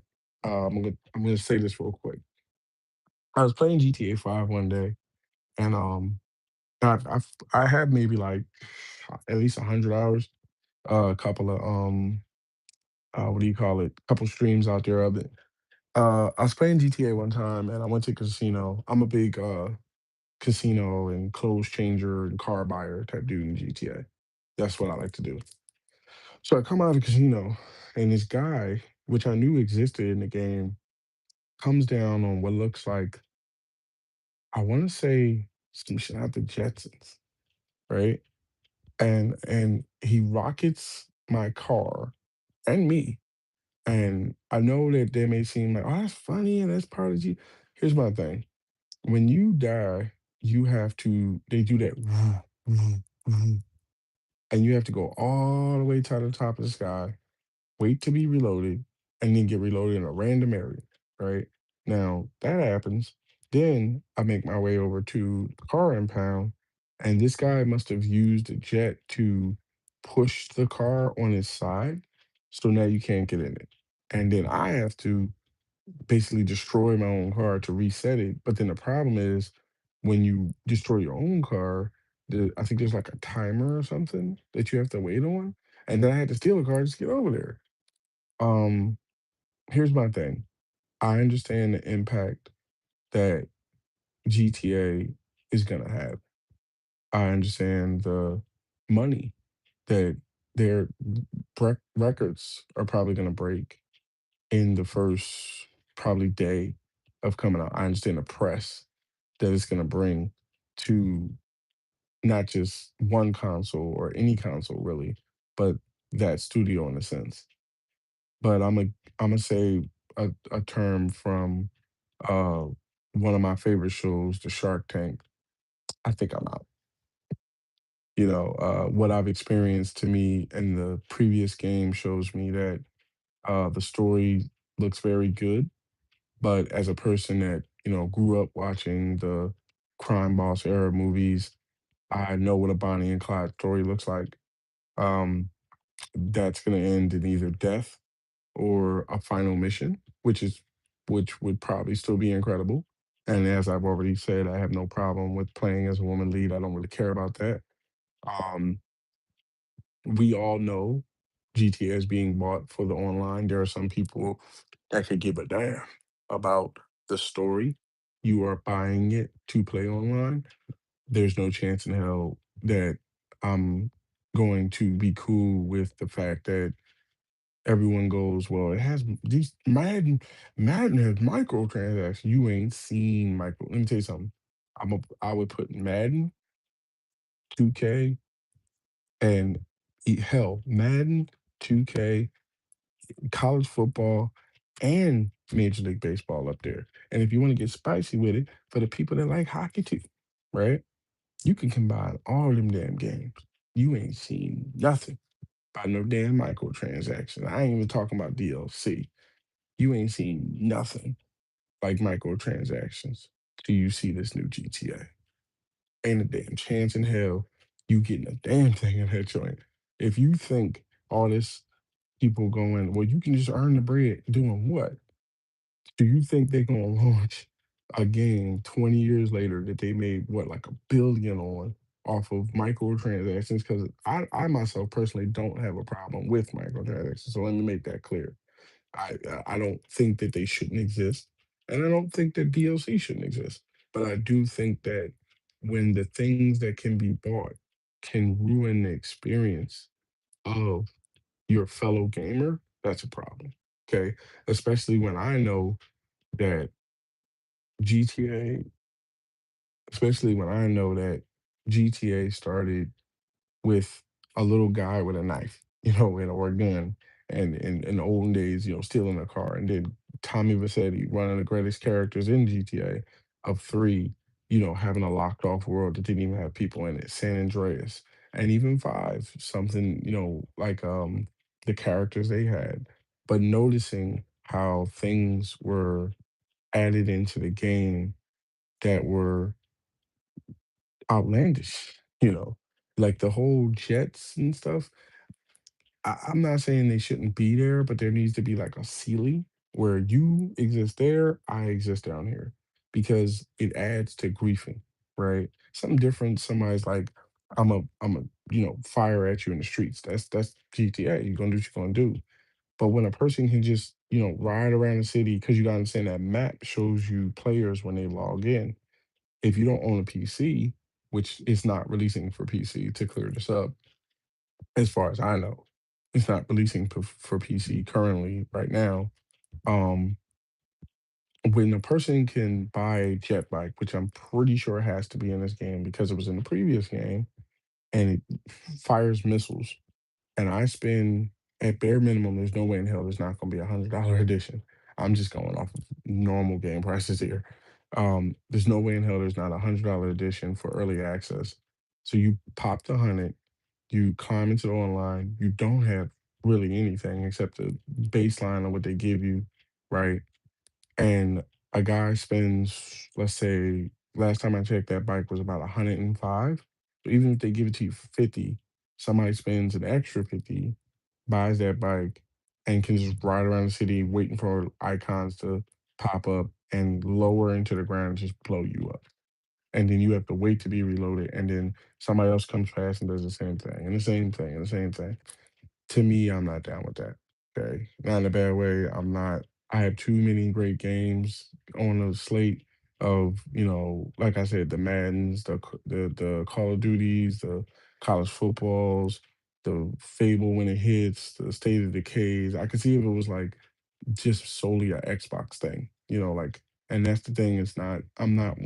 I prefer Xbox. That's where I choose to play, and I do, love their games. But I also mix it in, like I've mentioned, with the Ubisoft games and EA games and you see what I'm saying?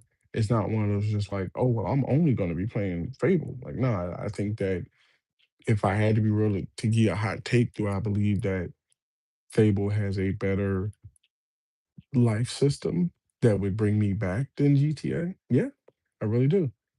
Not saying it's, in a position where it's gonna be, let's say, as expansive as it, because, GTA is gonna be GTA, but I feel that when you show me something where there's 1,000 actually handcrafted NPCs with storylines. And first of all, like I said, I've already told you I prefer swords over guns anyway. So that aspect. On top of that, business owning. On top of that, um, on top of that, relationships that are not tied to just one NPC. On top of that, customizations that run heavy, economy systems. It's not about making one game versus another. It's like for me, by the time I'm playing, to be honest, I would rather take the 100 that I would give them and give it to 2K. Now, I might not give it to 2K, like, because they may buy 2K, so let me clear that up. When I say 2K, I mean 2K27, right? I may not actually give it to 2K when it comes out, because by the time I have, college football in July, August is Madden, to turn around and say, I'm gonna go 2K27 in September, maybe. I'm I know that I would, if I do have that, let's say, extra capital laying around and it's feasible, I would rather give it to 2K because I feel like at least with 2K, I get a world where the microtransactions help me in game, right? Like the 100 that I spend gives me 70, or excuse me, gives me 100,000 VC that gets put towards my character. I get a story, which from what I can tell in 26 was incredible because they had Quinn Perkins from Scandal. If you don't know about Scandal, go check that out, right? Come on now. Olivia Pope, come on now. You also get a world that always evolves for people that do love the whole I'm gonna go to the playground and prove myself part. That's you, which is understandable. Um, but you also get the grind of growing from a prospect. Probably what they'll do again is a prospect, high school guy into an NBA guy, or you can skip all that and just jump straight into the NBA and chase championships. And then there's a franchise aspect about someone informed. Shout out to one of my mods there that pointed out. Now I'm assuming they put in an option where, because I don't like when you pass the ball in franchise, that you have to immediately take over control of that player. So like if I built a point guard or something and I passed the ball to the center, I have to now play as a center. But supposedly I heard that you can lock yourself down to just one player in franchise. So that even adds a whole nother aspect because I run franchises in my sports games like that. It's just my fun mode or whatever. So to hear that now they've added that into, 2K, and then on top of that, you have the My Career where you can bounce back and forth or whatever. I don't know, man. You know, ladies and men. I don't really know. I feel like there's so many good games that, and I know that I'm not saying it to be like a hot take or to say like, something shocking to get you to, tune in next week. Because best believe, it's probably not going to be next week. Could be a couple days from now. Could be tomorrow. That I come back with another show. The once a week thing, to clear that up, is the guarantee that I feel as though at least, once a week we need to meet up to, that has nothing to do with streams. Some days you'll miss some streams. It wouldn't be a miss stream to do this. It's just I think at least once a week we, and I and myself as a gamer, want to be able to, get out how I feel about it. So that's what I mean. At least once a week, I feel like we need to, meet up to in this format to chop this up and stuff like that. But yeah, I think now I'm not going to sit up here and pull one of those. It's gonna flop. No, no, it's not. No, it's not. I'll tell you something. No, it's not. Okay, it's gonna. I saw one thing where an analyst said something about it's gonna break the history. Yes, it is. It's gonna break whatever record, whatever game, sports not included, because they don't reveal their numbers like that. Whatever game is at top right now, which I think is them, right, for selling as much in one day, they're going to knock that out the park in the first day, period. But the problem is also for somebody like me that's a streamer, and this is just a word of advice to anybody else that's out running a channel, you might want to think about if you're running the story from GTA, isn't if they sell, what are they saying here, 100 million copies or so in the first maybe 2 days, 3 days, if you're a husband or a wife or a worker or whatever, or sports player or whatever, and it takes more than a couple days to get involved with that story, you realize that there's 100 other million people running the same story, right? So how are you going to distinguish yourself from someone else? Right. And then with the online part, you can't very well say you're mad at 2K and Madden and college football for charging you what, $30, $40 for VC and points, but then turn around and give, you know, GTA $40 for a car that is probably not the fastest car on the lot, and then next month there'll be a faster car. I understand the economy. I understand what it's going to do. Yes, it will push the industry forward. I'm gonna tell you right now, I'm glad they're bringing it out because number one, I've heard that they're working on. I could be wrong, but I have heard in articles that they're working on a new Godfather movie. Okay, which is great for me because I'm a big fan of crime boss movies. So I'm pretty sure that is either gonna open the licensing back up to what I grew up with, the original Godfather 1 and Godfather 2 games, um, or, say open world Godfather game or something like that when that movie does pop. Um, so I think that's coming from them, going hardcore. I also think that something like a studio like Saints Row going PG in a sense because I feel like it wasn't so much PG with the last Saints Row, which I also love as a franchise, but I'm not gonna delay the stream anymore. Besides that, um, love the original Saints Row, put hundreds of hours into them, beat every single one of them except for Gat Out of Hell and this last one. But I think that the reason why when they got shut down, that they got picked back up so quick, and they said that they're making a Deus Ex and a Saints Row is because I think they understand that Uh, Grand Theft Auto is gonna like push the limits of every damn thing as far as hardcoreness goes. They're gonna go so far into extremeness that you're gonna be able to go 5 levels below it and satisfy people like myself. With an open world, you could give us UB style soft, open world, closed off, no actual multiplayer, no actual connection to other people, and reboot the entire Saints Row franchise. And I would buy that, which I have done in the past before I buy this. So it has nothing to do with being a shock jock. It has nothing to do with trying to hook you to come back next week because like I said, there'll be all new topics, all new opinions. 9 times out of 10, I probably will be further along with Motor Fest and other Assassin's Creed games and stuff. But yeah, when y'all saw me talking about uninvesting or not uninvesting, when y'all heard me talking about, on X and things about um moving things around, that was what I meant, basically. That I plan on, I've kind of made, I'm pretty sure. And now, this is the thing that if it changes how I feel about it. There is a mode in PC where you're allowed to have private servers. Okay.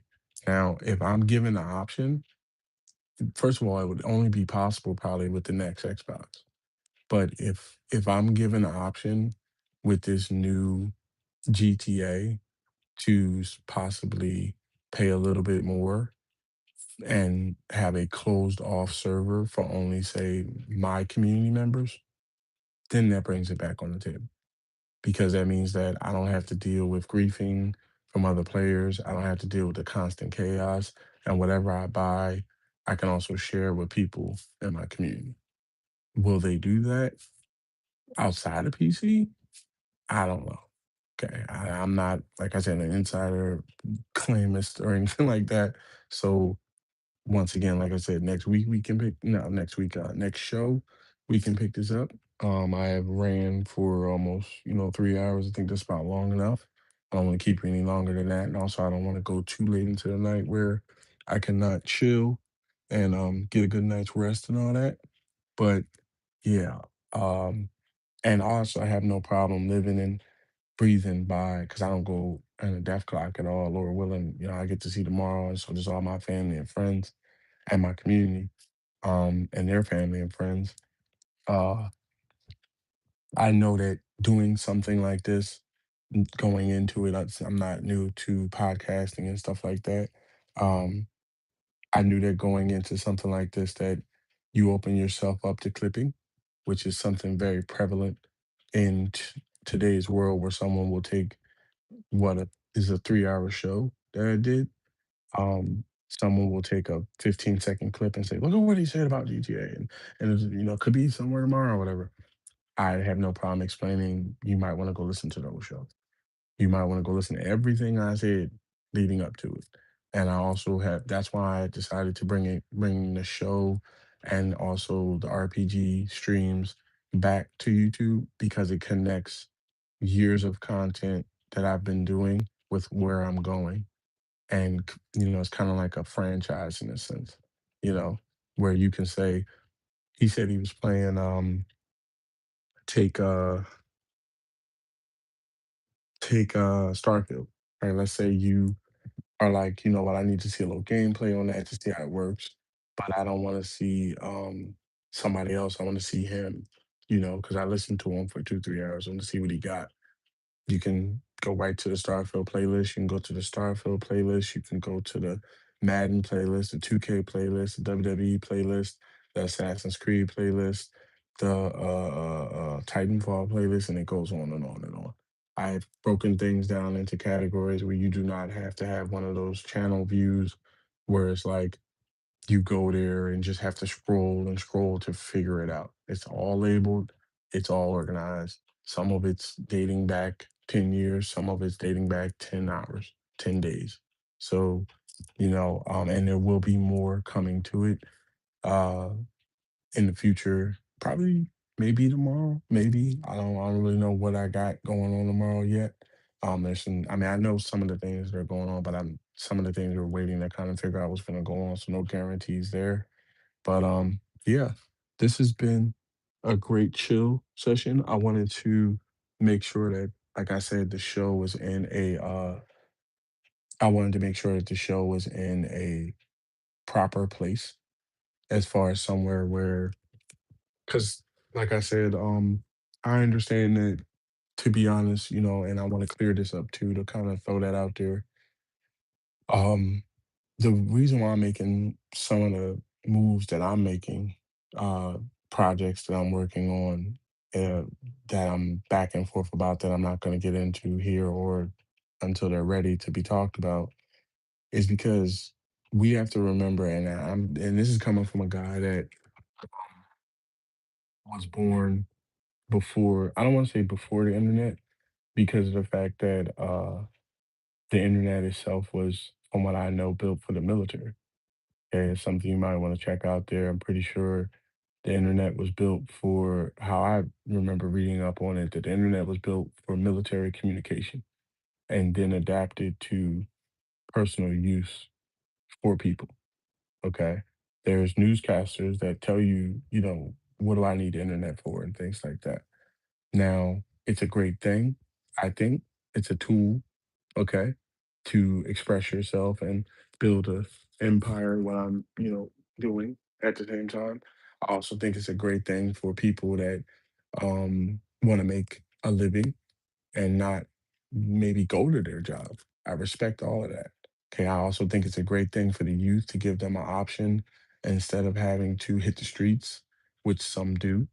They can hit the stream, and look at some of the guys that are successful from it. But we don't own this. Okay. We don't own it now. We don't own it tomorrow.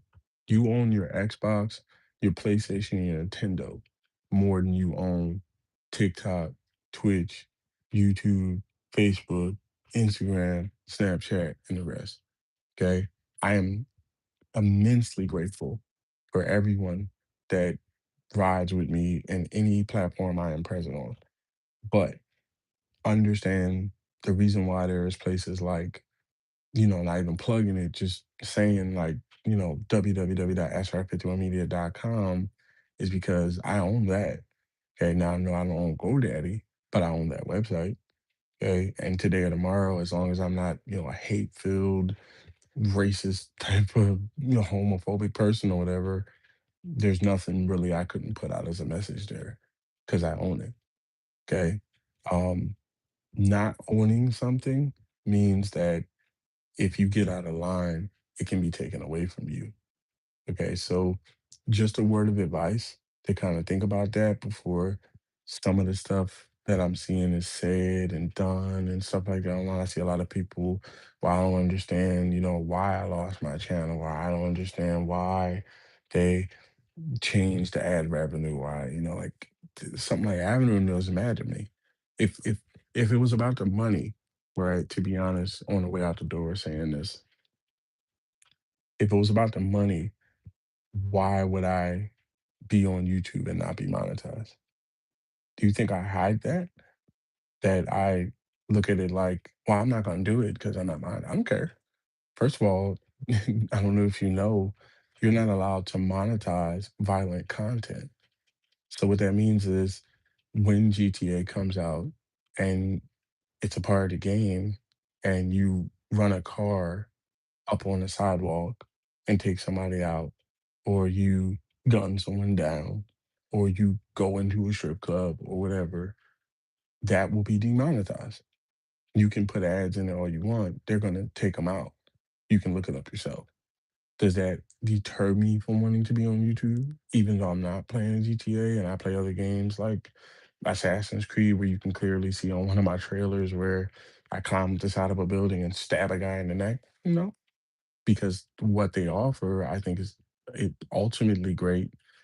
Just immense storage, and not crappy storage, like ultimate storage for dating back years.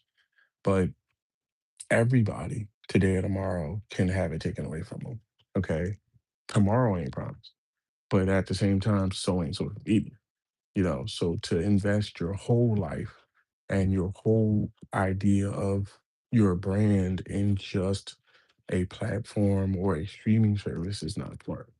So that's why, am I gonna say be like some others and say, hey, well, like, I got successful in something and it worked out and I quit? No, because like I said, I love playing video games. I'm gonna go, Lord willing, my body always functions where I can play video games, hopefully with my wife or even by myself or with family and friends. Has nothing to do with money. Okay. TikTok, even that, even though I'm monetized, even though I appreciate everybody that subbed up, everybody that drops, gifts and stuff like that, that's not being done because of money. Okay. And this isn't being done because of money. It's done because I love gaming. I love talking about it. When I don't, I don't. When I want to stream, I don't. When I want to talk about it, I don't. I go watch something else. Game of Thrones, Shark Tank, Street Outlaws, Hoodlum, The Wire, Batman, whatever, Dragon Ball Z, whatever you want to call it. The only reason why I said that was because I think that somewhere along the line, people are not understanding the difference between pure content and clickbait. And you might want to spend a little bit more time watching where you're getting your information from. And that's not a subtle jab. That's not a silent jab at anybody. You take it for what it's worth. Look close. I never have told you anything that I claim to knew from some guy that worked in an office somewhere, and then 20 minutes later, an executive is saying that I lied. How many people have? How many outlets are 500 million deep, but when they were 20,000 deep, had nothing like that to say? And I don't mean that just about Xbox, but a lot of stuff, right? So, you know, just thought at the same time that that needed to be added in there so you can understand where I'm coming from on social media, so you don't think it's just a pound of tweets. Okay. But like I said, I appreciate everybody for being here. If you are coming into the show late or coming back and didn't catch it, it's going to be available under the SR51 Media playlist. Once again, the website will be updated, not tonight, uh, most likely in the next couple of few days there will be some articles written about some things that was mentioned here to give some people that excuse me, prefer written format, to be able to see the points laid out for them and read them that way instead of having to watch the whole podcast to basically catch up and stuff like that. um the games will continue to be played as they're bought. um, I'm looking to do 40 a month on TikTok and 40 a month on YouTube. As far as the podcast, I don't put time limits on that. Sometimes I might come in and have 20, 30 minutes to say about a topic. I might come in and have, like we did tonight, 2, 3 hours to talk about a topic. But there's no specific time frame or day on that. It's just at least bare minimum once a week and at least 20, 30 minutes. I think at least you can guarantee at least 30 minutes a week that we review everything that went on in that week. Now, will it be another week until you hear from me in this format? No. Like I said, probably tomorrow it'll be a live stream. If you feel like, hey, I watched this whole thing and I have questions, first of all, you can when I say respectfully, I don't mean like in a chump format. I mean like think of it like I'm human, you're human. You respect me, I respect you. You disrespect me, by disrespecting you, I'm just gonna block you. And I'm gonna block I have no, I don't care. I put that in a tweet. I don't care how big the outlet is. I don't care how big your following is. I don't care how big your reach is. I don't care how many outlets sent you crap, talk to you. I don't care about none of that. I will block you. Okay. And I will not answer you. I know they got that thing on X now where, oh, they can see your tweets, and I don't care. Yeah, as long as you are not able to come into a stream like this, or as long as you're not able to respond when I type on X, I really don't care what you do past that point. Okay. Now, does that mean everybody? No. Look at X. 70,000 tweets deep.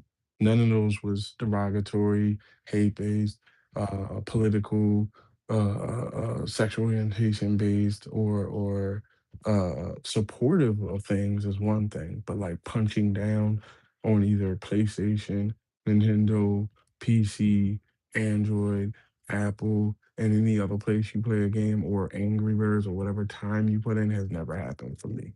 Console warring to me is how I grew up making valid points about why you feel your brand is better, your choice is better, while keeping it non-personal. Okay, so at the same time, have a blessed rest of your night. Okay, be sure to check up on your spiritual, mental, and physical health. Stay blessed, stay gaming, and I will talk to you in the next one. And remember, this is the SR51 Media Empire, where you never know what is behind the next load screen. Peace.